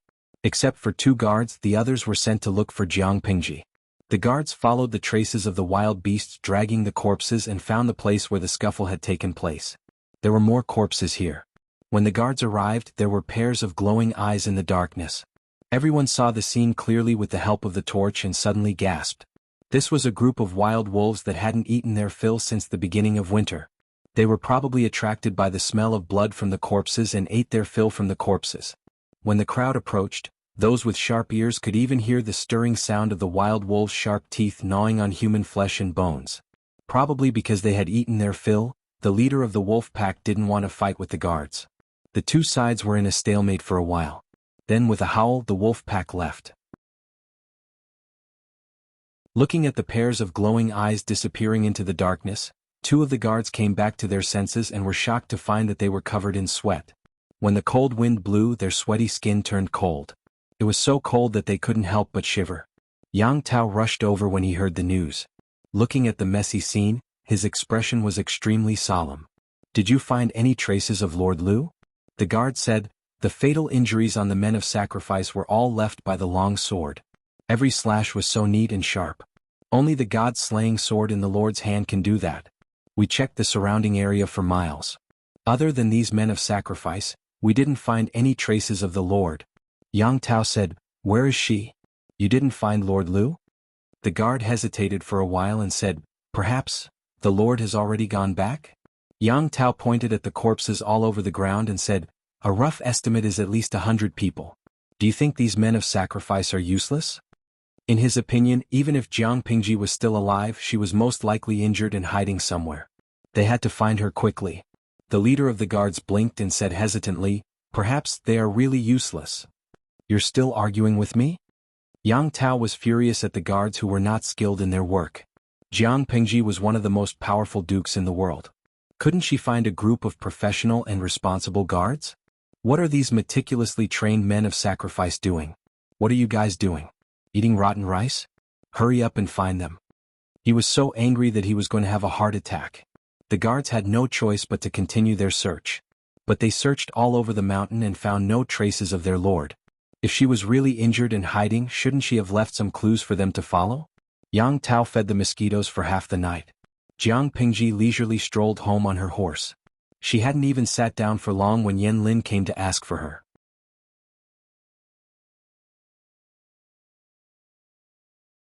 Chapter 1628.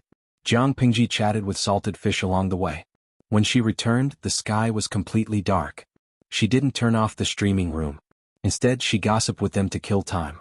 The chef in the residence served the dishes that had been kept warm. Jiang Pingji wasn't picky. There were 6 meat dishes, 3 vegetable dishes and 2 soup dishes. She ate like a table full of people.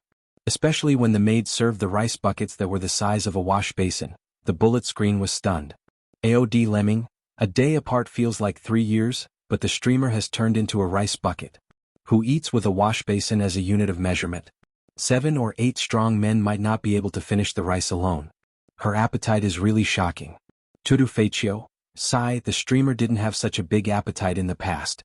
I saw her eat 1.5 rice buckets for lunch with my own eyes. I used my wash basin to measure it. TSK. This is probably a real rice bucket. Kissing Kekiangteng, if the streamer transmigrates to our world one day, I suggest she become a foodie streamer. It's much better than the Palace Intrigue streaming room that sells dog meat. The Palace Intrigue that I've been looking forward to for more than 10 years has actually disappeared. What was the equivalent of this operation? It was equivalent to a web novel that had been serialized for 1,600 pages and had yet to enter the main topic. Be careful that the readers didn't finish it. Handsome lowly, How can you say that? If my streamer really transmigrates, will she still be a foodie streamer? Do you think the food that a foodie streamer eats is free? Does the streaming equipment cost money? If she was willing to give the baby a kiss, it would really be free. It wasn't the first time Jiang Pingji was complained about her large appetite. It couldn't be helped. This body needed more and more energy every day as she trained and grew over the years. The energy contained in ordinary food couldn't keep up with the body's needs, so she could only rely on quantity to make up for quality. Anyway, she was a feudal lord. Even if she ate 10 or 20 basin-sized rice buckets for a meal, she could still afford it.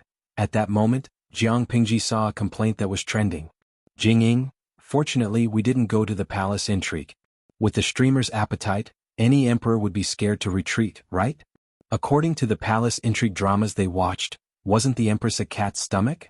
Jiang Pingji's figure was indeed quite good, but she had a good appetite. Imagine if the emperor came to the back palace to have a meal with her. The emperor would reservedly eat half a bowl of rice, but Jiang Pingji would finish all the dishes and gobble down 2 buckets of rice. No matter how beautiful she was or how powerful she was, the emperor would be so scared that he wouldn't be able to get hard, right? Jiang Pingji was amused by the comment. If she didn't have enough self-control, she might have spat out the rice and affected her appetite. When they finished half a bucket of rice, a servant reported that Yan Lin was outside the manor and asked to see her. Jiang Pingji let him in. When Yan Lin arrived, he saw Jiang Pingji holding a bowl in her left hand and a pair of chopsticks in her right. The maids were scooping rice for her. Each bowl was piled high with rice grains. The man looked up at him with an innocent and confused look, as if he was asking Yan Lin why he was here. Have you eaten? Jiang Pingji asked familiarly, then immediately corrected herself. I mean, have you eaten? Yan Lin tried his best to ignore the empty rice bucket and said calmly, I've used it in the mansion. Oh, then why are you looking for me? Jiang Pingji didn't like people interrupting her when she was eating and disrupting the flow of her meal. Yan Lin said seriously, do you know where Xiaoyang went?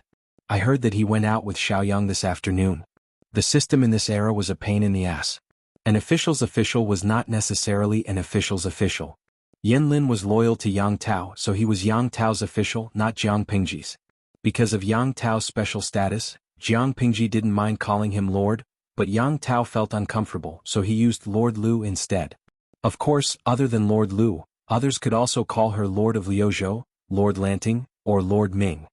There were many ways to address her, but Jiang Pingji's officials and generals all liked to call her Lord. They had gotten used to it after so many years. Yan Lin and the others followed Yang Tao's lead and called her Lord Lu, so Jiang Pingji let them be. I'll just make do with it. What else can I do?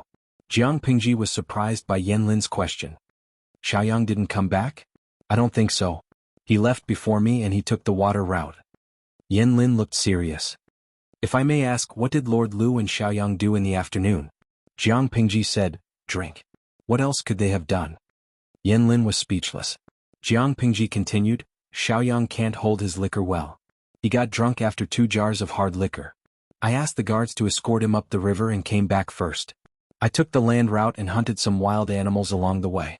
I caught 2 ungrateful animals alive and wasted a lot of time on the road.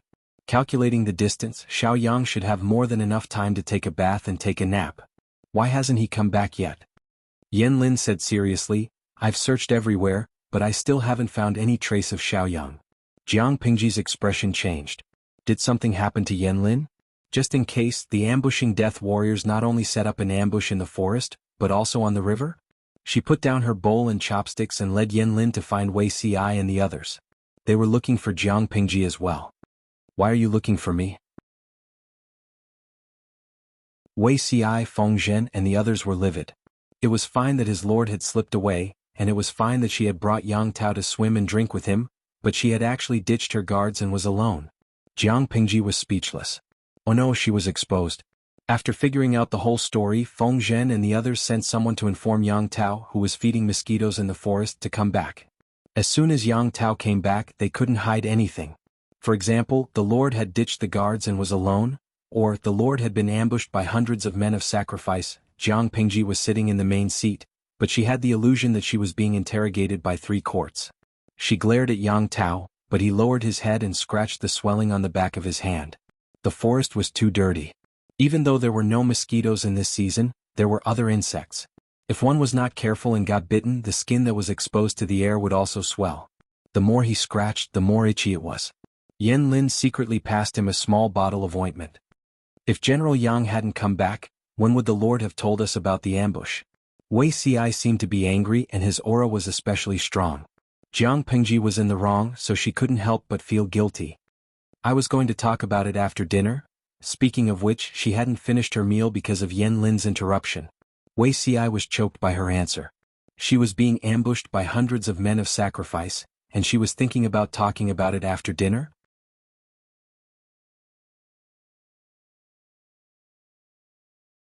Chapter 1629.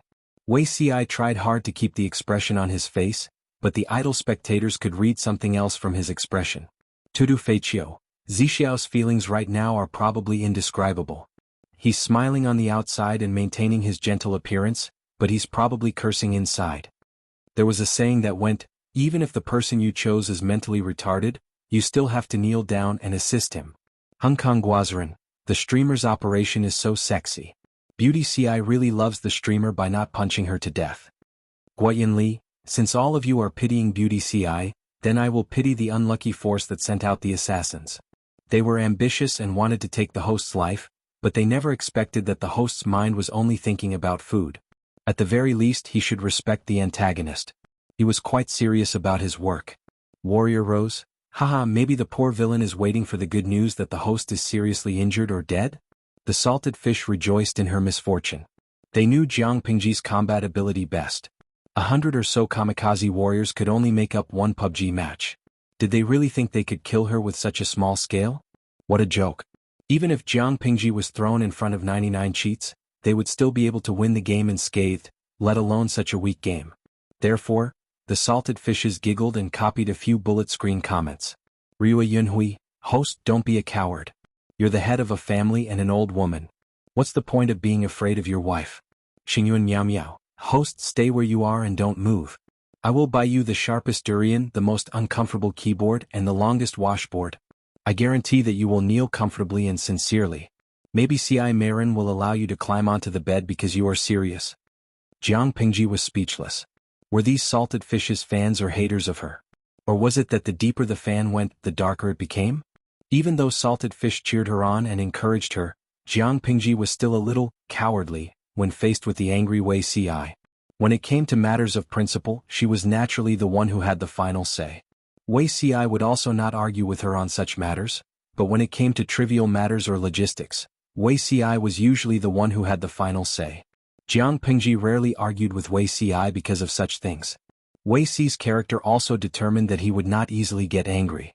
However, the more good-tempered a person was, the more oppressive their aura would be when they were angry. Jiang Pingji was at fault in the first place, so she was terrified. Not only that, she even tried to blink her eyes and act cute to get away with it. I really plan to talk about this after dinner. Jiang Pingji's voice became softer and softer as she spoke. She looked as if she had been wronged. Feng Zhen sighed. He couldn't bear to see Wei Ci being too forceful and causing his relationship with his lord to become strained, so he spoke up to interrupt. Has the lord finished eating? Jiang Pingji shook her head and said, No, I'm only 30% full. When everyone heard the words only 30% full, they subconsciously felt a little moved. Their lord was still hungry.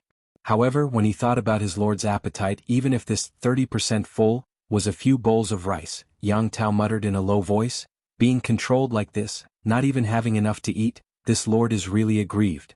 Yan Lin rolled his eyes at Yang Tao and sneered. At least he ate more than half a bucket of rice. Don't talk about eating dinner, you've been feeding the worm blood for the whole night. Yang Tao was speechless. He always felt that after he became the lord, the frequency of his companions criticizing him had increased. It wasn't like this in the past. Even though Jiang Pingji wasn't full, they wouldn't let her go back to eat before coming back to settle the matter of the ambush. Ordinary gentry families couldn't have mobilized such a large number of men of sacrifice. If Jiang Pingji didn't handle it well, it would intimidate the thieves and evildoers. In the future, all kinds of monsters would dare to mess with the Lord. In order to make an example out of others, the assassination had to be cleansed with blood. Yang Si didn't think it was messy enough. He laughed and said, It's just a bunch of unruly people. Even after mobilizing more than 100 men of sacrifice, They couldn't hurt the Lord at all. The assassination has become a joke. Why should the Lord care about them? In comparison, the Lord's meal is more important. Why don't you go to the back hall and have your meal first? We'll wait for you here. We'll discuss matters after the Lord finishes eating. Jiang Pingji's mouth twitched. She wanted to kick Yang Si. Did this guy want to see the world in chaos? Yang Si's every word sounded like flattery, but in fact he was adding fuel to the fire and ridiculing her. How could Jiang Pingji dare to eat? She said seriously, no need. Business is more important. Yang Si smiled meaningfully. Wei Si's expression softened slightly. Feng Zhen asked, does the Lord have live assassins? I caught 2 alive and threw them to the subordinates to deal with. I reckon we'll have good news soon. Although the captured men of sacrifice would commit suicide to keep it a secret, with Jiang Pingji around, how could she let them succeed so easily? The 2 survivors were caught before they could commit suicide. Sometimes, living a life worse than death was more terrifying than death. Even if these men of sacrifice were well trained, they would still spit out the truth under torture. Coincidentally, as soon as Jiang Pingji finished speaking, someone came to report that the 2 survivors had confessed. Jiang Pingji asked, confessed? Who instructed them to ambush me? The person replied, the Nan family of Fen Prefecture, Nanxing. Jiang Pingji crossed her arms and asked uninterestedly, the Nan family? Fen Prefecture? I dug up their graves. Why are you making things difficult for me? Wei Si and the others stared with their eyes wide open. How thick-skinned was their lord to ask such a question? Not only did you dig up their graves, but you also confiscated half of their savings. It would be strange if the Nan family didn't fight to the death. However, they couldn't say this out loud. After all, the Lord still had to save face. Compared to Feng Zhen and the others' brainless protection, Yang Tao and the others reacted more normally. They didn't dare to say it out loud, but they were still muttering in their hearts. What? Because the order was given by Jiang Pingji, but part of the specific operation was done by Yang Tao's old subordinates, especially the confiscation of the family's assets. Although Yang Tao and the others had a good time and took the opportunity to take revenge for the betrayal of the Nanxing aristocrats, they had also completely offended them. If not, Yan Lin and the others wouldn't have called Jiang Pingji by her name in private. Yang Tao had offended the Nanxing aristocrats, and Dongqing had no foundation. The slightest possibility of rebellion was nipped in the bud. In the future, no matter how Jiang Pingji developed, Yang Tao could only rely on her. He couldn't have the heart to rebel. The Nan family of Fen Prefecture belonged to the aristocrats in Nanxing. They used legal and illegal means to enclose thousands of acres of fertile land. When starving people were everywhere in the outside world, their granary was so rich that it could fatten up countless rats. They had countless tenants under their name. Their savings couldn't even be compared to the former national treasury. Jiang Pingji gave them a knife. The fat she cut off was richer than that of the Tao family, who ran the illicit salt business. They were rich. If Jiang Pingji didn't take advantage of them, who would she take advantage of? They jumped back and forth between her and the other feudal lords. She just took the opportunity to confiscate half of their family's assets and dig up a few graves. That was enough. Digging up graves was indeed immoral. Unfortunately, she was a penniless bandit. She did unusual things at unusual times.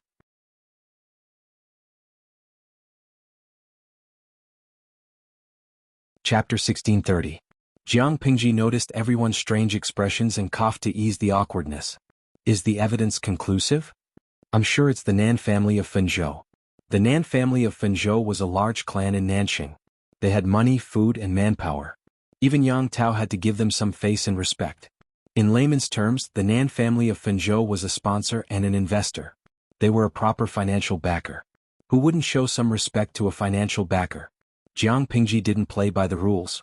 She offended the Nan family of Fenzhou as soon as she arrived. She used force to snatch half of their family's wealth. The fertile land they took away was confiscated. Even their ancestors' graves were repeatedly raided. Even a clay figurine would have some anger, let alone the Nan family. The Nan family was furious. Naturally, they planned to kill Jiang Pingji. They checked Jiang Pingji's schedule in advance, bribed their spies, and arranged more than 100 kamikaze warriors along the way. Jiang Pingji didn't know about all this beforehand. No matter how clear she was, she couldn't control every Tom, Dick, and Harry. It was inevitable that there would be omissions. The Nan family could set up this ambush without alerting her. Her arrogance was partly to blame, but it was mostly due to the Nan family's calculations. If Jiang Pingji didn't have the ability to fight 100, it would be a dead end for any other feudal lord. Of course, on the other hand, she dared to be so reckless because she had such strength. If others imitated her, they would most likely die without a trace. If it was another feudal lord, the Nan family's plan would have succeeded. Wuxia asked, "How do you plan to deal with them?" The words of the kamikaze warriors can't be trusted. Send someone to investigate again. If it's really the Nan family. Jiang Pingji suddenly laughed softly. Her lips opened slightly, revealing a few white teeth. There was an inexplicable white killing intent. If we don't kill them, are we going to keep them alive for the new year? If she didn't let the people of Nanxing see the consequences of trying to kill her, they wouldn't learn their lesson. Exterminate the clan? Exterminate them. No one objected to Jiang Pingji's decision. Even if some people felt that the decision to exterminate the entire clan was too harsh, they would not make their lord unhappy because of this reason. Jiang Pingji's officials, other than the few who surrendered with Yang Tao, were mostly from Dongqing. There were fewer gentry families than commoners, especially those who were trusted by the higher-ups. The commoners had an overwhelming victory. The landowning households had the upper hand in the middle and lower levels, but they also didn't have much say. The similarity between these landowning families and the landowning families of Nanxing was that they were landowning families. Just based on these connections, it was not enough for them to plead for mercy and risk Jiang Pingji bearing a grudge against them. In terms of benefits, the Nanxing aristocrats were not on the same side as them. To sum up, if the clan was exterminated, then so be it. They weren't the ones being exterminated anyway. The Nan family's ending was decided in a few words. Next, it was time to settle the debt of Jiang Pingji's solo activities. Wuxia and the others did not say anything harsh. They did not even criticize Jiang Pingji. Instead, they reprimanded her until she hung her head low like a teacher. If it weren't for the fact that she was the lord, Jiang Pingji really doubted that these people would ask her to write a guarantee. Why do I feel that in their eyes, my solo activities are more serious than the assassination this time? When Jiang Pingji's stomach was rumbling with hunger, she ate the cold dishes that she had not finished before. Including dinner and supper, there were a total of 3 big buckets of rice. It was already very late. She rarely streamed until so late. The salted fishes had watched her make a fool of herself the whole night, so she forced them to watch her eat. The guys in the streaming room were always full of golden sentences. "Oh Shishu, if you were obedient and didn't stray from the group, the assassination would only happen once. However, you've always been unrestrained. In the future, you'll definitely encounter more than one assassination. Comparing the two, it's naturally more important to control you. Although the streamer is skilled and bold, Wuxia and the others won't condone you endlessly if you act so recklessly, right? As time goes on, there might be people who can't stand it and become dissatisfied." The salted fishes joked around, but they were also very serious in their suggestions. Ancient strategists were a group of impenetrable goblins. They were very good when they were good, but if something did not go their way, they would simply turn their backs on you. The thinking of strategists was different from that of ordinary people. It was not impossible for them to rebel because they could not stand Jiang Pingji's actions. For example, there was a certain strategist in history who had a bad temper with his boss. He could not stand the boss's actions, so he jumped ship and trampled on her. There was often only a thin line between true fans and haters. If Jiang Pingji continued to court death, it was hard to guarantee that there would not be fans who would turn against her. In fact, many salted fishes in the streaming room had fans who turned against her. They used to love Jiang Pingji very much, but later, because of some unforeseen events, they hated her very much. These salted fishes were like this even across dimensions, let alone people who were in close contact with Jiang Pingji's bad habits every day. Jiang Pingji asked, "Is it that serious?" Many salted fishes who had entered the workplace told her with certainty that it would. If they had such a casual boss, even if the boss was powerful enough to defy the heavens and the earth, they would still jump ship after a long time. It was true that Jiang Pingji was the lord, but she could not let her subordinates accept her unconditionally. The salted fish's words made sense. Jiang Pingji sighed and scratched her head in frustration. In the end, she chose to calmly reflect. One of her strengths was that she was not stubborn. If she was wrong, she was wrong. She would not make trouble out of nothing and insist that she was right.